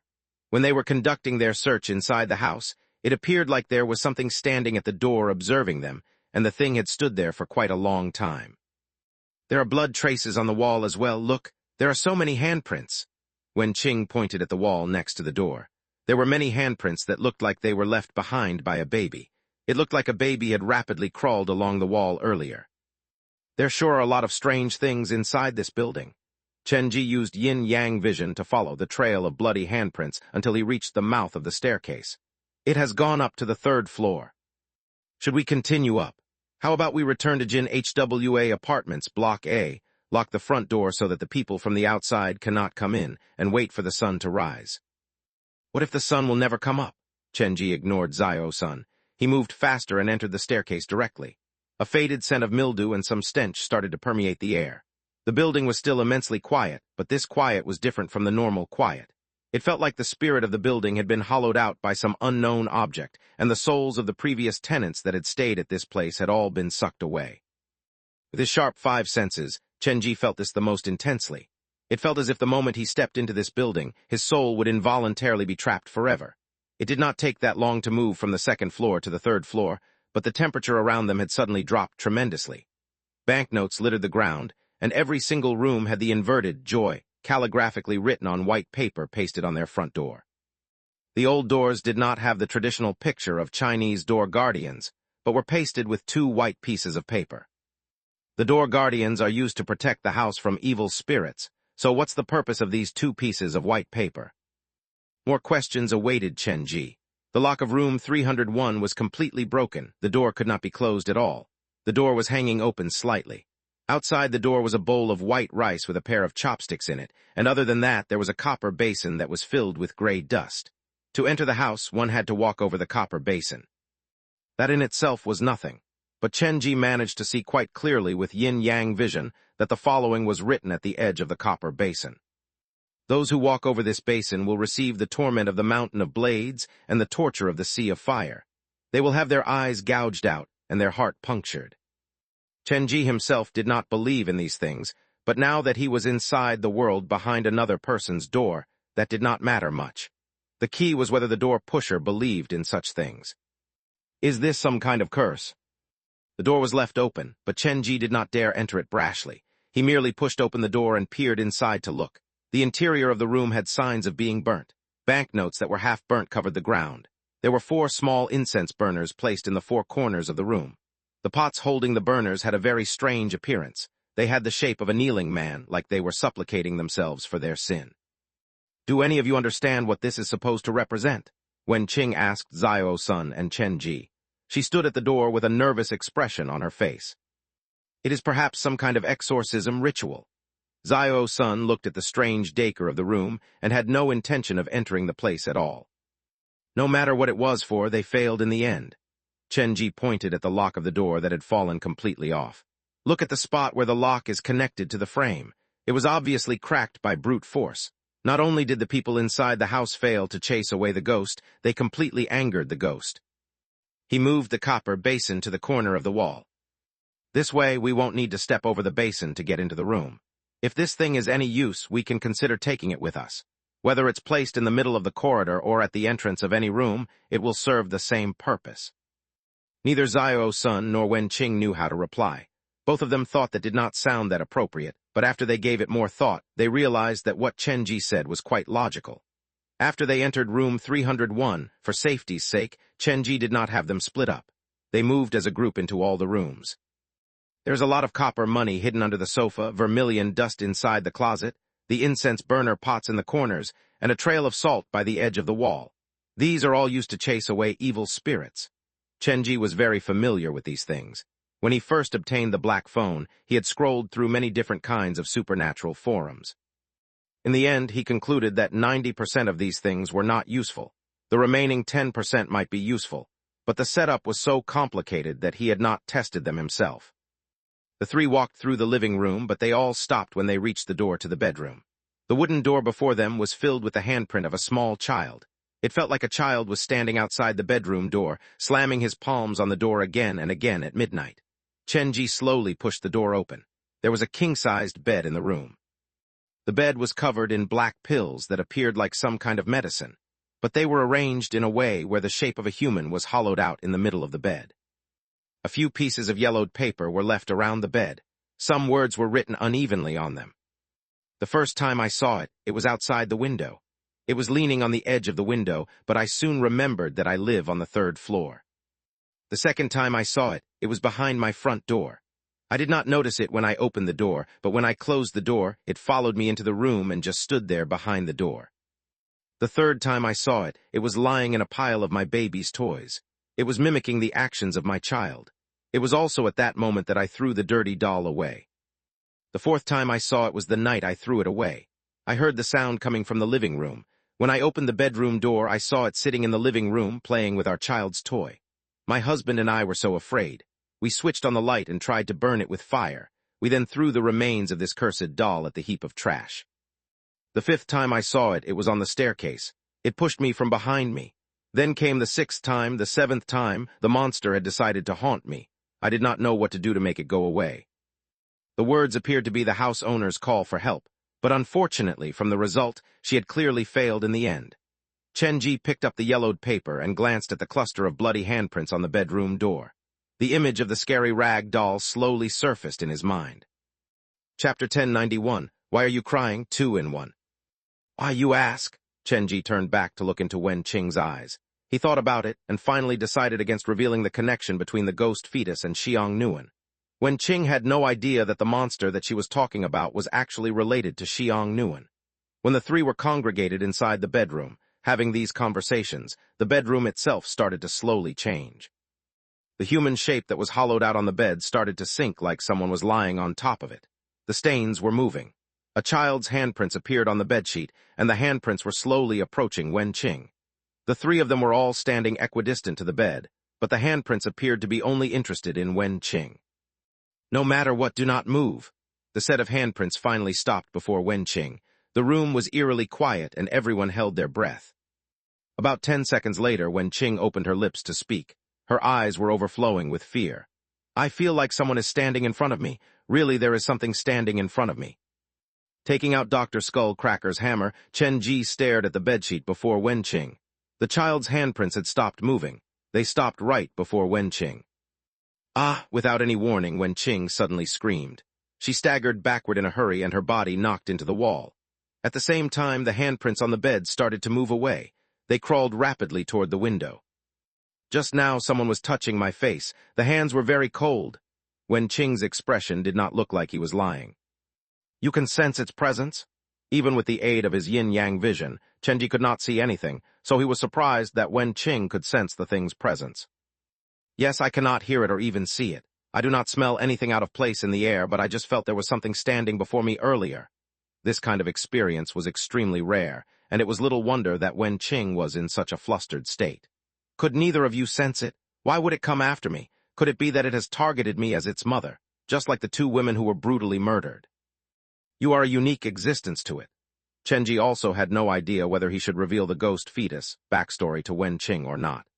Ever since we left Jin HWA Apartments Block A, you kept sensing and seeing these strange things, and they include the human heads floating in the black fog, not to mention the owner of the handprint. But Zio-san saw those things as well. Didn't he say that there was someone following us along the way when we were moving through the black fog? Wen Qing slowly calmed down. She raised her arm to lightly touch her face, to feel the spot where she was caressed by the strange creature.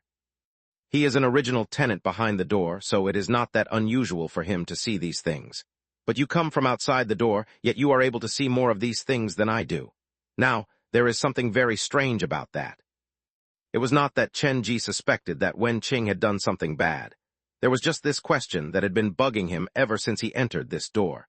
Why did Wen Qing not exist in the world behind Xiang Nuan's door? The world behind the door was made according to the door pusher's memory. The process of creating the world was not something the door pusher could control, and the deeper the impression the door pusher had of someone, the greater the chance of them appearing behind their door. Basically, all of the tenants in Jin HWA Apartments had made their appearance. As Xiang Nuan's mother and caretaker, it made little to no sense that Wen Qing had not appeared behind Xiang Nuan's door.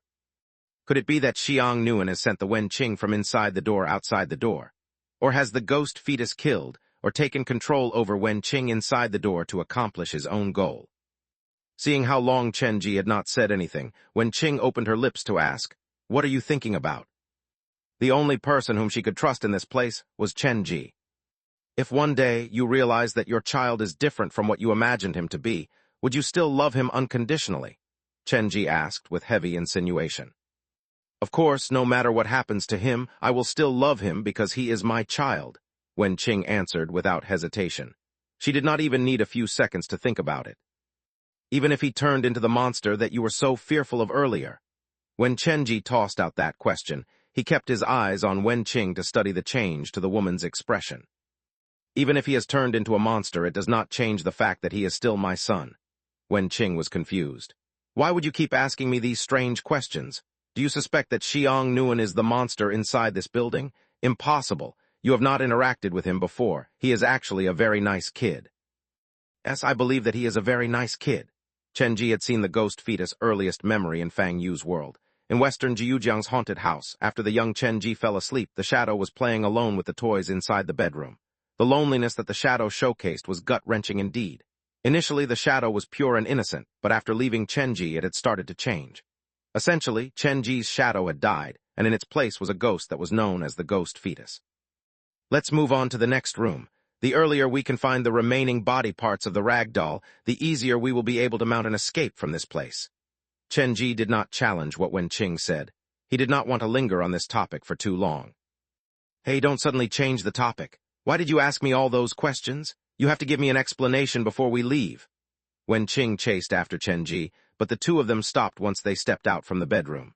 The incense burner pots in the four corners had all been knocked over, the bronze basin was flipped over, and the burnt banknotes fluttered in the air. Someone has been in here. They were following behind us. If you ask me, the chances of that someone being a ghost are much higher. We'd better leave this place as soon as we can. Chenji did not explain further. He walked through the living room and looked out at the corridor. There were more bloody handprints on the walls, a sign that the monster had been crawling up and down the corridor. It was a child's handprints that appeared on the bed earlier, and outside the room there are these bloody handprints. They are markedly different, though, so do they belong to two different ghosts? Are there two children's ghosts inside this building, or is there a child's ghost inhabiting each room? Behind the door, Juhong Apartments was occupied by dead people. They were the original tenant of this world behind the door. How many of them were there in total? Probably only the ghost fetus knew the answer to that question. The bloody handprints wandered around the third floor before they led a trail back to the fourth floor. It was as if the monster was playing hide-and-seek with Chenji. Do we still need to go after it? Zio-san asked with a bitter face. This time he was really afraid. Chenji used his action to answer Zio-san. With his eyes staring at the bloody handprints, Chenji moved toward the fourth floor. On the staircase that led from the third floor to the fourth floor, there were many chopped-up toys and the carcasses of an exorbitant number of bugs. Most of the bugs were indiscernible because their bodies had been cut up too small. The banknotes stuck to the bottom of their shoes, and the air around them felt heavy. There was the sound of something rolling on the ground echoing in their ears. The three finally arrived at the fourth floor. This floor was not that different from the previous floors, but it looked even more abandoned. The calligraphy on the wall was half torn, but the focal points were the bowls of white rice on the ground. The white rice placed outside the doors of the rooms on the fourth floor had been eaten. The chopsticks stuck out at awkward angles, and the rice littered the ground around the bowls. Someone really ate them. The rice inside the bowls is for the ghosts. The sign that they have been eaten proves that this floor probably has the highest amount of ghost. Chenji kept his eyes glued to the bloody handprints. They disappeared into the deepest room at the fourth floor. If anything dangerous happens later, do not panic and run away from me. Staying close to me is the safest option. After giving them the reminder, Chenji walked the room at the end of the fourth floor, room 404. The bowl of white rice placed before this door was almost finished. There were only some bits of moldy white rice left inside the bowl. Holding the door handle before Chenji could apply any force, the door opened on its own. It's not locked. He slowly pulled the door open, but he stopped halfway. There was a child wearing a red dress sitting inside the living room. She was facing away from the door and facing the window. White clothes were wrapped around her body. A red specter? Chenji was very sensitive to the color red. When he saw the glimpse of the red dress, he stopped moving immediately. Before his employees woke up, he had no power to deal with a red specter head-on. What is a red specter? Zio-san tapped Chenji on his shoulder. Why are you so stiff? What's happening? Shush, keep quiet. Chenji stood for a while at the door, and then he realized that he was merely overthinking it. It was not a red specter. It was just a girl wearing a red dress. After entering the room, Chenji looked around. The room was covered in bloody handprints. Once he lifted his head, he saw that the whole ceiling colored in red fingerprints as if the monster would crawl all over the room once night fell. Is it okay for me to stay outside and not enter this place? Zio-san resisted entering this horrifying location. Honestly, Wen-Qing was feeling the same way. For a normal person, this room was indeed a bit too gory for their taste. It is the safest for you to stick with me. Have you forgotten about the ghost inside the closet in room 204? Remember that they are always watching us. The moment we get separated, they will come after us immediately and make us stay here with them forever. Chenji took out Dr. Skullcracker's hammer and slowly approached the girl who was sitting facing away from the front door. He could not sense any living presence from the girl. The girl was not a living person, and she was not a red specter. If one had to describe her, she was more like a piece of art. Walking to the girl's side, Chenji's expression turned severe. He had no idea how to describe this girl. She looked no different from a normal human except that her soul had been sucked out of her body. All that was left of her was an empty shell. The girl's body was fixed to the chair by the bundle of white cloth. Her head lolled back against the chair. Bloody white rice stuck to the corner of her lips. Her eyes were widely open, but there was no spirit at all in her eyes. If anything, they felt like two dark, empty holes. "What's your name?" Chenji tried talking to the girl, but the latter gave her no response. Compared to a normal person, she was more like a doll that was made from a living person. But this doll was much cuter and livelier than the rag doll that was made by the ghost fetus. "Is this child one of the tenants of Jiu Hong Apartments?" Wen-Qing also walked into the room. "Should we untie her? Maybe she can tell us something." "We should search the room for other clues first. We can decide whether to do that after ensuring there is no danger lying around this place." Chenji found nothing on the girl, so he turned to start to search around the room. The room was very dilapidated. The furniture had seen better days. The room was inhospitable. The condition was even worse than room 301 and room 204.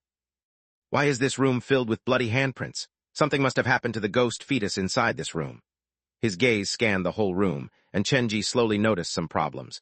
So far of all the rooms they had visited, room 404 was the only room that did not have a sofa. The owner was so poor that there was not much furniture, and what they had was just hand-me-downs, probably purchased from flea markets. Strangely enough, though, while the homeowner appeared to have difficulty keeping their everyday life afloat, there was a disproportionate number of toys in the room. There were so many different kinds, and they came in different variations. There is not even an electric fan in this place, but the owner has splurged so much on these toys. Why is that? As he pushed open the bedroom door, a walking stick that was leaning behind the door was knocked off balance and landed on Chenji's shoe. Picking up the walking stick, Chenji happened to glance at a family photo that was placed on the study table. A man who had only one leg was hugging his own son, and a woman was carefully guarding her son behind her. Next to the man stood a little girl. In the picture, only the girl's face was normal. The faces of the other three had gouges of scratches on them like someone had gone into tearing at them with their fingernails. This is a picture of a family of 4, so why is the face of the girl the only one that is spared? Chenji picked up the picture, and he saw a sentence that was written on the back: "I am your real family." This handwriting is similar to the names that were carved on all of the mud statuettes, so this should have been written by the ghost fetus as well. Putting down the family photo, Chenji opened the desk drawer. To his surprise, the drawer was filled with various pictures. Every picture had dates and uneven handwriting on the back. Chenji arranged them according to chronological order. The first picture was taken about 10 years ago, around the same time the shadow left Chenji. The picture was of the girl alone. She looked very cute, but for some reason she was dressed like a boy. The picture was taken at the front door of the apartment. The sky was darkening. The girl was running into the apartment, dragging a tattered bag that was covered in sand behind her. The second picture was probably taken several days later. The girl was still dressed like a tomboy. She stood next to a pile of garbage and carried a battered rag doll in her hands. In the third picture, the girl was standing outside the door of room 404 with a dissatisfied pout on her face. The rag doll was dumped at the corner of the stairs. The girl's parents were lecturing her. In the fourth picture, the girl was hiding under a tree with the rag doll and some new toys. She had a very big smile on her face. She looked so innocent and carefree, as children should at her age. The picture radiated an energy of innocence and joy. In the fifth picture, the younger brother snatched the toys away from the girl. The mother appeared to be interrogating the girl as she kept nodding. The father with the missing leg held a broom in his hands like he was ready to mete out punishment. They appeared to have suspected the girl to have stolen money from the family and used it to buy new toys. In the sixth picture, the little brother was sitting among the pile of toys, while the girl was facing away from the door. Half of the rag doll's face was peeking out from behind the door. The previous photos were quite normal, if a little sad. However, starting from the seventh photo, everything started to change. Many different kinds of inexplicable wounds appeared on the little brother's body. The parents did not know what to do. In their desperation, they channeled their fury onto the girl. Perhaps in their eyes, it was her fault that she did not look after her younger brother, or perhaps they thought that she was the one who did those horrible things to her younger brother. The following pictures only got crueler and crueler. In the 11th picture, there was a rag doll that was pressing the little brother by his head as it tried to push the young boy out the window. The girl screamed for the rag doll to stop. In the 12th photo, the boy hid behind his parents with tears and complaints. The girl was punished severely. She was forced to stand outside the front door. Behind her, she was holding the rag doll, which was hidden from view. In the 13th photo, the rag doll was dumped at the trash site. It did not look that much different from the other trash around it, but when the heavy rain fell on its face that was sewn together by different human skin, it looked eerily like a child who was silently crying. Chapter 1092, Misery is a Kind of Illness 2 in 1. There are no other pictures in the drawer. This is the last one. Chenji looked at the collage of pictures on the table. The family portrait that was heavily damaged and the picture of the rag doll being abandoned at the trash heap formed a stark contrast. This should be the first time it was abandoned. Chenji was just speculating. The doll was willing to put its trust in others, so that proved, at least at that time, that it had not started down the path of the ghost fetus. It believed that it could really befriend the girl. Perhaps, even at a certain moment, the girl had treated it as her friend, but reality had delivered the doll a heavy slam. The girl's family were probably all murdered by the doll, and the girl herself became the rag doll's own doll. Chenji closed the drawer and returned to the living room. The girl was leaning against the chair. She did not appear like she could stand on her own. If not for the white cloth that bound her, she probably would have had trouble sitting up on her own. "Can you hear my voice? If you can, please blink or at least nod." Chenji helped remove the white cloth from the girl's body. Throughout the whole process, the girl did not resist or give any response. She allowed Chenji to handle her freely like a toy that did not have her own consciousness. When all the white cloth had been removed, the girl's body tipped to the side. When Chenji reached out to catch her from falling, several bloody pictures fell out from her body. These pictures were different from the ones that Chenji had found earlier in the bedroom drawer. The pictures that were all taken at midnight, and the backdrop was one of blood. The main focus of the pictures were the girl's family members and the horrifying ways that they had died. In a way, they were a macabre collage of a tragedy that befell a family. "These are the pictures of its revenge?" Chenji studied the pictures closely, and he noticed something very strange. In the bloody pictures, other than the girl's family and the rag doll, there was another person that had not shown up before.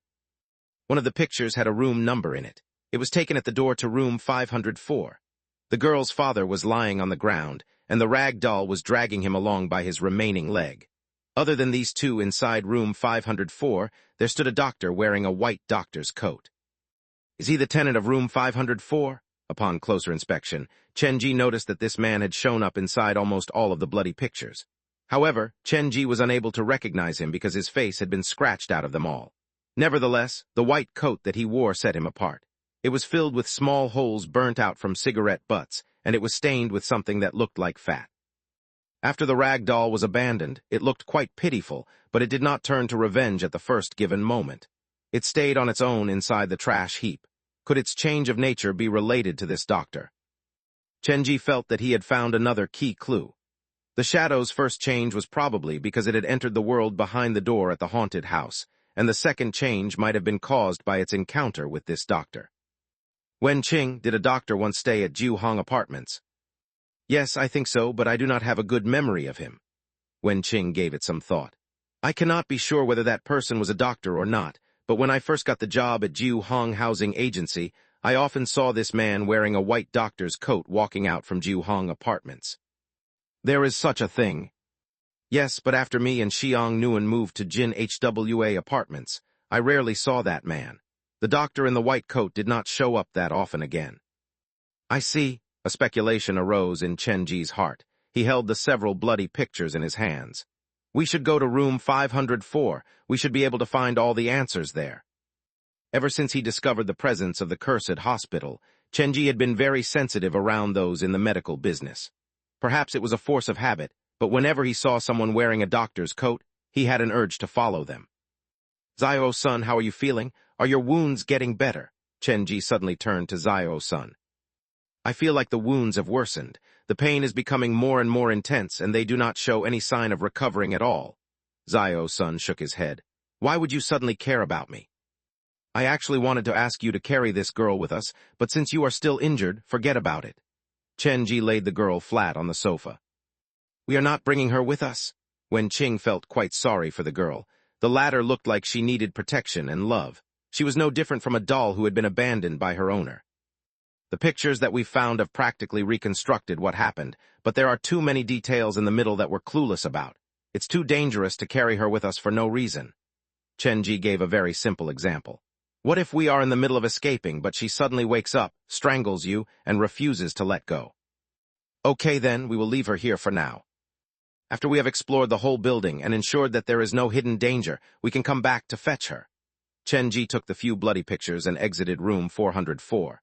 When he stepped out of the front door, he noticed the bloody handprints in the corridor had increased.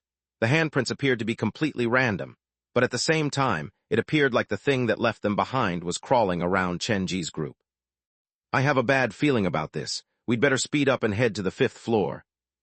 More broken toys appeared out of nowhere. No matter how lightly they tried to move, the toys would squeak and make noise when they were stepped on. These strange noises appeared particularly harrowing in the eerily quiet corridor. With Chenji leading the way, the group did not stop until they reached the 5th floor. The stench in the air thickened significantly. This floor had an obvious difference compared to the previous floors. The walls were filled with bloody handprints of varying sizes, and scratch marks as well as random doodles could be seen everywhere. The doodles appeared like they were the handiwork of a child. They had very simple lines, but the content was extremely scary. This kind of contrast between innocence and horror left a scarring impact on the adults. Other than that, Chenji noticed something that was quite out of the ordinary. The walls of the 5th floor corridor had the calligraphy of the character Joy as well. However, unlike the previous floors, the characters were not inverted on this floor. It is customary during Chinese New Year to have inverted calligraphy of the Chinese character for joy because, in Chinese, it sounds like an invitation for joy. The few floors below us all have inverted calligraphy, but the calligraphy on this 5th floor is not inverted. Is it a way of telling others that joy has already arrived at this floor? After seeing so many inverted joys, the sudden sight of the whole wall of upright joy stunned Zio-san quite a bit. They were something that he needed to get adjusted to. Chenji ignored him and walked directly to the door of room 504. The bloody handprints of different sizes in the corridor all congregated around this place. Chenji used his finger to trail along some of the handprints. He noticed that all the handprints crawled out from this room, and then they would crawl back into this room. The secret of this whole building should be inside room 504. Chenji stopped outside the door. He glanced at the half-open door and his eyes scanned the door number. Zio-san and Wen-ching walked over to join him. The three of them stood together, and they were as ready as they could be. Raising his arm, Chenji reached out to grab the door handle. Before he could push, however, the door was suddenly pulled open slightly from inside. Something reached out to grab at Chenji's wrist. Wen-ching gasped in shock, and Zio-san retreated out of the fear. Even Chenji was jolted back by surprise. However, the man recovered and reacted as fast as he could. Just as he was about to turn around to grab at the door, a ball of cloth was shoved through the gap. You all saw it, right? The door opened on its own. Zio-san pointed at the door. Do we still need to enter it? Zio-san and Wen-ching stood behind Chenji, and they stayed far away from the door. Chenji inspected the spot of his wrist that had been grabbed earlier. He had lost complete sense of that part of his limb. It felt ice-cold like it had turned into a block of ice. We're already here. Of course we are not going to stop here. We are going in to take a look. Chenji knelt down to pick up the ball of cloth that had fallen through the gap. It was a bolt of fabric that was rumpled together. It had a bloody message written on it, "Do not come in." The monster seems to be reminding us not to come in. Is it doing that on purpose? Zio-san looked at the message on the cloth. Then we'd better go. Even the ghost inside the building is warning us. Isn't it a bit rude for us to stay and not listen to them? Wait a minute. When she saw the handwriting on the cloth, Wen-ching became quite agitated. Do not move yet. The handwriting on this cloth looks similar to Xiang Nuan's handwriting. Wen-ching grabbed the cloth to study it closer. After some time, she said with confidence, Xiang Nuan is still learning his letters and he always miswrites come as comb. Yes, this is written by him. Holding the cloth tightly, Wen Qing's eyes were reddening from emotion. Xiang Nuan is inside this room. He is behind this door. We have to go get him. Please calm down. Chenji tried to make Wen Qing calm down, but the floodgates had already opened, and Chenji was unable to do anything to stop her. This whole building is filled with bloody handprints, so the ghost who left them behind will have blood on their hands. But the hand that reached out from inside the door earlier was invisible. Other than the intense chill, there was no stain of even one drop of blood on its hands. Therefore, that is proof that this person is different from all the other ghosts inside this building. That is because it is not a ghost but Xiang Nuan. Wen Qing was desperate to get the door open, but she was held back by Chen Ji. Have you really thought this through? It might not be Xiang Nuan behind the door, but something else. Chen Ji wished to clarify himself. When they saw the white handprints on the bedsheet inside room 301, Chen Ji had felt curious about its appearance. Why was the ghost that particular about Wen Qing and only targeted her? If the source of the white handprints was Xiang Nuan, then perhaps it meant that Xiang Nuan had been following Wen Qing, but no one was able to see him. Only when Wen Qing was very close to him would they be able to sense his presence. I am ready. No matter what, I have to open this door and enter this place to take a look. Wen Qing was determined. No matter what Chen Ji said, his words fell on deaf ears. You want to enter this room to find him, but he has already given you the hint that forbids you from entering this room. Chen Ji sighed heavily. Oh well, the two of you had better stay close behind me. If there is any danger, we will retreat from the room as fast as we can. There shall be no hesitation. Chen Ji grabbed the doorknob and slowly pushed the door of room 504 open. The door shook, and a horrible stench hit him in the face. Looks like a part of the rag doll is hidden inside this room. Once the door opened, Wen Qing took out her phone and shone the flashlight into the living room. When she saw what was inside the room, the expression on her face froze. The small room was occupied by bloody handprints, but other than the children's handprints, many faces of children were printed on the walls. All the faces were painted red. They did not have any expression, and they all looked different from each other. How come it feels like every face is a representation of a living child? It feels like they are going to open their eyes at any moment. Zio-sun walked at the back of the group, and he sucked in a cold breath. Xiang Nuan, Wen Qing started to scream inside the room. Can you two be quiet for a moment? Chenji pulled on the strap of his backpack, and his hands gripped the handle of Dr. Skullcracker's hammer tightly. His nerves were tense. He was on high alert. There were many tables and chairs placed inside room 504. If not for the bloody faces and handprints, this place could easily be mistaken for a tuition center.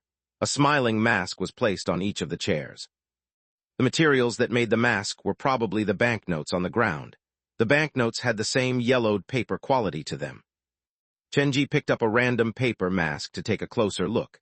This smiling mask that was cut out from paper money had a great contrast to the faces of the children on the wall. One was forever smiling, while the other was bound in extreme despair. Chenji looked around before he found a stack of document files inside the drawer of the television cupboard. The document files were numbered, and they appeared to be from more than a few decades ago. When he found the first file, Chenji stood inside the living room and opened it. The stench inside the room thickened. Chenji dumped the content of the file on the coffee table.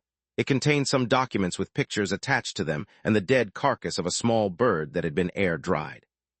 A patient's list. Chenji read the files, and it was a doctor's records. It had no name. I found it among a heap of trash, so I shall call it trash for now. Trash desires to have a life like a normal human being. It is chasing something that even it cannot clearly explain itself. Based on its description, I personally believe it is looking for the feeling of bliss. Trash wishes to obtain bliss, but it does not understand what bliss is. To cure its illness, I will have to first teach it what the meaning of bliss is. Trash does not understand any conversation or words that involve human emotions. I will have to use a different method to teach it. The lack of bliss or misery is a kind of disease. Misery is like a cut that was left on one's heart. All the happiness will leak out from this opening, and bliss is the bandage that will close up this wound. Using my perspective to explain bliss, Trash was able to understand the concept very quickly. It started to find wounds on other people's bodies. It really is a good kid. When it first understood bliss, the first thing it wanted to do was not to create misery, but to go in search of bliss. It looked for a long time, but it failed to find bliss. To help it understand the concept further, I persuaded it to create misery, and from the contrast, try to observe what bliss actually is. Trash chose a bird. Under my tutelage, it broke off the bird's wing. The blood splattered all over the bird's feathers. The bird was wailing in despair. That is the sound of misery. Under the watchful care of Trash, the bird's wound slowly recovered, but it had lost the ability to fly in the sky. I told Trash that was the price of bliss. To obtain bliss, one has to give up something. It is a very fair exchange. That was where the first file ended. Then Chen-Ji opened the second file. Other than the written documents, there was an eyeball that was encased inside a ball of glue. Trash is the most perfect patient I have ever encountered. It is so perfect that I do not wish to share my findings with other doctors. I will keep it here with me for now. I will not bring it back to the work. I will conduct the treatment with Trash at the comfort of my own home. Trash is very clever. He has created a beautiful body for himself. He used the materials that he had taken from those with misery around them. Even if I use all the vocabulary within my knowledge, I am unable to describe its beauty. Trash has the same eye for beauty as I do. I did not teach him that. He picked it up on his own. Now that he possesses a beautiful body, Trash can go and do more things, and I can conduct more intense treatment on him. Chapter 1093, Patient 4-2-1. Trash wanted to become a human. Everything it did was to achieve this goal. Thus, from this action, we can surmise that it is not a human being. Then that begets the question, what is it? As Trash's doctor, I have been puzzled by this question for a very long time. I wish to understand Trash's origin. How did Trash come to be? Using the excuse to help it find bliss as a front, I asked it many questions, but I knew that it did not answer most of my questions honestly. It was hard to imagine that a monster who did not know what bliss was would know how to lie and cheat. Looks like these things are innately imprinted within every living creature. Nothing is an exception, no matter how unique it is. Trash is very clever, so incredibly clever that it worries me. Its ability to think and formulate thought improve by the days. I'm worried that one day he will start to suspect me and single-handedly decide to refuse my treatment on his own volition. The first conflict that I had with Trash came far earlier than I expected. Trash was once abandoned by the girl from room 301. I thought it would have nothing but hatred for that girl, but I was surprised that the monster did not even understand the feeling of hatred. It had no idea what feeling that was. I trapped Trash and the girl, whom I'd tied up, inside the same room. I even prepared so many tools that were meant for its revenge for it inside the room. But when I opened the door again, all it had done was remove the rope from around the girl and untie her. Trash is seriously ill, but it is still not the patient that I need. There is no separation of good and evil in his heart, or rather, this monster does not have a heart. I passed the knife over to Trash and told him what to do to make the girl forever its possession. I taught Trash the method that I once used myself, but it did not appear like it was too keen on following my example. It started to have its own thoughts. This is incredibly different from its performance during our previous session. It planned to grow a flower that did not belong on this world on the bed of thoughts that I had prepared for him. For the sake of the experiment, I wish to do a test. If I kill the little girl, will it hate me enough to want to kill me? What kind of method will it use to kill me? Will its eyes, when it kills me, be filled with pain and despair? Just the thought of it excites me. Nothing's going according to plan, but is that not part of the fun? I am getting more and more curious. When he finished reading the third file, Chen-Ji had already labeled this doctor a mad person. Better be careful. Be sure to close up your mind and have a firm belief in your principles when you read these files. They will try to pull you down to their same level and thus slowly cut through your internal defense line. I do not care about these files. All I want to do is to leave now. Is there anything related to Xiang Nuan in those files? Is there any information about him? Seeing Xiao Sun and Wen Qing's reactions, Chen-Ji sighed in relief. These two could not care less about what was written inside the files. For them, the truth was not that important. Instead, the most important thing was surviving with their lives and family by their side. Putting away the third file, Chen-Ji opened the last file. The surface of this file was soaked in blood. The fourth document file was the thinnest. It only had a few sheets of paper, but every sheet had a bloody handprint on it. The handprint matched the ones in the room perfectly. Trash wanted to become a human, but it did not understand what constitutes a human being. Using dead bodies and living humans as examples, I taught it many different things from many different perspectives. I told him about the difference between other living humans, dead bodies, and animals. I explained to him what bliss is, what emotions are, what warmth is, and what love is. Trash had grown. From a moment in time that I could not pinpoint, I was unable to read its thoughts anymore. The pair of eyes that it dug out from another person's face were muddled and filled stench-inducing blood vessels. I could no longer see through them and access what their owner was thinking. Trash was different from all of my other patients. It is real, but it had no body to call its own. What it had instead was an amalgamation of sorts that it had built from many different parts. I was unable to reach into its heart as I normally would to study my patients. Eventually, I even had trouble telling at what stage his illness had advanced to. For a doctor to be unable to read their own patient, that is both very interesting and dangerous. I was unable to predict its next move, and I had no idea when I would be killed. Trash would always mysteriously appear behind me. I could sense its eyes on the back of my heart and the area around my neck and throat. Did it really wish to kill me, or was it also trying to help me cure the illness that I personally have, misery? We imprisoned the girl for a few days. In the end, Trash did not kill her, but the girl was no longer herself. Trash eventually found a compromise. It listened to my advice, but at the same time it had retained its own uniqueness. It was the first time it had owned something of its own. Yes, it should be a thing, even though Trash had seen this thing as its friend, but for me, it was just an object that had lost its soul. More and more blood soaked the records. The paper was getting more wrinkled. The handprints on the sheet of paper overlapped each other like many ghosts had seen this last document before. I desperately wished to know what it would feel like to be killed by Trash, but with just the thought that I would lose such a perfect patient after I died, it felt like something had gone missing from my heart. I have lived for a year behind the door. It felt very uncomfortable to return to the world outside the door. It was not until I met Trash that I suddenly understood the meaning of my existence. Yes, compared to me, Trash met the requirement of the hospital much better. If I sent it over there, all the doctors would be so overjoyed and excited. I really did not wish to share Trash with the others, but unfortunately I was afraid I would not survive until the moment Trash received the treatment that it desperately needed. I shared my discovery and findings concerning Trash to my teacher. When it heard my story, it personally came to Jiu Hong Apartments. After it assessed Trash, it gave Trash a very unique patient number, patient 4. When I saw this number, I knew that my days were numbered. All of the patients at the hospital were arranged according to their number depending on the severity of their illness. The more unique the patient, the further ahead their number would be. Other than patient 1, which I have not seen before, patient 2 is left on the other side of the door, and patient 3 is hidden in Jiujiang. These 3 are beyond the realm of my comprehension. They are existences that I cannot completely understand. I really did not expect mere Trash to become patient 4. Can it suffer the weight that will be brought by this number? Normal doctors are unable to interact with the 10 first patients. They are instead handed over to their respective teacher and doctor. Regarding the others that know about their presence, they are either sent to the other side of the door or disappear silently and mysteriously. I belong to the later camp. After all, I have instilled my own thoughts into the material that my teacher has considered to be incredibly important. Before I disappear, there is one last thing that I need to do, and that is to hide these records at a place that only me and Trash know about. I have no idea why I would do such a thing. Perhaps human beings are all selfish creatures, especially people like me. The last document ended right there. On first glance, it might appear to be the ravings of a mad doctor, but it actually contained a wealth of information. This crazy doctor was not the scariest entity. He had a teacher, and according to his statement, the hospital that he came from had many scary doctors that were just like him.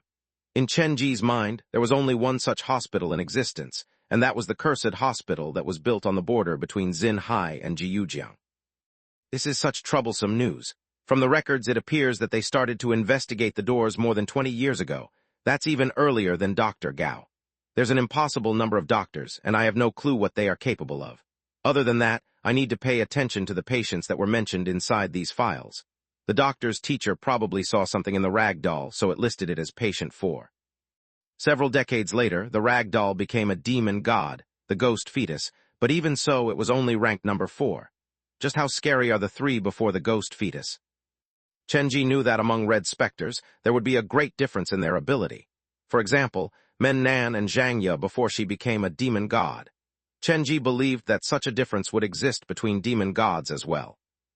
Looks like I will have to reassess the overall ability of that hospital.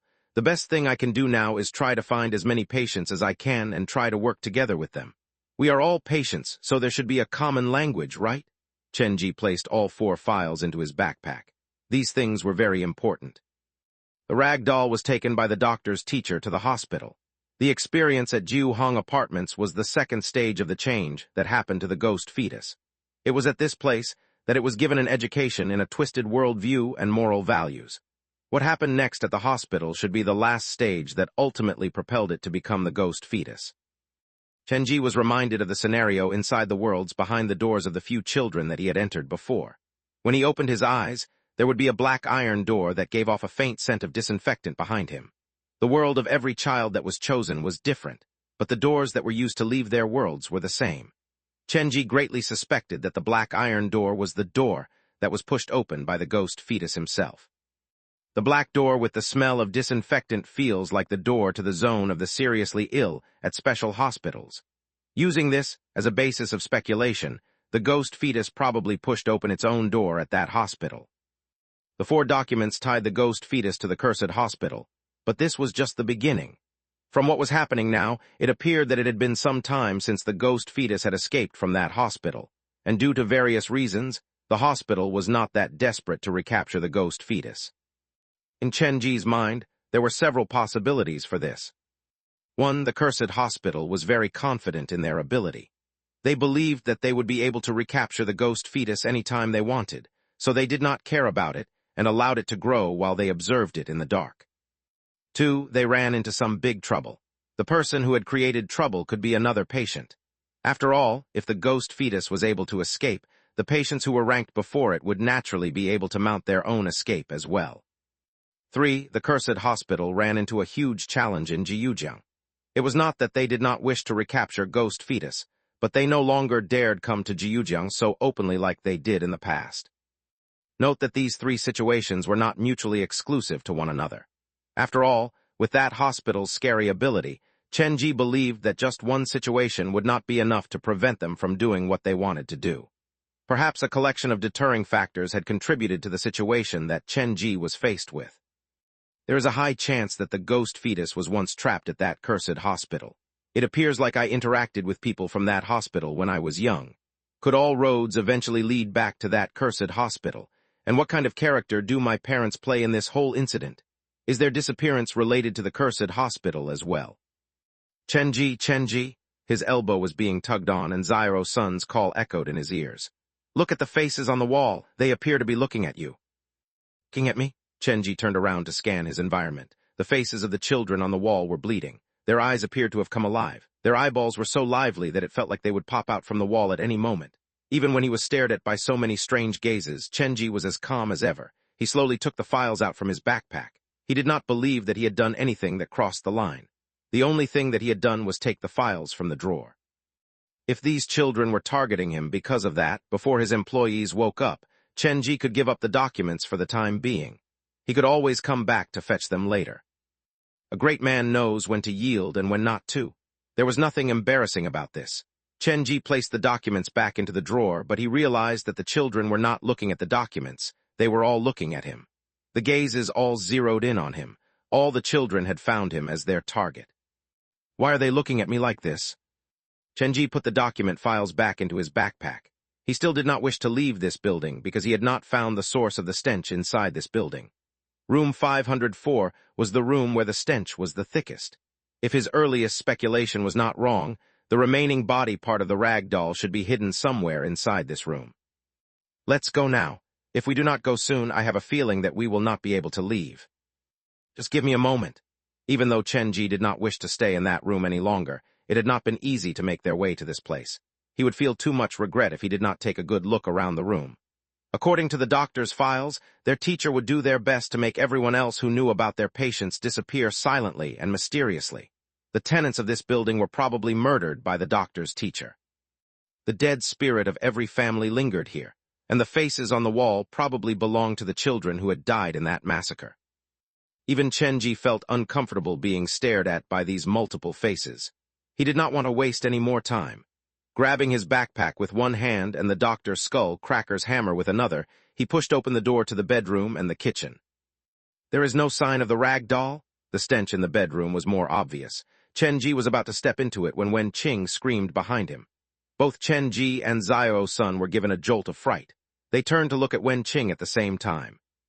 The color drained from the face of Wen Qing, who was walking at the back of the group. She touched a part of her hand. Someone just dragged me back earlier. It felt like they wanted me to leave this place as soon as possible. They are trying to warn you. Looks like this place is indeed very dangerous. It is unwise to stay here for too long. Chen-ji picked up speed. This place was different from Jin HWA apartments. He did not have enough time to give the place a thorough search. He could only search as fast as possible. He could have missed some vital clues, but that was something that could not be helped at this moment. The place was simply too dangerous for his group to stay for long. The thing that radiated the heaviest haze of the horrible smell was the bed. Chen-ji lifted the cover of the bed and saw that there was a moldy jacket placed under the cover. He used the handle of the Dr. Skull Cracker's hammer to pick up the jacket. A broken leg sewn from tattered fabric fell out from the folds of the jacket. The horrible stench crawled into his nostril. The whole building started to shake like there was an earthquake. Their surroundings started to turn for the worse. The human faces that were painted on the wall appeared to come alive in that moment. The rag doll's left leg was hidden inside Jiu Hong Apartments Block 1. Chen-ji held his hand over his mouth and nose. Without any hesitation, he retreated. We need to leave this building as soon as possible, and then we will decide what to do next. Chapter 1094, Where is my cat? 2 in 1. The horrible smell in the building originated from that severed leg. Chen-ji did not quite understand why the rag doll's body would give off such a pungent smell, and it appeared like he was the only one among them who was able to smell it. After the leg was discovered, a startling change started to happen inside the building. The faces of the children on the wall came to life. Their eyeballs slowly bulged out from the wall as they moved to follow Chen-ji. The scenario was scary to say the least. Brother, what have you done? How come it feels like all the painted faces have come alive? Zio's son followed close behind Chen-ji. His eyes were overflowing with fear and terror. Now is not the time to explain. We need to leave this building as soon as possible. Chen-ji blazed a path forward with Dr. Skull Cracker's hammer. He had just run out of room 504 when he heard children's giggling coming from the room behind him. Turning back to look, Chen-ji's hair instantly stood on end. That was because he saw the rag doll's severed leg had stood up on its own on the bed. The bloody handprints on the wall became wet with the sound of dripping echoing through the room as droplets of blood dripped down from the ceiling and dyed the whole room red. Hee-hee, cute laughter came from above them. The eyeballs that bulged out from the ceiling kept turning. Blood was now flowing freely. 5 fingers that were painted in blood splattered all over the walls. A disfigured child slowly crawled out from the bloody painting. Blood was still lingering on his body. His face was demented and twisted. His thin lips were torn open on both sides, and his venomous gaze stared fixatedly at Chen-ji's neck. With cold sweat breaking out on his forehead, Chen-ji soon realized that things were only getting worse. More and more children appeared in the room, and they were all staring at Chen-ji. We need to go, now! Chen-ji charged ahead. With him leading the way, Zio's son and Wen-ching followed close behind him. The floor underneath them was shaking, and many strange noises were coming from all sides of the building. The sound of marbles bouncing against each other came from the ceiling. The consistent tapping of footsteps echoed in the corridor, and more bloody handprints appeared on the windows that they rushed by. Chen-ji, the words on the note were written by Xiang Nguyen. That proves that Xiang Nguyen was inside that room. Is it okay for us to escape now and leave him alone back there? Wen-ching was unable to be sure of her own safety, but even at that moment the person that she cared about the most was Xiang Nguyen. Perhaps that was what motherhood was like. Do not worry about him. If I am not wrong, the boy probably left this place a long time ago. Chen-ji was being very rational. Do you still remember the tug that you experienced earlier? That was him warning you to leave this place. As long as you are not in danger, he will not do anything stupid for the sake of saving you. Do you understand that? Wen-ching nodded. In those circumstances, the best and most logical solution was to escape as fast as they could. As long as they were still alive, they always had a second chance. Xiang Nguyen, without stopping. When Wen-ching was about to leave the 5th floor, she could not resist the urge to turn back to look. Many disfigured children crawled out from room 504. They were all missing something from their bodies. It looked as if a part of their bodies had been forcibly taken away from them. Some had their skin removed, and others had their facial features taken away. These children crawled on the walls, corridor, and ceiling as well as over each other like they were crazy. However, they seemed to have locked onto Chen-ji and were rapidly closing in on him.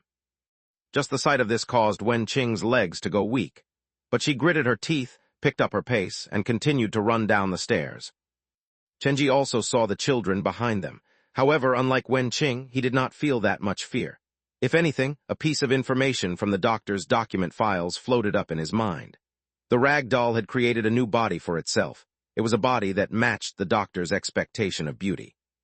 At the time, Chen-ji did not give the sentence much thought.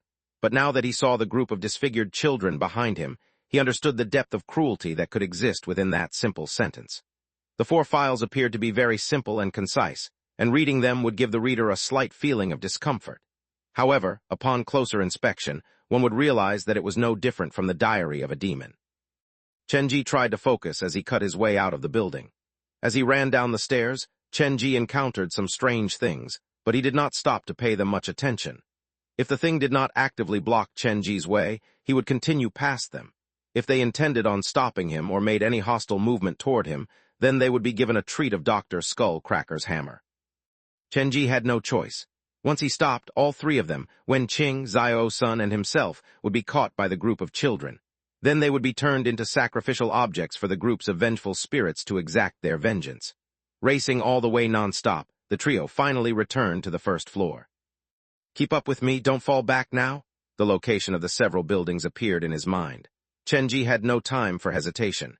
He ran out of Jiuhong Apartments Block 1 immediately. After leaving the building, he instantly slowed down. Grab hold of my shoulders, quick.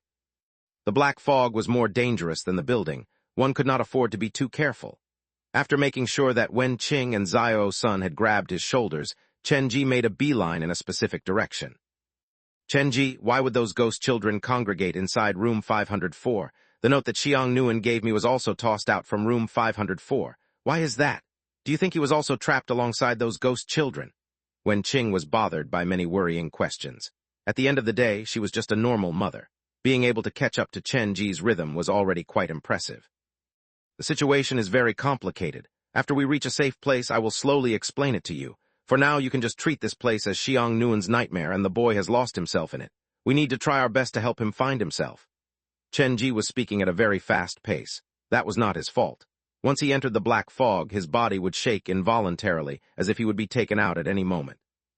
His body was alert with the sense of danger that was so close to them. Just as Chenji finished, before Wenqing could say anything, the 3 of them heard a giant boom at the same time. One of the buildings in the black fog was trembling, and the giant sound came from inside that building. Someone else has found the part of the rag doll's body. Chenji narrowed his eyes. That should be the doing of the monsters from the cursed hospital.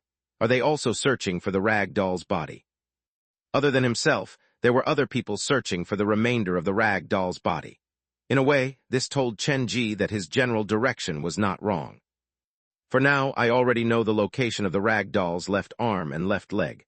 Once my employees wake up, I will come back to these places immediately to snatch these things.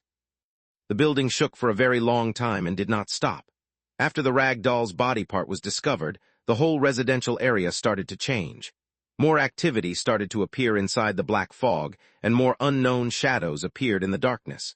They stuck to the building like they were trying to enter them. Every building should have a part of the rag doll's body inside. It's using its former body to ensure that this residential area is not swallowed up by the black fog. At this point, confusion appeared in his mind. I have been inside so many doors before, but how come this door is so distinct from everyone else's? It is not only isolated from the Red City, but it is also swallowed amid a sea of black fog. A possibility crossed his mind, and it caused Chenji to frown. Could this be the real world behind the door? The worlds that I have visited before were all very close and thus in reliance of the Red City. In other words, the door pushers pushed open their blood door at the fringe of the Blood City, and their scenarios were extremely close to the Red City, like the School of the Afterlife. And some of them were enveloped right inside the Red City, like Dr. Gao's underground morgue. He assimilated the whole scenario and carried all the sin on his back.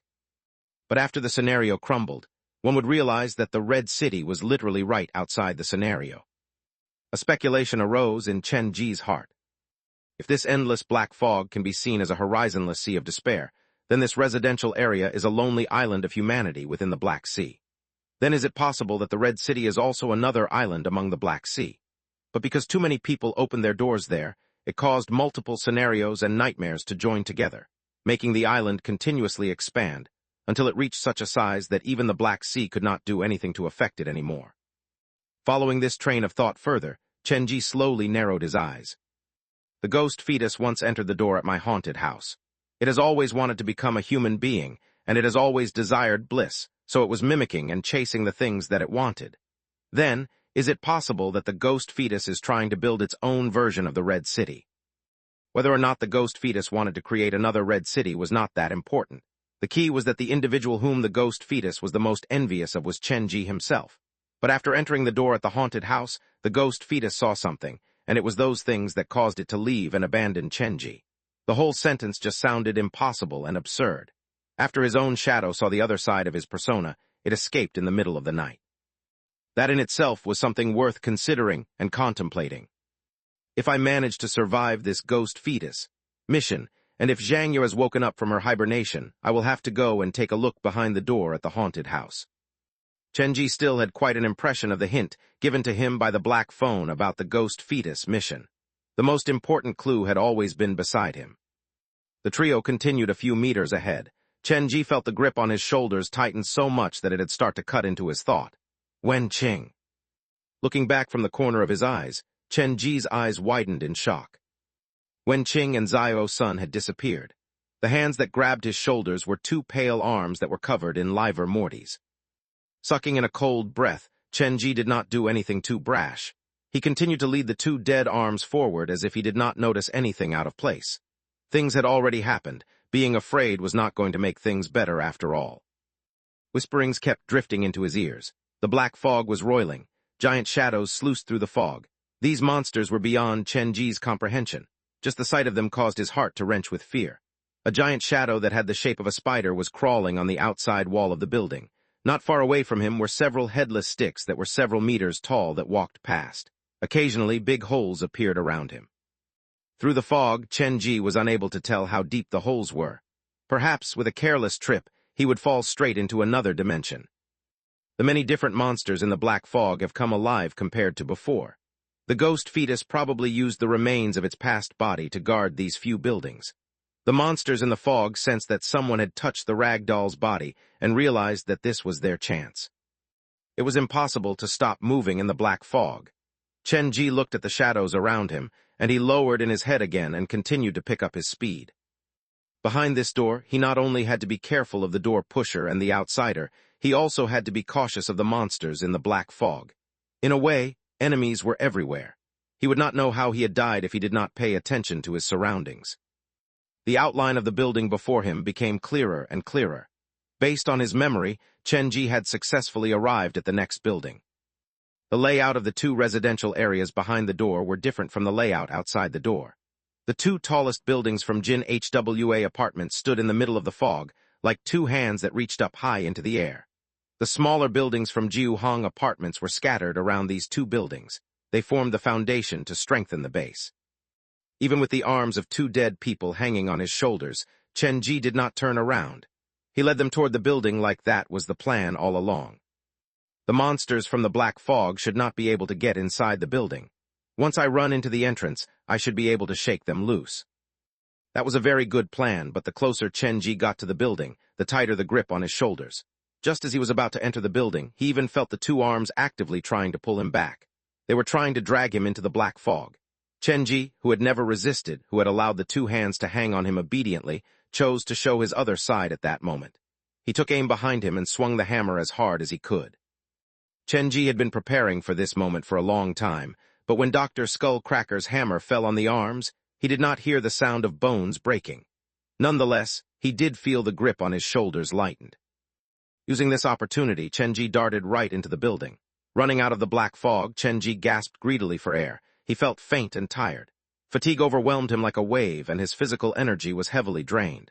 With his back against the wall, Chen-ji used his yin-yang vision to study his own body. The black fog stuck to his body. Some of it dissipated immediately once he stepped through the entrance, but a part of it appeared to have crawled right into his body. Chen-ji, a familiar voice rang out. Chen-ji lifted his head in shock. He noticed two human figures running toward him through the black fog outside the building. Holding the hammer, Chen-ji stared at the black fog before he eventually sighed in relief. Wen Qing dragged Xiao Sun as they ran into the building. They appeared to have been following Chen-ji all along. What happened to you? You suddenly picked up your speed and did not tell us about it. We almost lost you in the fog. Xiao Sun looked very much worse for wear. His whole body was covered in scratches made from nails. He looked like a doll that had been cut. Chen-ji, did you encounter something bad? Wen Qing, in comparison, looked much better. Her body was unscathed. The only difference was that she looked rather pale in the face. With the two of them standing together, it gave off an impression that there was a mysterious force protecting Wen Qing. I saw two hands of the dead hanging on my shoulders, and they wanted to drag me into the black fog. Chen Ji made use of this downtime to recover as much energy as he could. If possible, he did not want to speak to conserve energy. This black fog appears to have the ability to twist one's memory and then use a very scary method to show them back to the person. Wen Qing hesitated for a moment. The invisible hand returned. Originally, I was heading your way, but as the distance between us grew, it was that invisible hand that patted me at the crucial moment to point me in the right direction. That's the only reason, Xiao-san, and I did not get lost in the black fog. When we were at Jin HWA Apartments Block A, the hands never appeared. Does he only appear when Wen Qing is in danger? Is he really Xiang Nuan? Chen Ji looked around and asked in a whisper, Wen Qing, can you feel his presence now? Yes, if I am not mistaken. I felt his presence since the first time you entered the black fog. Since the first time I entered the black fog. Yes, it was on the rooftop of Jin HWA Apartments. After you came back from the black fog, I felt like he was accompanying me, Wen Qing explained. Could it be because of this thing? Chen Ji took out the headless statuette that had Xiang Nuan's name on it from his pocket. This was something that I picked up from the rooftop. It should be related to Xiang Nuan. Perhaps, Wen Qing could not tell for sure. Other than this mud statuette, I also found this in the black fog. Wait a minute. Chen Ji looked around and then pulled his backpack open. What the F asterisk CK? Where is my cat? Chapter 1095, Memory of the Hospital 2 in 1. This world behind the door had given him a lot of pressure, and it demanded his full attention.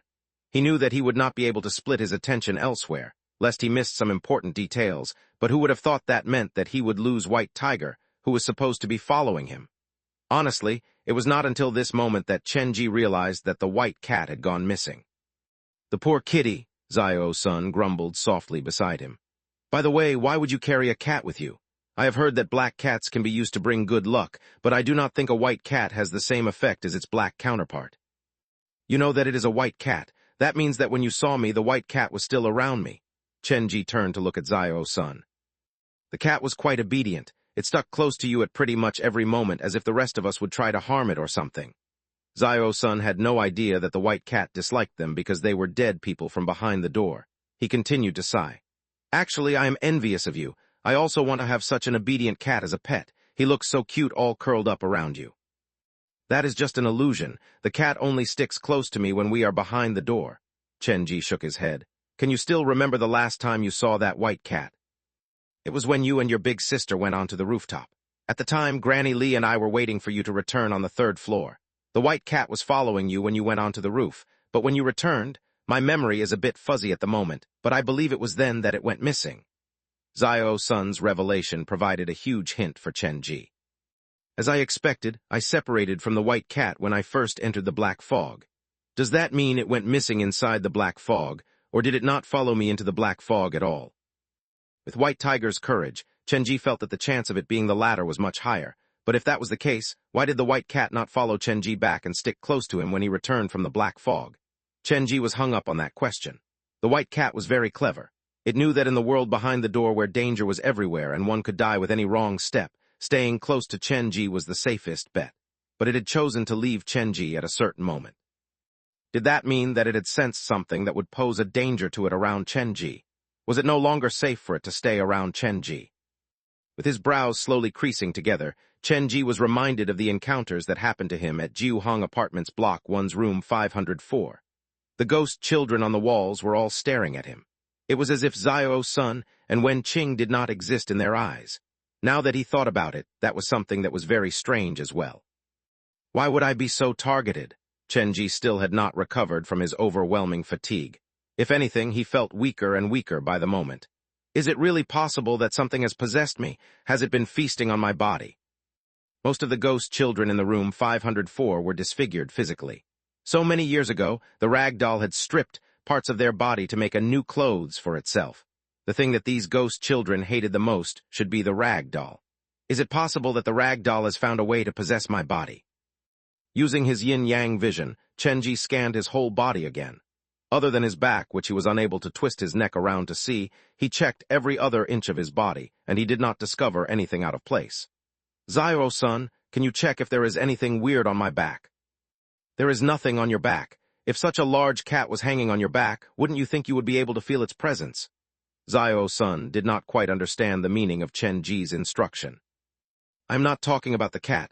There might be something else possessing my body. In any case, if we run across any mirrors later, please remind me. Chen-ji dragged Dr. Skullcracker's hammer along the ground. The ghastly-looking hammer felt like it had increased in weight. It drained Chen-ji to drag it along. Okay, Zio-san pouted. Seeing how nervous you were, and I thought you were worried about that cat of yours. It should still be hiding at Jin HWA Apartments Block A. It has probably found a safe corner to hide. In terms of the ability to protect itself, I still have quite the confidence in it.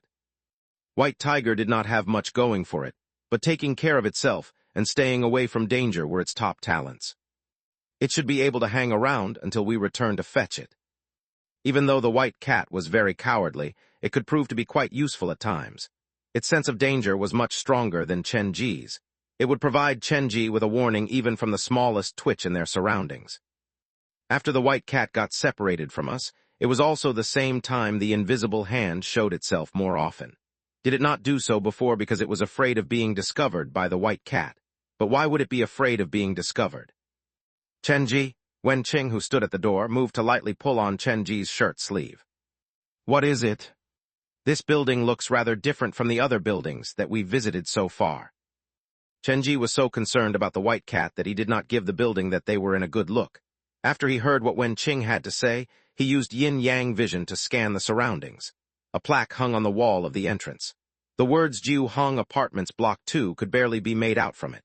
For some reason, the words had been carved out from the plaque using some kind of blade. After entering the corridor, the difference between this building and Block 1 became more obvious. The walls were painted with a layer of incredibly white paint. A strange smell lingered in the air. Yellowed white paper was scattered on the ground. Jin HWA Apartments Block A was made from Xiang Nguyen's memory, and Jiu Hong Apartments Block 1 was the ghost fetus, first memory. So, whose memory is this building modeled after?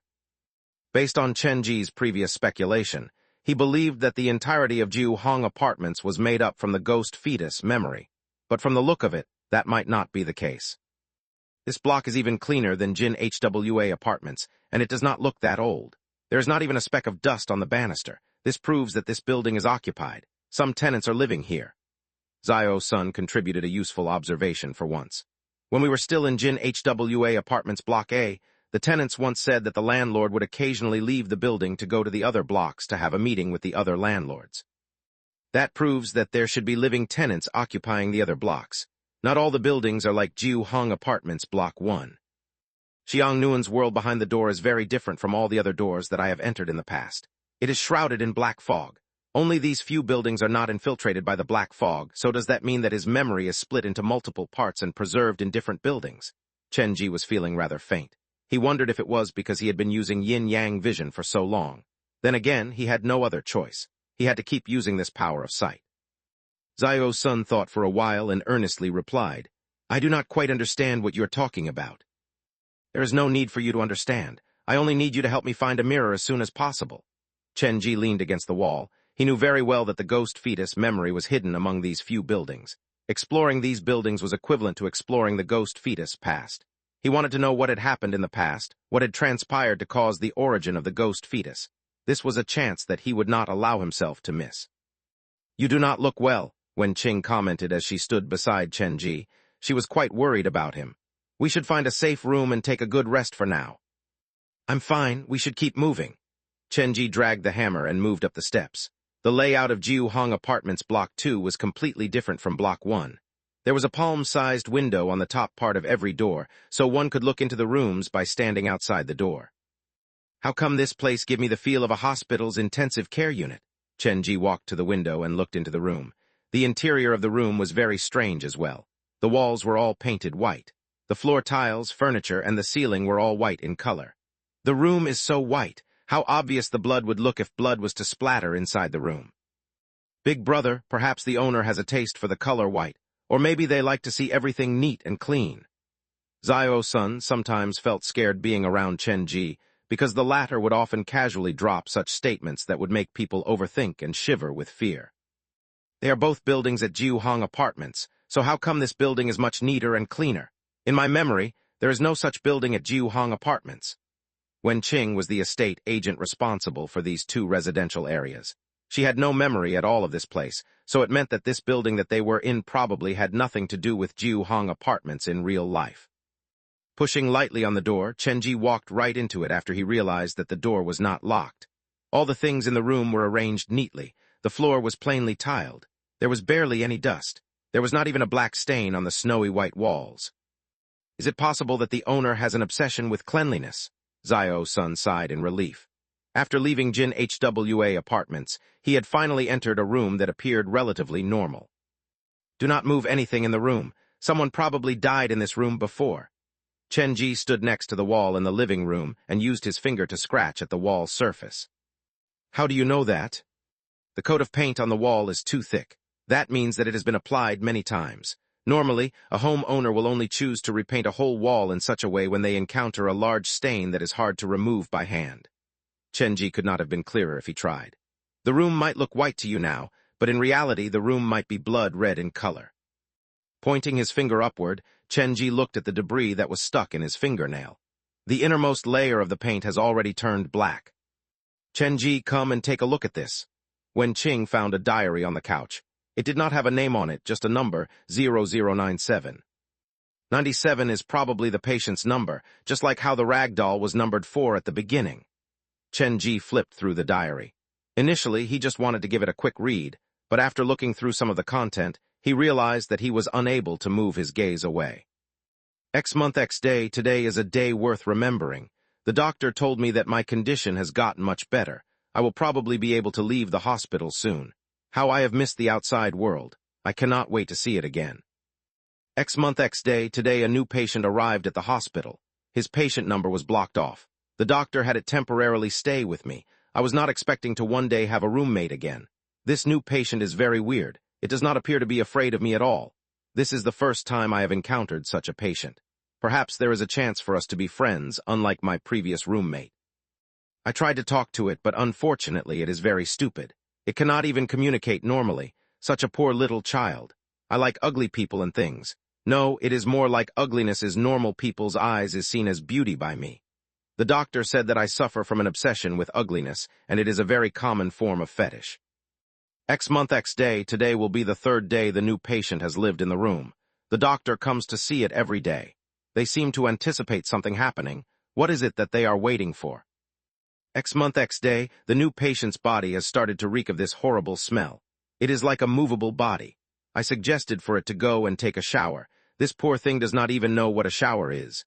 It does not know that one needs to take off the clothes before taking a shower.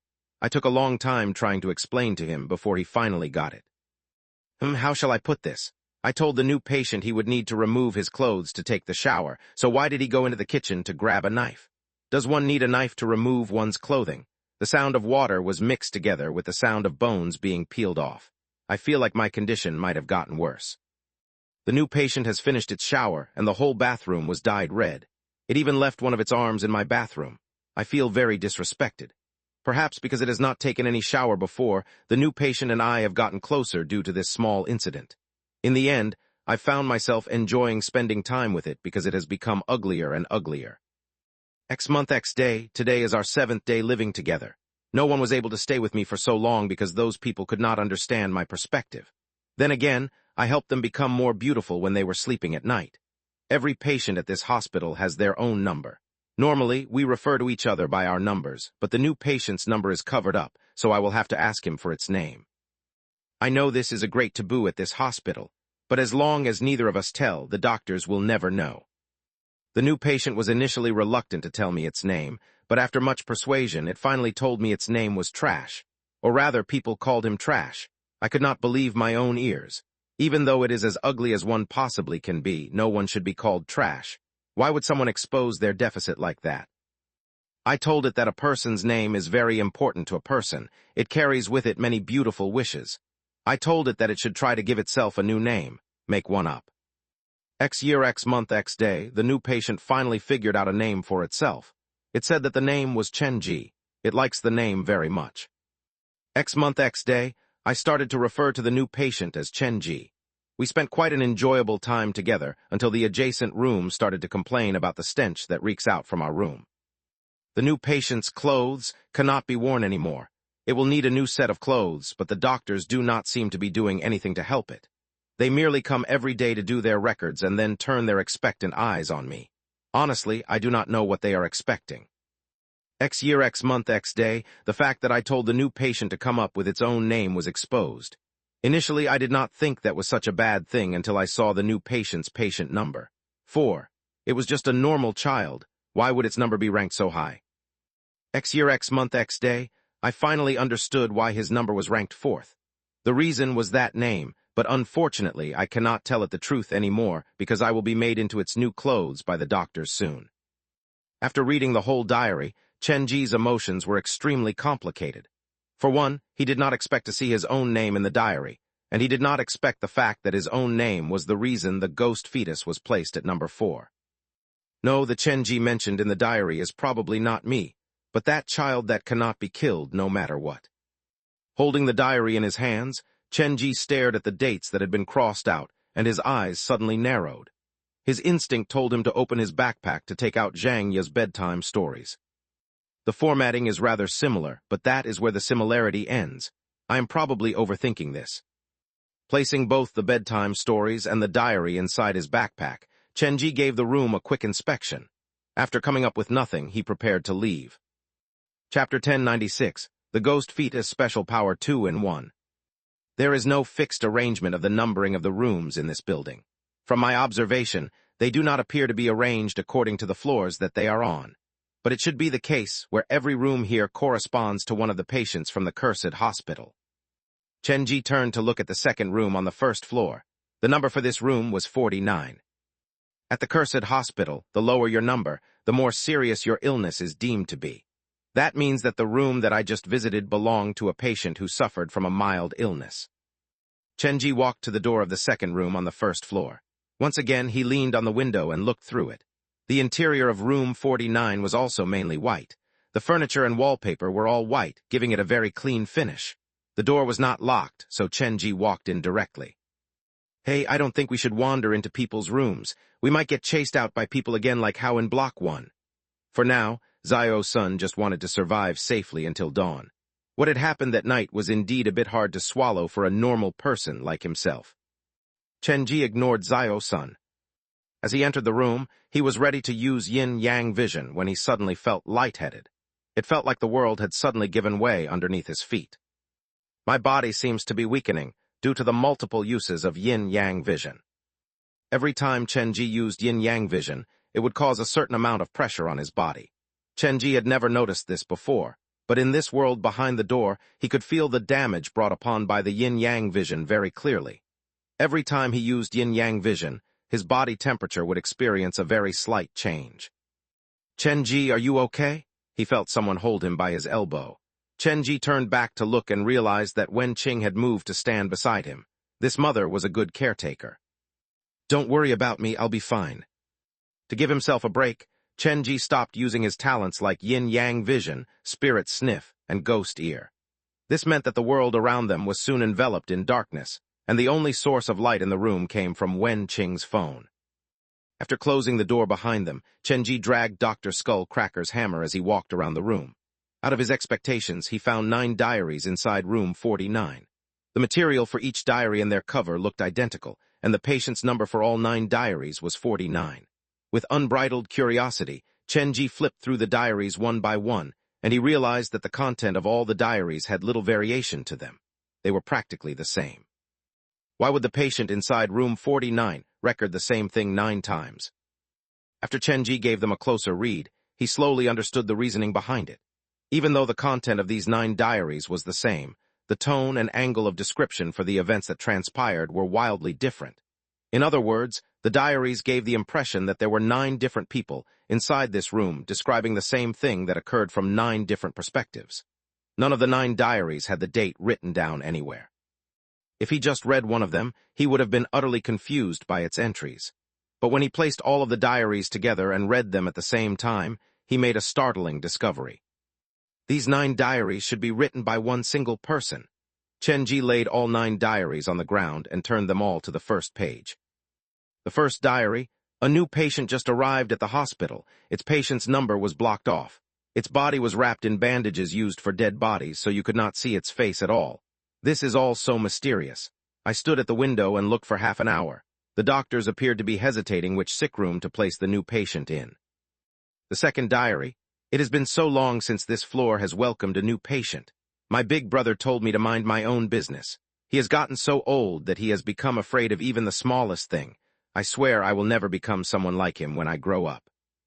The third diary: there are practically no empty rooms from room 1 to room 50. Which room do you think they will deposit the new patient in?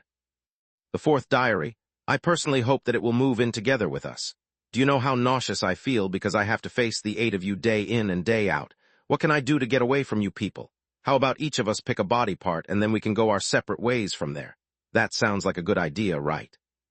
The fifth diary: every one of you wants to claim the head. Obviously, that is unrealistic. I suggest we separate and split the body parts according to their weight. That is the fairest method. The sixth diary: stop arguing, you beastards that have taken over my home. I am the real patient 49, you bunch thieves, madmen, idiots, crazies, get out of my home. The seventh diary: Sister 6 has started her mad ravings again. Can any of you kindly make her shut up? The eighth diary: calm down now. Stop arguing. In terms of pathology, all 9 of us are split personalities. There is no difference in superiority among the 9 of us. We should see each other as an equal. The ninth diary: so tell me again, why did the 9 of us agree to consume and tear up the main persona again? If we continue to split mentally like this room will only get more and more crowded. 9 diaries represented 9 different personalities. Just a skim through them caused Zio-san's skull to go numb, but Chenji appeared to have quite the blast reading through them. I feel like these 9 diaries are random ramblings by a mad person. It is filled with crazy words. None of the content can be trusted. Zio-san had placed all his hope on Chenji. He was worried that Chenji might be influenced by these diaries. You think they are crazy, but they will mock you for being an idiot. Chenji knelt on the ground. By reading through the 9 diaries again, he had a new discovery. Patient 49 suffers from schizophrenia, but his situation is rather unique because the personalities that he has created have somehow murdered the main persona, or to quote their own words, they have consumed the main persona. A persona can be consumed. Well, I am no expert on that. Who knows? This might be a case where their main psychiatrist purposely planted this impression in their mind. Chenji shook his head. The cursed hospital had no bottom line. Instead of treating their patients, they would often exacerbate the smallest psychological disorder into full-on mental illness in their patients. All 9 personas have their own background and experience. In fact, they have their own occupations and personalities. The eldest brother is the most cowardly and is a middle-aged man. The second brother is a lawyer. The third brother is a plumber. The fourth sister is a nightclub bartender with a horrible temper. The fifth brother is a murderer with an obsession for cleanliness. The sixth sister is a celebrity. The seventh sister is a piano teacher. The eighth brother is a psychiatrist. The 9th persona is the youngest and has the closest personality to the main persona. Are you reading these diaries as a storybook? Brother, I do not need a narration of their lives. We'd better find a safe place to hide for now. Zio-san had a very bad feeling about this place. He felt like this place was far more dangerous than Block 1. There is no place that is 100% safe behind the door. The only thing we can do is keep on moving, chasing after the weakest light we can find. Chenji sat on the sofa. Even after resting for so long, his physique had not only not recovered, he only felt much more tired. The new patient stayed with them for 9 days, and every day a persona of patient 49 would die. The further in the diary I read, the more despairing the entries became. On the 9th day, only one of the 9 diaries was updated. Chenji held the last diary. The owner of this diary is the 9th persona, the youngest persona and the persona who is closest to the main persona. He wrote the last diary entry. X year X month X day. I do not know whether the heaven the doctors speak of exists or not, but I know that there is definitely hell on earth because I have witnessed a living demon with my own 2 eyes. Yes, a demon has a face just like it. Its heart is completely demented and it cannot express its emotions like a normal person. Or rather, it has no idea what an emotion is. To this demon, love is equal to death, and hope is no different from despair. It desires all the goodness in the world, but it will not stop throwing curses at everything. It will find some other ways to destroy those that it cannot obtain, and after it has obtained them, it will personally destroy them itself. Madness is too weak of a term to describe it. None of the vocabulary that the human race currently has is evil enough to describe someone like it. Now I finally understand why the doctors arranged for it to share a room with us inside room 49. The doctors wanted to see what kind of reaction they could get out of it after it murdered people with different identities. Before I met it, I always thought I was different from everyone else. There were 9 family members living inside me. No matter how harsh the situation outside got, we would figure out a way to deal with it. We had a lawyer, a psychiatrist, a celebrity, and even a murderer among us. With our collective power, we were able to deal with most of the hardships that life could possibly throw at us. It was not until the new patient moved in with us that we realized how laughably weak we were. The new patient appears to have a superpower that is invincible. It burns the hatred, resentment, and pain inside its heart to create a curse. No matter how harmless this curse is, it will slowly turn into reality after a period of time. Once the seed of the curse is sown, it will never be broken. My big brothers and sisters died one after another. I saw them disappear in the agony of pain and despair like they were never a part of me to begin with. Today is the 9th day, and I know it will be my turn soon. The content of the 9 diaries was quite a lot to go through, but in reality, they were all interconnected, and they were all pieces of the same puzzle. On the afternoon of the day the new patient moved in room 49, patient 49 attempted to kill the new patient. It was the latent murderer personality that put this plan into action. The reason was merely because he could not stand the horrible stench that reeked from the new patient. After he made his move, though, he realized that the new patient was not even a person, but a monster wearing the coat of a dead body. He tried many methods, but failed to kill the new patient until the doctors rushed in to stop him. Normally, when a patient attempted something as dangerous as murder, they would be severely punished, but this time there was an exception. The doctors merely came to question them about the whole process before they left in a hurry. That night, the 9 personas gathered together to have a discussion. Just as they were at the height of their argument, the murderer's persona started to self-mutilate. It was as if some kind of madness had taken hold of the man. He repeated the things that he had done to the new patient on himself. The other 8 personas had no idea what had come over him. However, they knew that they had to stop the murderer from harming the physical body that they shared, so they had no choice but to bond together to consume the murderer's persona. After the murderer was killed, the remaining 8 personas started to look for the reasoning behind this. In the end, they realized that all the problems originated from the new patient. To protect the physical body from actual harm, the psychiatrist and the lawyer used the oldest persona among them, the middle-aged man, as bait to conduct an experiment. They discovered, to their surprise, the new patient's scary power, the power of curses. As long as it was something that was uttered by the new patient, there was a chance of it becoming a part of the reality. After multiple experiments that they had done on the new patient, they became more and more afraid for their own lives, and there was a good reason behind it. This was because they discovered, the more despairing, cruel, and vicious the curse that the new patient said, the easier it would turn into reality. In contrast, the happy, beautiful words that it said had never once been realized. The remaining personas decided not to associate themselves with the new patient anymore, but alas, it was already too late. From the moment the murderer made his move, the new patient had started to curse all of them. With the death of each persona, the stench on the new patient would heighten slightly. That appeared to be the sacrifice that he had to pay for using this power.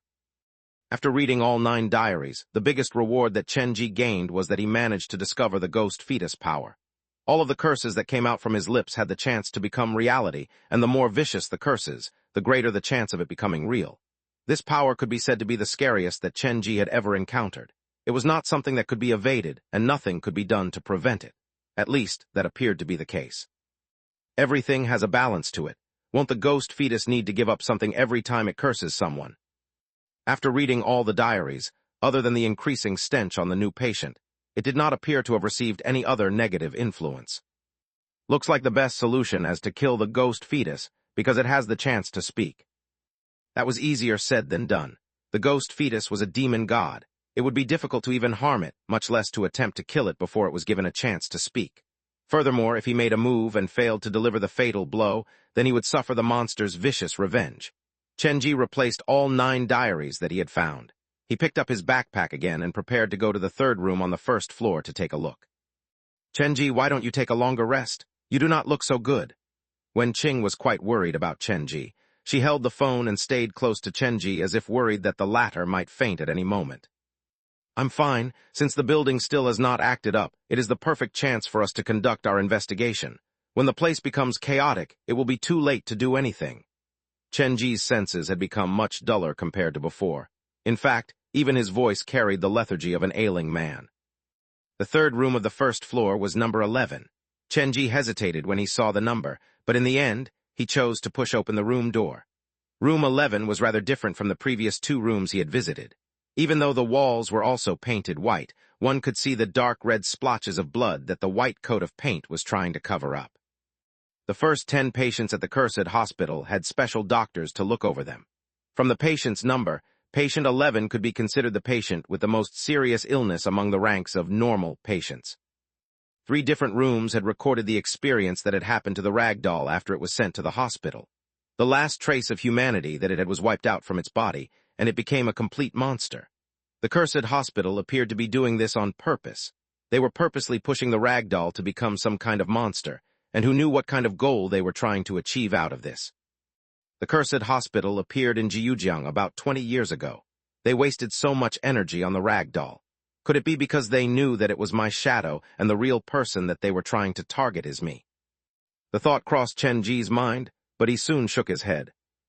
I am just a person who owns a haunted house. There is no reason for anyone to target me. The real target that they are after is probably the version of myself that cannot be killed no matter what. My parents' disappearance probably has something to do with them as well. Ever since he obtained the black phone, everything that Chenji had done was to find his own parents. At that moment, he felt like he had never been closer to the truth. Chapter 1097, Monster with all the sin 2 in 1. After entering room 11, Chenji noticed this room was rather different from the previous 2 rooms he had visited. The interior design and the placement of the furniture was pretty much the same, but the place had a very suffocating presence to it. Just standing in the living room would give one the feeling that one was running out of air. The sense of pressure came from all sides, as if something extremely dangerous was left on every single piece of furniture in the room. Zio-sun and Wen-Qing, don't touch any of the furniture in this room. Something is very wrong about this place. Many coats of paint covered the walls, but they were still not enough to cover up the large blood stains. The tiles were arranged neatly on the ground, but the gap between the tiles was black and red in color. From these small details, it seemed to suggest that something extremely scary had happened inside this room, and there had probably been more than one such incident. 3 different sick rooms, and the patient inside each room is scarier than the one preceding it. The cursed hospital appears to be cultivating some kind of monster by moving the rag doll into different sick rooms, using the other patients to unleash its full potential by completely and utterly destroying and twisting its worldview. Chenji wandered about inside room 11. He looked through many drawers, but he was unable to find a diary. Strange, did the patient inside this room not leave behind any clues? For the most part, the world behind the door was made up from the door pusher's memory, but Xiang Nuan's door was quite unique. His memory had overlapped with the ghost fetus memory, just like how the few buildings from Jin HWA apartments and Jiu Hong apartments had mixed together. They intertwined and intercepted one another's existence peacefully, and it created this unique situation where 2 worlds were coexisting at the same time. These few sick rooms should be a part of the rag doll's memory. As long as it has seen the patient's diary, then the diary should show up inside the room somewhere, unless of course patient 11 did not have the habit of keeping a diary. Chenji's condition was getting worse. His vision was getting blurry and his body was slowly being assimilated by the darkness. Thankfully, though, he had Wen-Qing accompanying him. This world behind the door appeared to have no effect on Wen-Qing. Whenever Chenji's mind was fraying, Wen-Qing was the first to remind him of it. She was extremely worried about Chenji. It took almost half an hour for Chenji to find the diary of patient 11 inside a hollowed-out space underneath a tile. The diary was old and used. Every page was soaked in blood, and it had signs of being burnt. Weirdly enough, it looked rather similar to Zhang Ye's bedtime stories. It appears like the owner of the diary wanted to destroy this diary many times, but after realizing that was impossible, they chose to find a very secluded spot to hide it inside the room. Chenji sat on the sofa inside the room, placed Dr. Skullcracker's hammer next to his legs, and flipped open the diary. Many people said I have the natural talent needed to become a psychiatrist. They say I have endless so-called qualities that would make a good psychologist, but only I know that those are the things that I showed the world because I wanted to become a psychiatrist to begin with. I chose this career not because I wanted to help those who were lost, but because I wished to cure myself. From the very beginning, I knew that I am sick, and as I furthered my studies, my conviction of that truth has only become more affirmative. X year X month X date was a very important date to me. I was forced to remove my white doctor's coat and put on the patient's garb. The hospital has imprisoned me together with a monster who reeks of this horrible stench. I hate to write in a diary, but writing diary is one of the most effective and forced methods of treatment enforced by the hospital. I do not know whether I should write down the truth or insert some lies. How about I mix both of them together and see whether it will be able to force the doctors that they have assigned me to go crazy? Chenji looked at the handwriting on the diary and felt that it was oddly familiar. He felt like he had seen them somewhere before, but when he put his mind to try to remember it, the name eluded him. It was just out of his touch. Everyone has a part of their memory that is the most precious. For me, my daughter, who is just learning how to speak, and my wife are my everything. My story is very common. To provide them with a better future, I have chosen to work at this private hospital that is built at the border of Jiujiang and Xinhai.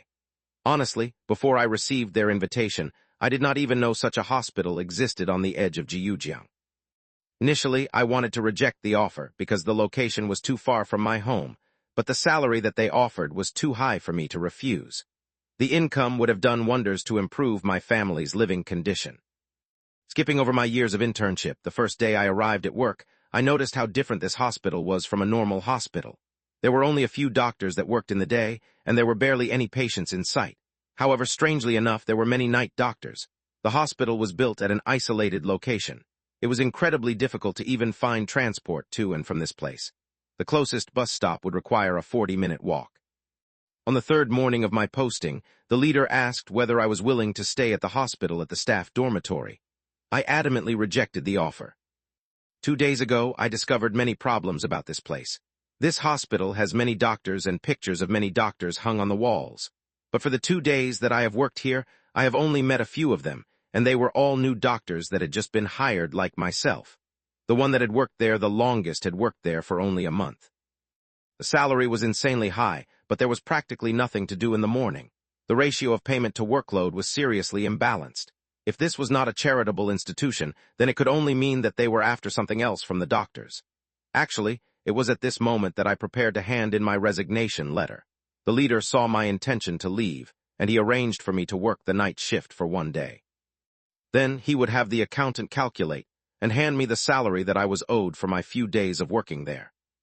He did not say anything to get me to stay, and that made me feel very unsettled. There were already so many doctors on night duty. They were not in need of an extra pair of hands, so why did he want me to work a night shift before I left? Anything that was illogical had a hidden danger. I would not risk such danger for some money. Perhaps it would look idiotic to others for me to forfeit 3 days' salary, but I do not wish to explain my own action to anyone. I did not report to work that night. In fact, I did not even finish my shift in the morning that day and returned home after leaving the leader's office. My wife thought I was being paranoid, and I hoped that she was right, but what happened later proved that I was far from wrong. No matter who you are, be it a patient or a doctor, if you are reading this, I have some advice for you. Try everything you can to leave this place. If there is a place on earth that is closest to hell, then this place will be it. After I escaped the hospital to come home, a series of unfortunate events trailed behind me. Many tragedies started to befall me and my family. None of these events could be explained using scientific theories. I used everything within my capability to protect myself, but I was unable to ensure the safety of my family. I knew what the hospital wanted, so on one of the nights I had returned to the hospital. This time I reported as a night doctor, and it was then that I understood the meaning of those pictures on the wall. So far, my story could be considered normal, but be warned, things are going to get real absurd in a minute. Common sense will not help you to understand them. But strangely enough, I started to have this feeling that perhaps at this hospital, I will be able to cure this illness that I have. At this point of the diary entry, a few pages were torn out. The missing pages were probably a description of the doctor's working situation at the hospital during the night. The detailed information about the hospital has been removed. Is it the work of the rag doll, or did someone enter this building before me? Chenji continued to read. I have successfully assimilated into this hospital and become a well-respected night doctor. To seek the treatment that would cure my own illness, I started to conduct some interesting experiments on the patients. Of course, I was probably the only doctor at the whole hospital who was sincerely trying to rescue the patients. The other doctors at this hospital were trying to lead them deeper and deeper into a despairing abyss. As time went on, my ability gained the approval of everyone around me. One night, I finally met the director of this hospital. He was a very serious-looking man, but he had a very common face, the type that you would forget after you had met him. I had a very weak impression of the man, but with regards to why, even I could not explain it to myself. He seemed to have tempered with my memory somehow. The director had a very long chat with me, and it was all because of one task that he wished to bequeath onto me. He wanted me to take care of patient 10. This would be the first time I would gain contact with patients in the first 10 numbers. Before this, I'd only heard rumors about these patients at the hospital but never met them in person. It was like God often mentioned paradise, but not one living individual had seen paradise before. It was the same thing. I was thankful for the director's trust in me, but I shall not die. I still have my family that needs me. That was the first time I entered the door, and it was also the first time I saw hell. The patients numbered 1 to 10 were all kept behind that door, and the hospital behind the door was at least 10 times larger than the hospital outside the door. At this point, the diary had a few more pages torn out of it. Chenji could do nothing to help this. All he could do was continue reading. I have cured the illness of patient 10, but in the process, I have exposed my own illness. It was on that day that they removed my doctor's coat. I was no longer the Dr. Gao among the patients, but patient 11 among the doctors. I have lost my name, but I will never forget my past. At this point, Chenji's heart skipped a beat. He stared at the name on the entry, and his eyes did not blink for a long time. Dr. Gao, the same Dr. Gao that I know. Chenji envisioned the timeline in his mind. The shadow left Chenji when Chenji was 6 years old, and it was locked inside the hospital in the shape of a rag doll. The diary mentioned that this Dr. Gao's wife was still alive then, and his daughter was just learning how to talk. Then it later mentioned that Dr. Gao worked for some time as a night doctor before he was exposed, turned into a patient, and locked together with the ghost fetus. Chenji was about to be 27, and Gao Ruzu was 22. In terms of age, everything made sense. Could patient 11 really be Dr. Gao? Chenji focused his attention on the handwriting in the diary. The sense of familiarity hit him again. This does look familiar to Dr. Gao's handwriting. X year, X month, X day, the patients that the doctors at this hospital hate the most are patient like myself, because if they let their guard down, they will slowly be convinced by our argument and then gradually lose themselves, joining us. I know that I am hated. Many people at the hospital wish me dead. That's probably why they locked me up with this monster. They want me to die in here. Perhaps in their eyes, I am just a tool to incite this monster. They all believe that I will die by its hand, but in reality, they have all underestimated me. The monsters were called monsters because we were looking at them from the perspective of humans. Perhaps in the eyes of a monster, what differentiates us humans from a twisted and pitiable monster?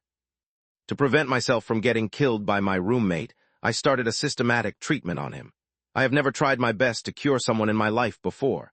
Of course, the aim was not to cure him. I just wanted to try everything I could to turn him into my helper, to aid me in escaping from this godforsaken place. Everyone called him a monster, but I was willing to refer to him by his name. I needed a whole night to uncover his name. The monster gave himself the name Chenji. Whether I escaped this place or not, I probably would remember this name for life. The entries that followed were sporadic, and many pages were missing. Chenji had no clue what exactly happened inside this room, but he was certain of one thing. The ghost fetus, collapsed and twisted worldview was slowly being rectified with Dr. Gao's help. He was no longer a monster possessed by curse and hatred, but an anomaly who had a way of thinking that was different from normal.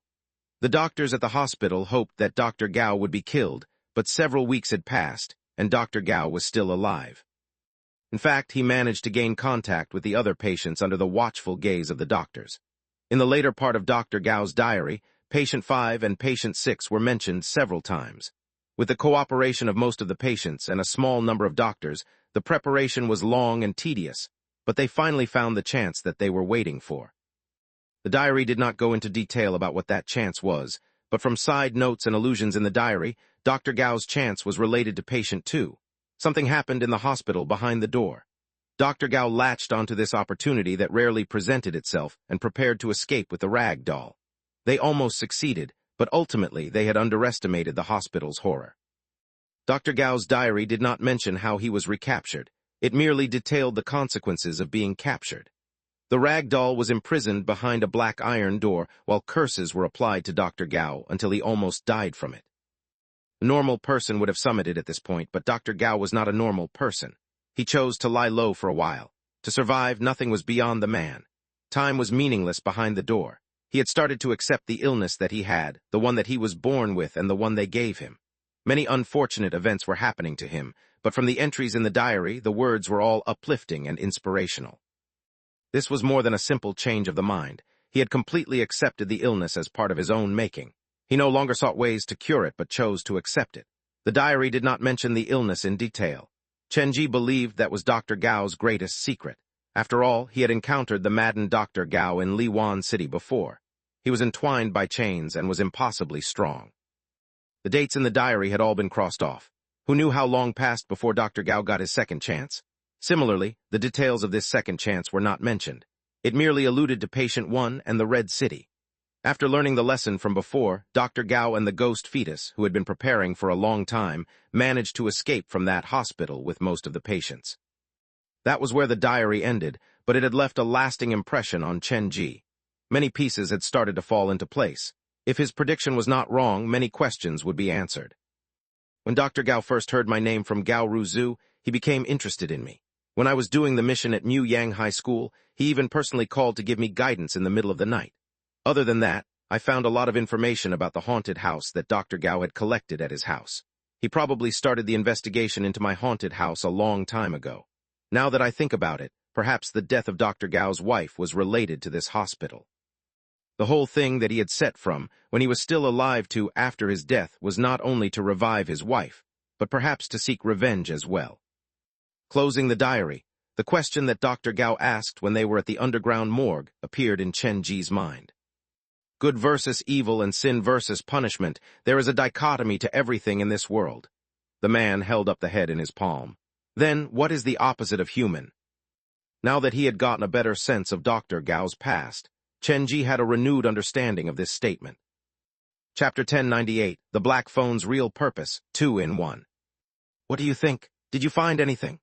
Wen Qing noticed how strange Chen Ji was acting, which in itself was a strange event. So far, Chen Ji had not been fazed by anything that they had encountered in this world behind the door, while when he was perusing the pages of the diary, the man's expression had changed many a time. I have understood some very crucial things. Everything that we see now is the consequence of an action that was committed a long time ago. Chen Ji placed Dr. Gao's doctor inside his backpack, alongside Zhang Ye's bedtime story.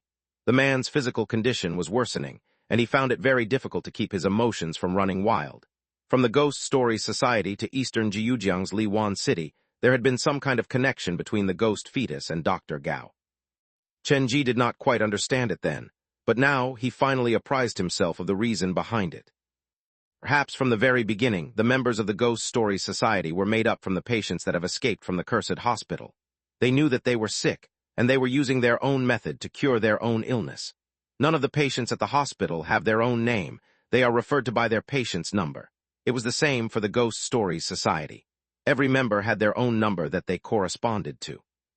There are many more similarities, so from the very beginning, some of the clues have been right before my eyes. Chen Ji sat on the sofa and held his chin in thought. Dr. Gao knew the ghost fetus, name as Chen Ji. So when I first came to the Ghost Stories Society, he did not make things difficult for me. In fact, he had helped me join the society successfully.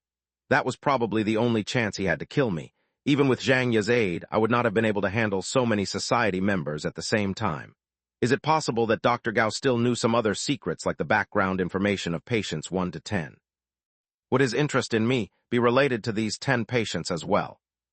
Chen Ji was contemplating the many questions in his mind when the building started to shake like it had been hit by an earthquake. The aftershock of this occurrence was much more intense than the 3 times before it, and it lasted even longer. Yet another body part of the rag doll has been found in a different building. Things started to change inside the building. The stench in the air became more intense. Everyone's breathing became more difficult, like there was a chain that had started to wrap around everyone's neck.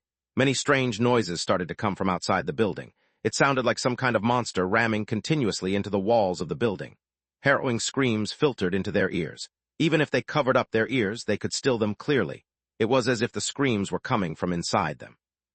After the building stopped shaking, the first thing Chen Ji did was take out his own comic. The body parts of the rag doll are the foundation of this world behind the door. Now that the foundation has been shaken, it means that the world itself will be unstable, and thus, the limitation on my employees will become smaller. Throughout the comic, the pages were bleeding. Every page was crawling with blood vessels, and if one looked closer, one could see many ghastly faces that were trying to surface on the pages. Seeing such a grotesque sight, Chenji finally revealed a rare smile. "It won't be long now. They are going to arrive soon." His tone had an undercurrent of madness to it. Holding the bloody comic, Chenji mumbled empathically to himself. A grin that only he would understand hung on his face. Both Wen-Qing and Xiao-Sun moved subconsciously away from the sofa. They thought that Chenji at that moment was rather scary. The presence that radiated off him was no weaker than the monsters behind the door. The fourth earthquake was probably the result of the other outsiders. They now know the locations of 2 of the rag doll's body parts. Looks like I will have to pick up my pace. Standing up, Chenji carried his backpack and dragged Dr. Skullcracker's hammer toward the door. "Chenji, why don't you take a few minutes of rest? You can't even stand steadily on your feet." Wen-Qing walked over to try to support Chenji, but she was rejected by the latter. "It's okay, I am fine." Walking out from room 11, Chenji came to the last room on the first floor. The number on the door said 5. Patient 5? Chenji thought that patient 11 would be the limitation of the rag doll's memory. He was surprised to find the room for patient 5 in this building. Based on the description on the multiple diaries that I have found, the patients numbered 1 to 10 are categorically different from the other patients.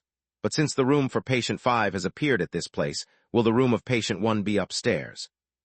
His heart started to race like it was going to jump out from his heart. For reasons unknown to Chenji, when his mind focused on patient 1, the blood in his body would start to boil. Pushing open the door to room 5, Chenji entered the room. Every object inside room 5 was covered in a layer of blood. The furniture was heavily damaged. There was nothing that was usable or intact inside the room. The person who stayed here must have had a tendency to destroy. Wen-Qing carefully stepped around the trash on the ground and walked toward Chenji. "Do not stay too far away from me. The 3 of us should look around the room to see if we can find any important clues." The previous 3 sick rooms that they had visited had a layer of paint over the walls. Even though there were traces of blood in the rooms, at least someone had attempted to cover them up, but it was completely different for room 5. No one tried to cover up the travesty that had happened here. The whole room was black and red in color. Chenji took a careful look around. He did not find any diary in the room, but he did notice many small characters that were carved out using fingernails on the walls of the bedroom. Most of the letters had been mixed with the blood, and they looked like they came right out of a scary movie. I really do not dare imagine the state of the person's mind when they wrote these things. This is just madness. Xiao-Sun hid at the back of the group. His worldview had been shattered again and again that night. Now nothing could surprise him anymore. While Xiao-Sun and Wen-Qing were both stunned by the markings on the wall, Chenji had already walked forward to inspect it. As he carefully cleaned away the stained blood, he started to read the words that were left behind. "I have started to forget many things. A few days ago, I could still remember my name, but now there is only a number that is left in my head. I know my memory is failing me. I am forgetting more and more things, but there is one thing that I will never forget: kill the hospital director. I do not know why such a directive has been stuck in my mind, and I do not have a clue as to why I would want to do something like that. Perhaps the hospital director is the reason I am in this state.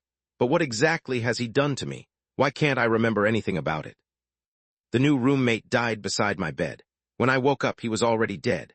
There are no other people in the room. If we rule out the possibility of suicide, then the only logical explanation is that I have murdered him, but how come I have no memory of that at all? The doctors said I am seriously ill, but how come they do not conduct any treatment on me? All they did was rotate new roommates for me so that every morning I will wake up to a fresh dead body next to my bed. I have gotten used to opening my eyes to a fresh body every morning until the day my wife moved in with me. She was still as beautiful as I could remember. I asked the doctors about my wife's condition. The doctors only told me that she was sick, and they clammed up after that. I could not get them to tell me more about my wife. I tried to communicate with my wife, but she refused to utter even a word. I could see that she is very afraid. She is afraid of the environment that she has been deposited in, and she is afraid of me. But why should be afraid of me? She is the one person that I love the most in the world. Why would I actively harm her? That night I did not sleep. When the sun rose, my wife was still cowering in the corner of the room. She is still alive. I have beaten myself. I slammed repeatedly on the iron door. I wanted the doctor to move my wife to another room. But the only answer I got from the empty corridor was the echo of my own voice. What should I do? No one was there to tell me the answer. I tried various methods to keep myself awake, but it was getting more and more difficult. I forgot when I did eventually fall asleep, but when I opened my eyes, I was already sent to the other side of the door. In the deepest part of hell, the line between life and death is blurred. The hours of my consciousness became less and less. Most of the time, I have no idea what I am doing, or perhaps I am no longer myself. My body was taken over by the monster who had been hiding inside me. All the patients around me and the doctors have seen that monster before, but I am the only one who has not met him. Everyone is afraid of that monster, but I personally am desperate to meet him because I need to ask him whether my wife is still alive or not. When I am conscious, the doctors make me suffer all kinds of curses. The curses were yanked out from strangers' bodies. They died from the curse, so the curses carried their memories and despair. Being a vessel of other people's curses was no different from carrying their past. These things were nothing but pain for me, but it appeared to be some kind of nutrition for the monster inside my body. The life behind the door was spent in a haze of mindlessness and blurriness. Only a few words were left in my brain: kill the hospital director, my wife, and my patient's number. Just as I thought my life would end in this miserable way, I met a doctor wearing a patient's outfit. His surname was Gao, and he had a rag doll with a horrible smell following behind him. The smell that the doll gave off was no longer something that could be put into words. We are all trapped inside the 19th floor of hell. There are no friends and family in the world of black and white. Trying to converse with others in this place is something very dangerous because no one knows what will happen next. When I first saw him, honestly, I felt some pity for the man because I knew that the next time I woke up, he would turn into a dead body. When I opened my eyes and woke up from my coma, I was surprised that the doctor was standing beside me. He was still alive. This was proof that my wife could still be alive as well. He seemed to be able to see into a person's heart. Before I mentioned anything, he brought up my wife voluntarily. From his lips, I found out what I did to her. My wife is already dead. She was killed by the monster inside my body. I started to hate my body. I wanted to die alongside the monster inside my body, but I was stopped by Dr. Gao. He slowly brought me back to the world of the sane. It was not my fault that my wife is dead. After all, it was the monster who killed her, not me. And the monster was planted inside my body by the hospital director, so if anyone is to blame, it is all the hospital director's fault. I could die if I want to, but that would be after we murdered the hospital director. After talking to Dr. Gao, I finally understood why that directive had always lingered in my mind: kill the hospital director. He is the culprit. This is all his fault. He must die. I started to pretend to cooperate with the hospital's treatment. With Dr. Gao's suggestion, I pretended to faint and started to act like the other version of myself. To have the doctor believe in my amateur acting, Dr. Gao suggested I murder the first doctor that entered my room. I followed his instructions. Technically, that was the first time I have killed someone. That must have sounded quite ironic. For the person whose hands were already filled with blood and could not have sinned deeper even if he tried, the first time I killed a man was to pretend to be a monster. At that time, I still did not understand that once a habit had been given the chance to grow, it would be hard to stop it from progressing in the future. The night doctor's reaction was all within Dr. Gao's prediction. It was the first time I was sent into the deepest part of hell when I was fully conscious. Opening that iron door that was painted black, I saw the monster who carried the whole hospital on its back. It moved inside the endless black fog. It had a face that was not that different from a normal human face. I did not dare look directly at it because my body was shaking non-stop. I did not want to be exposed due to fear. The doctors were talking beside them. They were saying things that I could not understand, something about only by taking on all the sin could one gain the corresponding power. Not everyone in the world was capable of taking so much sin. The hospital had been searching for that unique soul. Me, Dr. Gao, and that rag doll that reeked were all targets that they had chosen, but none of us fit the hospital's requirement. Their real purpose appeared to be building a blood-red city. That was something that they were preparing. So they needed a soul that could support and carry the sins of an entire city. I do not understand why they would want to do something like that, but I did not have much time to think. The black fog invoked the monster inside my body, and it was slowly consuming the part of myself that remained. There were many words carved out on the walls. They were jumbled up together in a maddening entry. Most of them were too old and too stained by blood to make out. Chen Ji tried his best to decipher them, and the above was the best result he could achieve. I do not really quite understand what he is talking about. It is better for this kind of madman to be locked up. It is for the betterment of the society. Zio-san stared at the bloody words on the wall, and his back broke out in cold sweat. What if they all started as normal humans like you and me? Chenji had no affection to lose for that hospital. If they thought a person had the potential, they would use various methods to force them to go mad, and then slowly initiate their treatment on them. With his back on the wall, Chenji combined all the content of the diaries that he had read so far, and he noticed something that was quite surprising. Dr. Gao consumed the door of the underground morgue, and he voluntarily chose to suffer all the sin that originated from the underground morgue. The morgue itself had no problem, but Dr. Gao made use of the Ghost Stories Society and its members to feed the morgue with sin. A person as clever as him had to know what that represents. It feels like he was actively trying to accept the sin of the Ghost Stories Society. Then we look at the ghost fetus. He has rebuilt Jiu Hong apartments behind Xiang Nuan's world and locked up the sins behind each building, using them to counter the black fog, forming a deserted island of humanity. This is, in a way, a precursor to the formation of a Red City. Lastly, it is the hospital's way of operation. Through the records in this room, we know that Patient 5 saw the monster that carried the sin of the entire hospital in the world behind the hospital's door. It moved amid the black fog, and he exposed that the real purpose of the hospital was to create a Red City. Everyone is working toward the Red City in their own way. What is so attractive about the Red City that compels them to do so? And to create such a city, must there be someone who steps forward to suffer the sin of the whole city, or it won't work. With this train of thought, Chenji suddenly turned to look at his hands. Based on the missions given by the black phone, I have slowly taken steps toward a goal. Now that I look back, it seems like I have already involuntarily taken on all the sins and the pasts of my ghost employees that I have met along the way. Could that be the black phone's real purpose? Is it trying to build a Red City through me as well? Chapter 1099, Red and Black World 2 in 1. Brother, you aren't planning to go upstairs, are you? Have you already forgotten what happened to us in Jiu Hong Apartments Block 1? I guarantee that there are very dangerous monsters hiding up there. Zio-san gnashed his teeth and made a scary face to try to stop Chenji, but unfortunately Chenji was never one who could be easily persuaded. Once he had made a decision about something, he would pursue it until its very end. Just like how he had first taken over the haunted house after his parents' disappearance, even if he had to cough up his own money to maintain the place, because the income was not enough to even cover the utility bills, he was not going to give up. The Dr. Skull Cracker's hammer in his hand was getting heavier and heavier. Chenji felt like he could barely drag it along with him anymore. There must be something possessing me, or else this would not have happened. Green veins popped on his neck. Chenji swung a heavy fist at the air before him. He hated this kind feeling of weakened feeling a lot. Chenji, I think you should take a longer rest.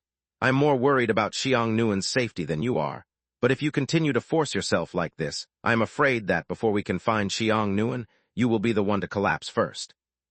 Wen Qing had noticed how strangely Chenji was acting. It did not appear that he was exhausted from fatigue, but he was falling under a serious illness. His teammates were all trying to persuade Chenji, but the latter only shook his head. I have a very bad feeling about all this. The peace will soon be shattered. If we are unable to find enough trump cards before the tragedy arrives, we will not even be given the chance to sit at the card table. Do you understand what I am trying to say? I honestly cannot say that I do. What I can understand is that you look incredibly tired, like a child who has just attempted a marathon for the first time. Your body has reached its limits, but you still want to force yourself to finish the whole journey. Wen Qing still wanted to add something, but she was interrupted by Chenji with a quick wave of his hand. The failure to finish a marathon can only be considered a regret, but if we stop here, then there is a high chance we won't even have the chance to move forward anymore.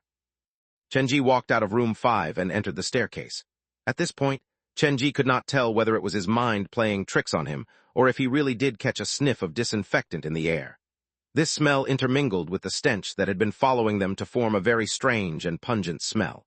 It made people want to cover their mouth and nose involuntarily. The black iron door inside the worlds of the other children's door also give off this smell of disinfectant. Does this mean that I am getting closer to the ghost fetus, deepest secret? Holding the banister as support, Chenji reached the second floor. This whole corridor was sealed up. All the windows were blocked out by cement, but interestingly enough, someone had drawn out a new picture of the windows using blood on top of the original windows that had been cemented. Blood represents pain and tragedy, but the window represent the outside world and hope. So what does a window painted by blood mean? Second floor corridor was extremely suffocating. It was like an enclosed space. There was not even a draft that could be felt. Walking down the corridor, Chen-ji studied the doors that led down the walls, and he stopped moving. The doors of the rooms on the second floor were different from the doors of the rooms on the first floor. They were no longer sickroom doors with small windows on them, but many pure black iron doors. These doors were more like prison doors that were used to imprison criminals. Most doors had blood and other unknown stains lingering on them, and they had a large lock on them. They can't be opened. Chen-ji used the ring of keys that he found at Jin HWA apartments to give them a try. None of the keys matched. Black iron door and the smell of disinfectant in the air. These few doors should be hiding the ghost fetus, last secret behind them. Resisting the tearing pain from his corneas, Chen-ji used his yin-yang vision as he leaned at the gap of the first iron door and looked through it. There was complete darkness in the room, and many broken and shattered toys were littered on the ground. The toys reminded Chen-ji of the toys that he once played with when he was still a child. Chen-ji guessed the hospital probably purchased most of them based on the ghost fetus, requirements and demands. All of the toys have been ruined. Not one remains intact. Looks like the ghost fetus has already understood that even if he was playing with the toys from way back when, he could no longer return to that time of innocence anymore. He was no longer anyone's shadow. He was just a child who was being pushed to the edge of his sanity. Since the door was locked, this was the only way Chen-ji could study the room. Just as he pulled back his gaze and was ready to walk toward the second door, the whole building started to shake again. The shock this time was much stronger than any of the quakes that preceded it. Kneel down, get close to the wall. Chen-ji gripped the hammer tightly. His knees gave away underneath him. He crumbled to the ground and his face was startlingly pale. The screaming and wailing from outside the building became more intense.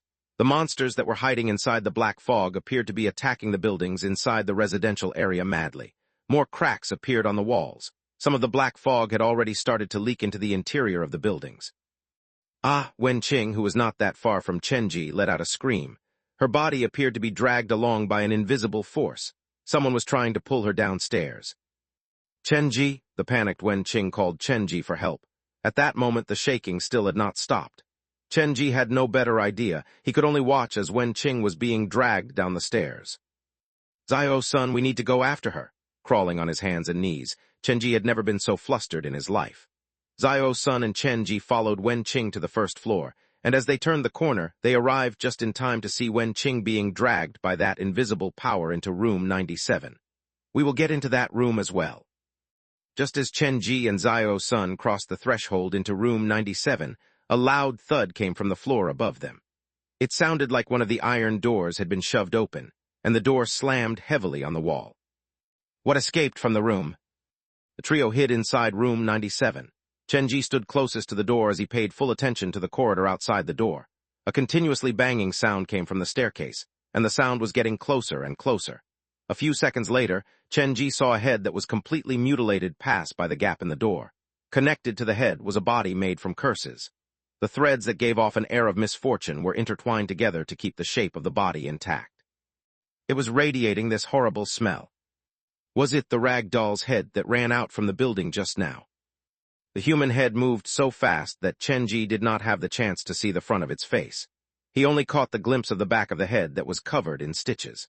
After the head rushed out of Jiu Hong Apartments Block 2, the building that Chen-ji's group was in shook even harder, like the whole building could collapse at any moment.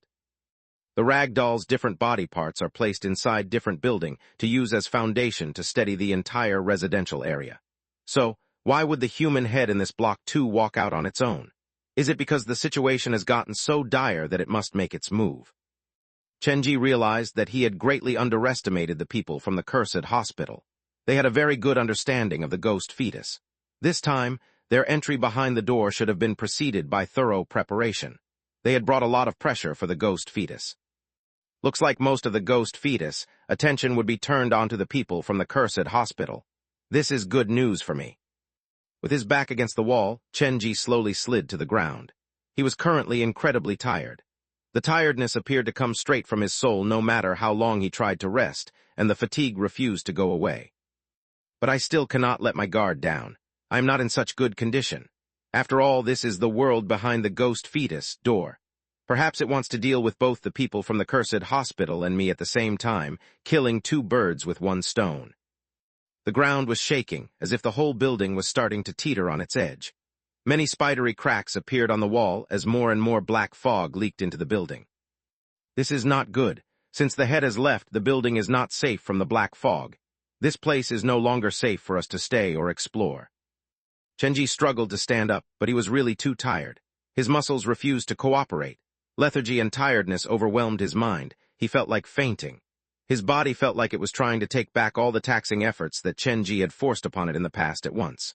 The white paint on the walls started to peel and exposed the walls behind them that were completely covered in blood.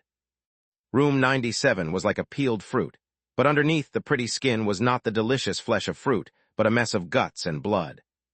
Move the table and closet over here. We will hide at the corner of the wall.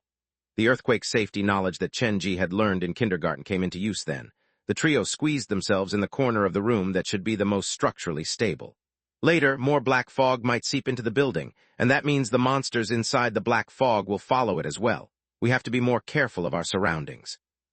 Zio-san opened his lips to ask weakly, "Can we only stay here passively and wait for this to pass?" "Why, do you have an idea that can help us to fight back?" "No, I just think that it might be safer for us to return to Jin HWA Apartments Block A. That building appears to be relatively safer than this place." "Don't worry, when the time is right, we will definitely return to that place. After all, my cat is still there." Chenji had never felt so drained in his life. Now even talking was a taxing exercise. The quake not only did not stop, it only started to get more intense. Both Zio-san and Wen-Ching worried that this old building would not be able to survive, and it would tumble upon itself. Chenji was not worried about that. The main buildings were made up from the ghost fetus memory. Unless something serious happened to the ghost fetus, these few buildings would not crumble so easily.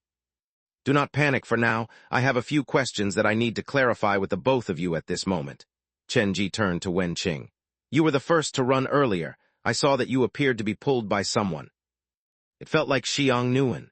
Before Chenji finished, Wen-Ching already provided him with an answer. She hugged her arms in front of her chest.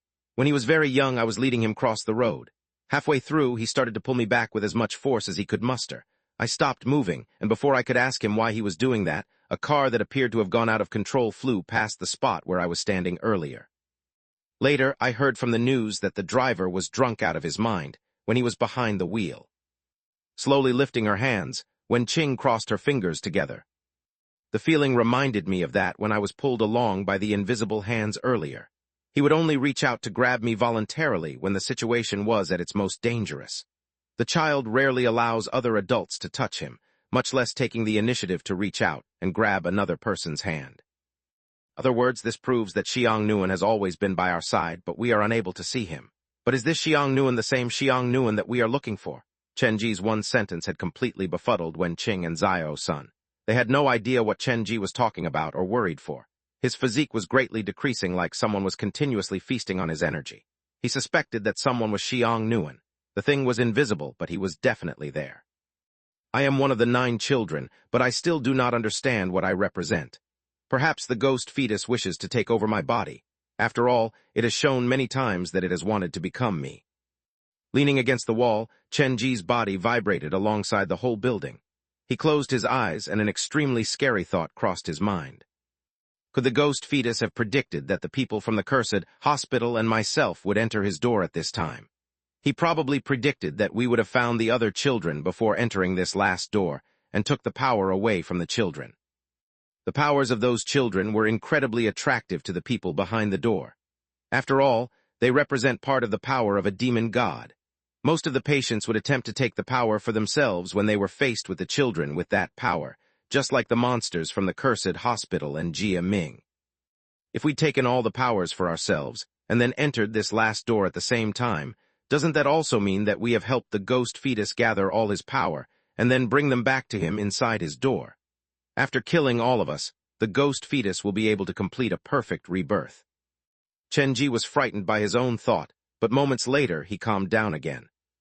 The people from the cursed hospital might have killed the children to take the power for themselves, but I did not do that.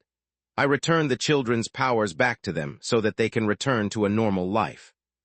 Wiping away the cold sweat that slid down his forehead, Chenji did not expect his accidental acts of kindness to possibly become his saving grace behind this door. I was not greedy, so the ghost fetus was destined to be deprived of a perfect rebirth. It will be missing many important powers. There is still a chance. More cracks appeared on the wall, and the black fog in the corridor thickened. Bang! The fog gushed down the corridor, and it carried some strange noises. Chenji, do you hear children crying? No. When Chenji turned around, he saw Wenqing standing beside him. Her hands were lifted up in the air like someone was pulling her along. What is going on with your hands? He is here. He is just standing in front of you. Just as Wenqing finished, her body leaned forward. The door of room 97 was pulled open, and Wenqing ran out. Has the woman lost her mind? Zio-sun was still kneeling on the ground. He was confused by this turn of events. He had no idea what Wenqing was up to. Follow her. Chenji gritted his teeth as he forced himself to stand up. He grabbed Zio-sun by his shoulders. This place is probably not safe anymore. The black fog rushed into the corridor. Rows of human heads lined up together in the fog. They crawled along the wall like some kind of centipede. What kind of monsters are those? Holding each other as support, Chenji and Zio-sun rushed out from the black fog and headed upstairs. The monsters were unable to leave the protection of the black fog, but they seemed to have discovered Chenji and Zio-sun. They kept wiggling their disgusting and ugly bodies in the fog. When they reached the 4th floor, Chenji's condition could not have been worse. It was Zio-sun who had been carrying him up the stairs and brought him to the 6th floor where Wenqing had gone. From the 3rd floor onward, all the doors were the black iron door. Most of them were locked. Only the end room on the 6th floor was open. The rag doll's head probably ran out from his room. Chenji did not give it much thought. But after he entered the room, he was stunned because the interior decoration of the room was similar to Chenji's bedroom that was in the attic of the haunted house from 10 years ago. The head is where the memory is stored. The ghost fetus has been living in my old room. Does it not know that this is just a part of the illusion that it has created for itself? Every black iron door should be hiding the ghost fetus memory, and this last door was no exception. Chenji just did not expect the ghost fetus to still have such fresh memory of his own home. Lying on the familiar bed, Chenji's memory was fuzzy. When he was young, both his and his parents' bedrooms were situated on the top floor of the haunted house. After he moved out for school and work, and when he returned to take over the business, his parents had already disappeared, and the attic of the haunted house had been transformed into a storage room. Actually, most of Chenji's childhood memories were related to the attic as well. More than that, it was in the attic that he had found the black phone and the first doll that he made himself. I have already forgotten this feeling, but the ghost fetus still remembers it. This is quite surprising. With this thought in mind, Chenji suddenly sat up. He struggled to open the other door in the room. This was the bathroom that was attached to his bedroom. With his hands on the sink, Chenji lifted his head to look at the mirror above the sink. Everything is similar to how I remembered it. Even this mirror and you inside the mirror have not changed. Chenji's hands were popping with veins. His pupils narrowed as he stared straight at the mirror before him. The surface of the mirror that was stained, dirty, reflected the faces of 2 children that looked identical to each other. But one of them had a soft countenance and a light that refused to be extinguished in his eyes, while the other had hollowed sockets, and the eyes appeared to be vessels for all the sins that existed in the world. Chapter 1100, the first employee to wake up 2 in 1. His mind appeared to have been struck by lightning. The layer of ice that had sealed up his memory started to crack, and flashes of images that Chenji thought he had forgotten floated up in his mind. Ghost fetus! 2 similar faces stared at the mirror at the same time. They managed to see the other version of themselves inside each other's eyes. Chenji's body shook harder and harder. His whole body was going numb. He was losing control from head to toe. It was as if someone had trampled so viciously on his heart, several times, that simple breathing became an arduous task for him. On the blurry mirror, the child with the hollowed eyes strangled the other child by his neck. His hands that closed around the neck slowly gathered strength. The eyes that were filled with sin and despair appeared to have some other emotions flowing through them as well. They appeared like sadness and at the same time like pain. Chenji, both Zio-sun and Wenqing finally noticed the strange way Chenji was acting. They both rushed into the bathroom to try to support Chenji, but the latter's condition did not appear to get any better. Every nerve on his body was pulled taut, and every muscle in his body was shaking. The blood was roiling madly in his capillaries as many different scary and cruel images flashes across his mind. He had no memory of these images that just appeared. In other words, they left no impression on him. He would forget about them after they had left his mind. He could not recall the exact circumstances behind any of these images, but he could see clearly that there were two children inside each picture. These were the ghost fetus memories, or rather, Chenji and the ghost fetus shared memories. Mirror, as he gritted his teeth, Chenji's mind was a huge blank. He could not control his body at all. It was as if he had lost control of his body at that very moment. The body no longer belonged to him. The hands that gripped the edge of the sink slowly let go. Chenji's body tipped dangerously backward. He looked at the faces of the two children in the mirror, and the very last image surfaced in his mind. In the dark city, 3 red doors were pushed open at the same time. Puh! The mirror shattered into smithereens, and the pieces cut Chenji's cheeks. The mirror flew everywhere as Chenji's body landed heavily to the ground. He slowly returned to normal. The mirror on the wall had been shattered, and the two children's faces were no longer visible on the surface of the blurry mirror anymore. Chenji, putting down the wooden chair she was holding, after Wen Qing shattered the mirror, she squatted down beside Chenji. "Are you feeling better?" "All I can say is that I am still alive." Chenji was lying on the ground. Weakened was no longer the correct word to describe his condition. He could now sense quite clearly that someone was trying to take over his body. "I am also one of the 9 chosen children by the ghost fetus. The thing that the ghost fetus wants from me should be my physical body." When he was helping the other children, he did not feel a sensation as strong as this. But now that it was his turn, he finally understood how painful and helpless this feeling of having something so crucial to your existence forcibly taken away from you was. The building was still quivering, and strange noises kept echoing around the residential area. The black fog had rolled up to the top floor. The situation had reached the most dangerous hour. "Let me help you up." Zio-san carried Chenji to the bed. Wen Qing went over to help Chenji pick up the backpack that he had dropped on the ground, but just as she was about to touch the backpack, her body was pulled back and invisible and dragged away from the backpack. Both Zio-san and Chenji saw this rather clearly. "What's inside your bag?" Zio-san tried to grab the backpack. He was just trying to help Chenji by returning the backpack to him, but as his hand touched the backpack, trails of fresh blood climbed onto his arms like they were ready to consume his body and soul. "Stop what you're doing. Do not act rashly." Chenji used the last ounce of energy he had in his body to scream. "Give the bag to me." Zio-san was startled and scared. Of course, he let go of the backpack and did not dare get near it anymore. He quickly moved the backpack and Dr. Skullcracker's hammer to Chenji's side. "Brother, I think your bag is bleeding." Zio-san did not dare ask too many questions. He stood quietly and obediently beside the bed. His hands gripped the headboard to prevent himself from falling. There were forces fighting inside the residential area. Something appeared to slam into the building repeatedly.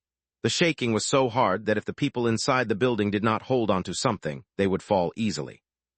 "How come I feel like this place is going to collapse at any moment, and why haven't either of you said anything about it?" Zio-san looked at Wen Qing, whose face was pale like a sheet of paper, and Chenji, who was collapsed like a dead man on the bed. Who would have thought that he would one day become the leader of this group? "Looks like I will have to do something, or we will all die." Chenji ignored Zio-san. He used all the energy that he had to place his hand on the backpack. When the tip of his finger touched the backpack, his heart also slowly calmed down. A shade of red curled around his arm. Chenji could feel the energy of his body recovering, but at the same time his body temperature continued to drop. "One of the red specters is helping me." The ghost fetus wanted to take over Chenji's body. Chenji alone would not be able to stop that. He was too weak to fight against the ghost fetus, but the equation would not be the same if his employees were added into the mix. Even though the red specters were still limited by the rules behind the door so that they could not unleash their full potential, the ghost fetus was not at its peak.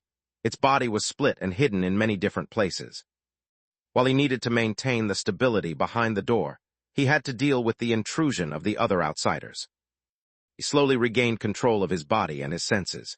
Chenji realized that as more cracks appeared on the building, the limitation of the world behind the door on his employees became weaker and weaker. There were 2 sides to a coin. After losing the rag doll's head, the black fog started to seep into Jiu Hong Apartments Block 2.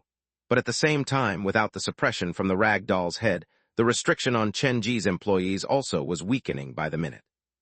His hand reached into the backpack. Chenji pressed on the play button on the recorder. The tape turned, but the sound of the static did not come. He then reached for the blood-soaked comic. He flipped through the pages. When he reached the page where Zio-bu was, he got the response that he wanted. Blood vessels reached out to curl around his hand. The page pictured the sight of a dancing and flitting blood spirit. The picture that was supposed to be so scary was surprisingly heartwarming. "It is Zio-bu who is helping me." Zio-bu was incredibly strong, but she still managed to help Chenji without fully breaking through the limitation placed on her by the rules of the world behind the door. This had surprised Chenji somewhat. My parents once made a deal with Xiao Bu to have her become my shadow. Is that because they had noticed some kind of special power in Xiao Bu? Based on Chenji's parents' plan, it should be Xiao Bu accompanying Chenji at this moment, but things very often did not go according to plan. No one would have expected the appearance of Zhang Ye. Putting away the comic, Chenji turned to inspect the other objects inside the backpack. Zhang Ye's bedtime story was still the same. The ballpoint pen and the other small objects had not changed either. Wait, it appears like one thing is missing.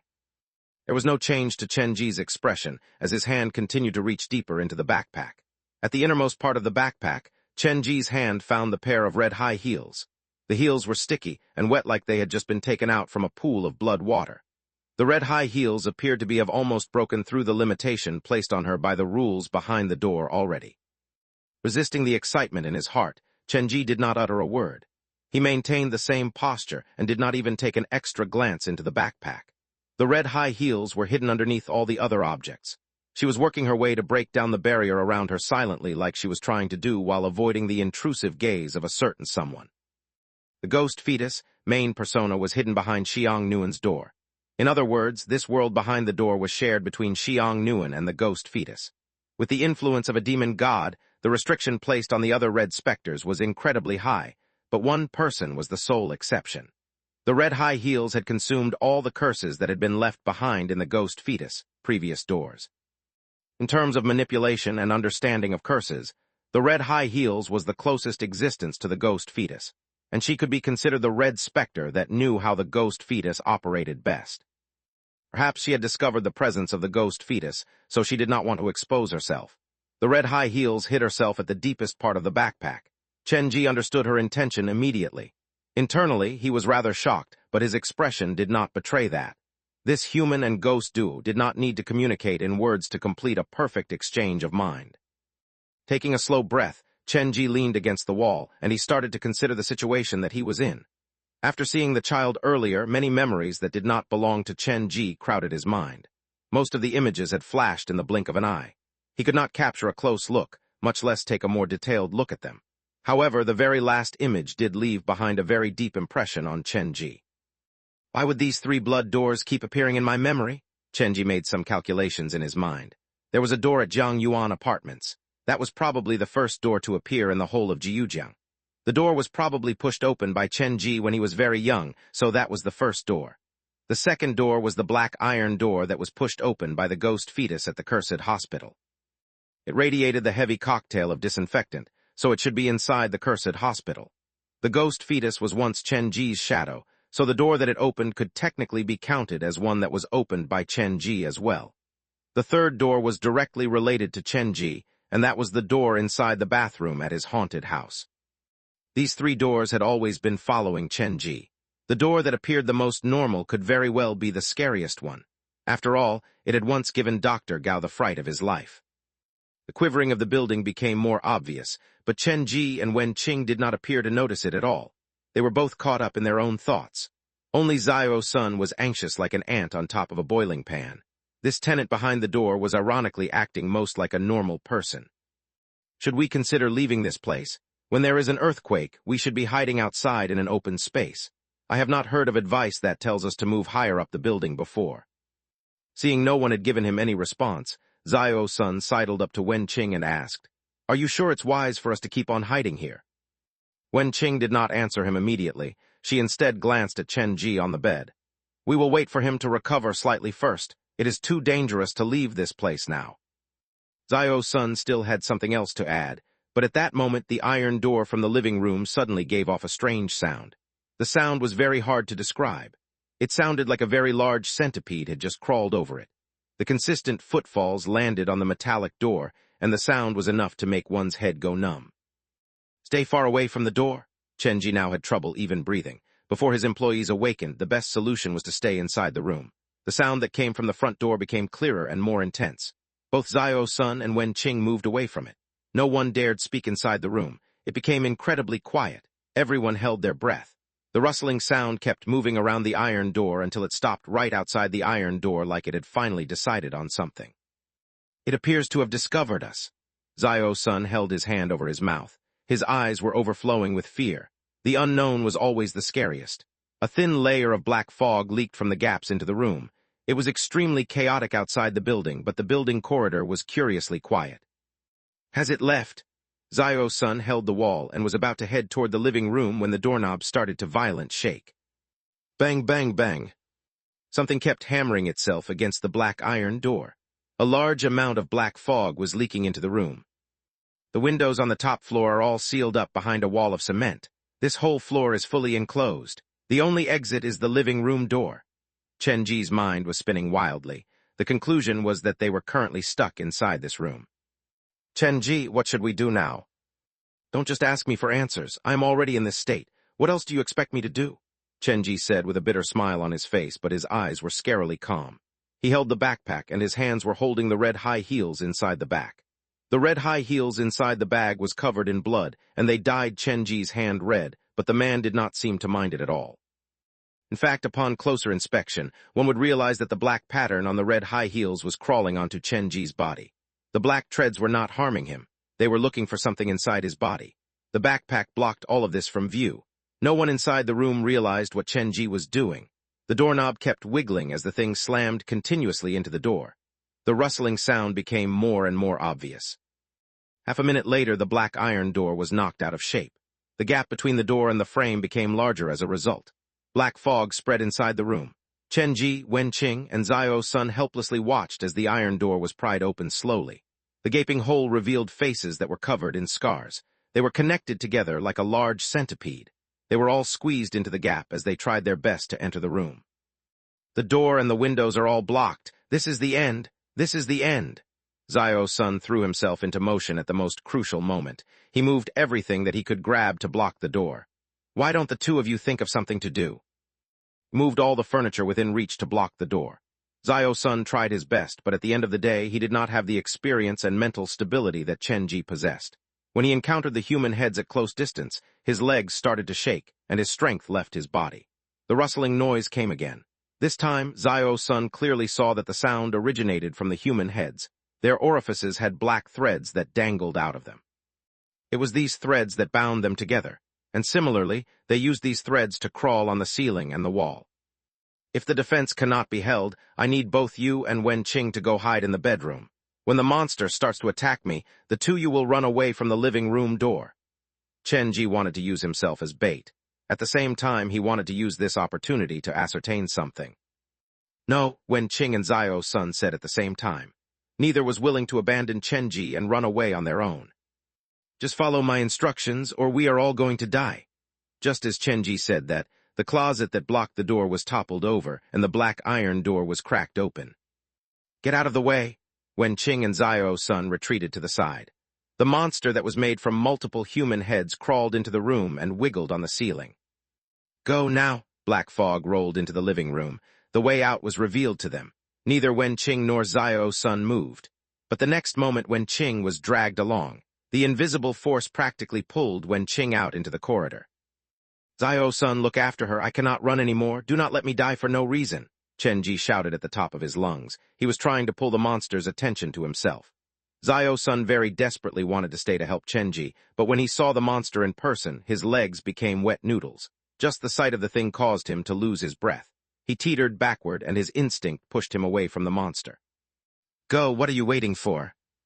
After Zio-san and Wen-ching left, Chen-ji sighed in relief. He sat up on the edge of the bed as he lifted his head to look up at the strange monster.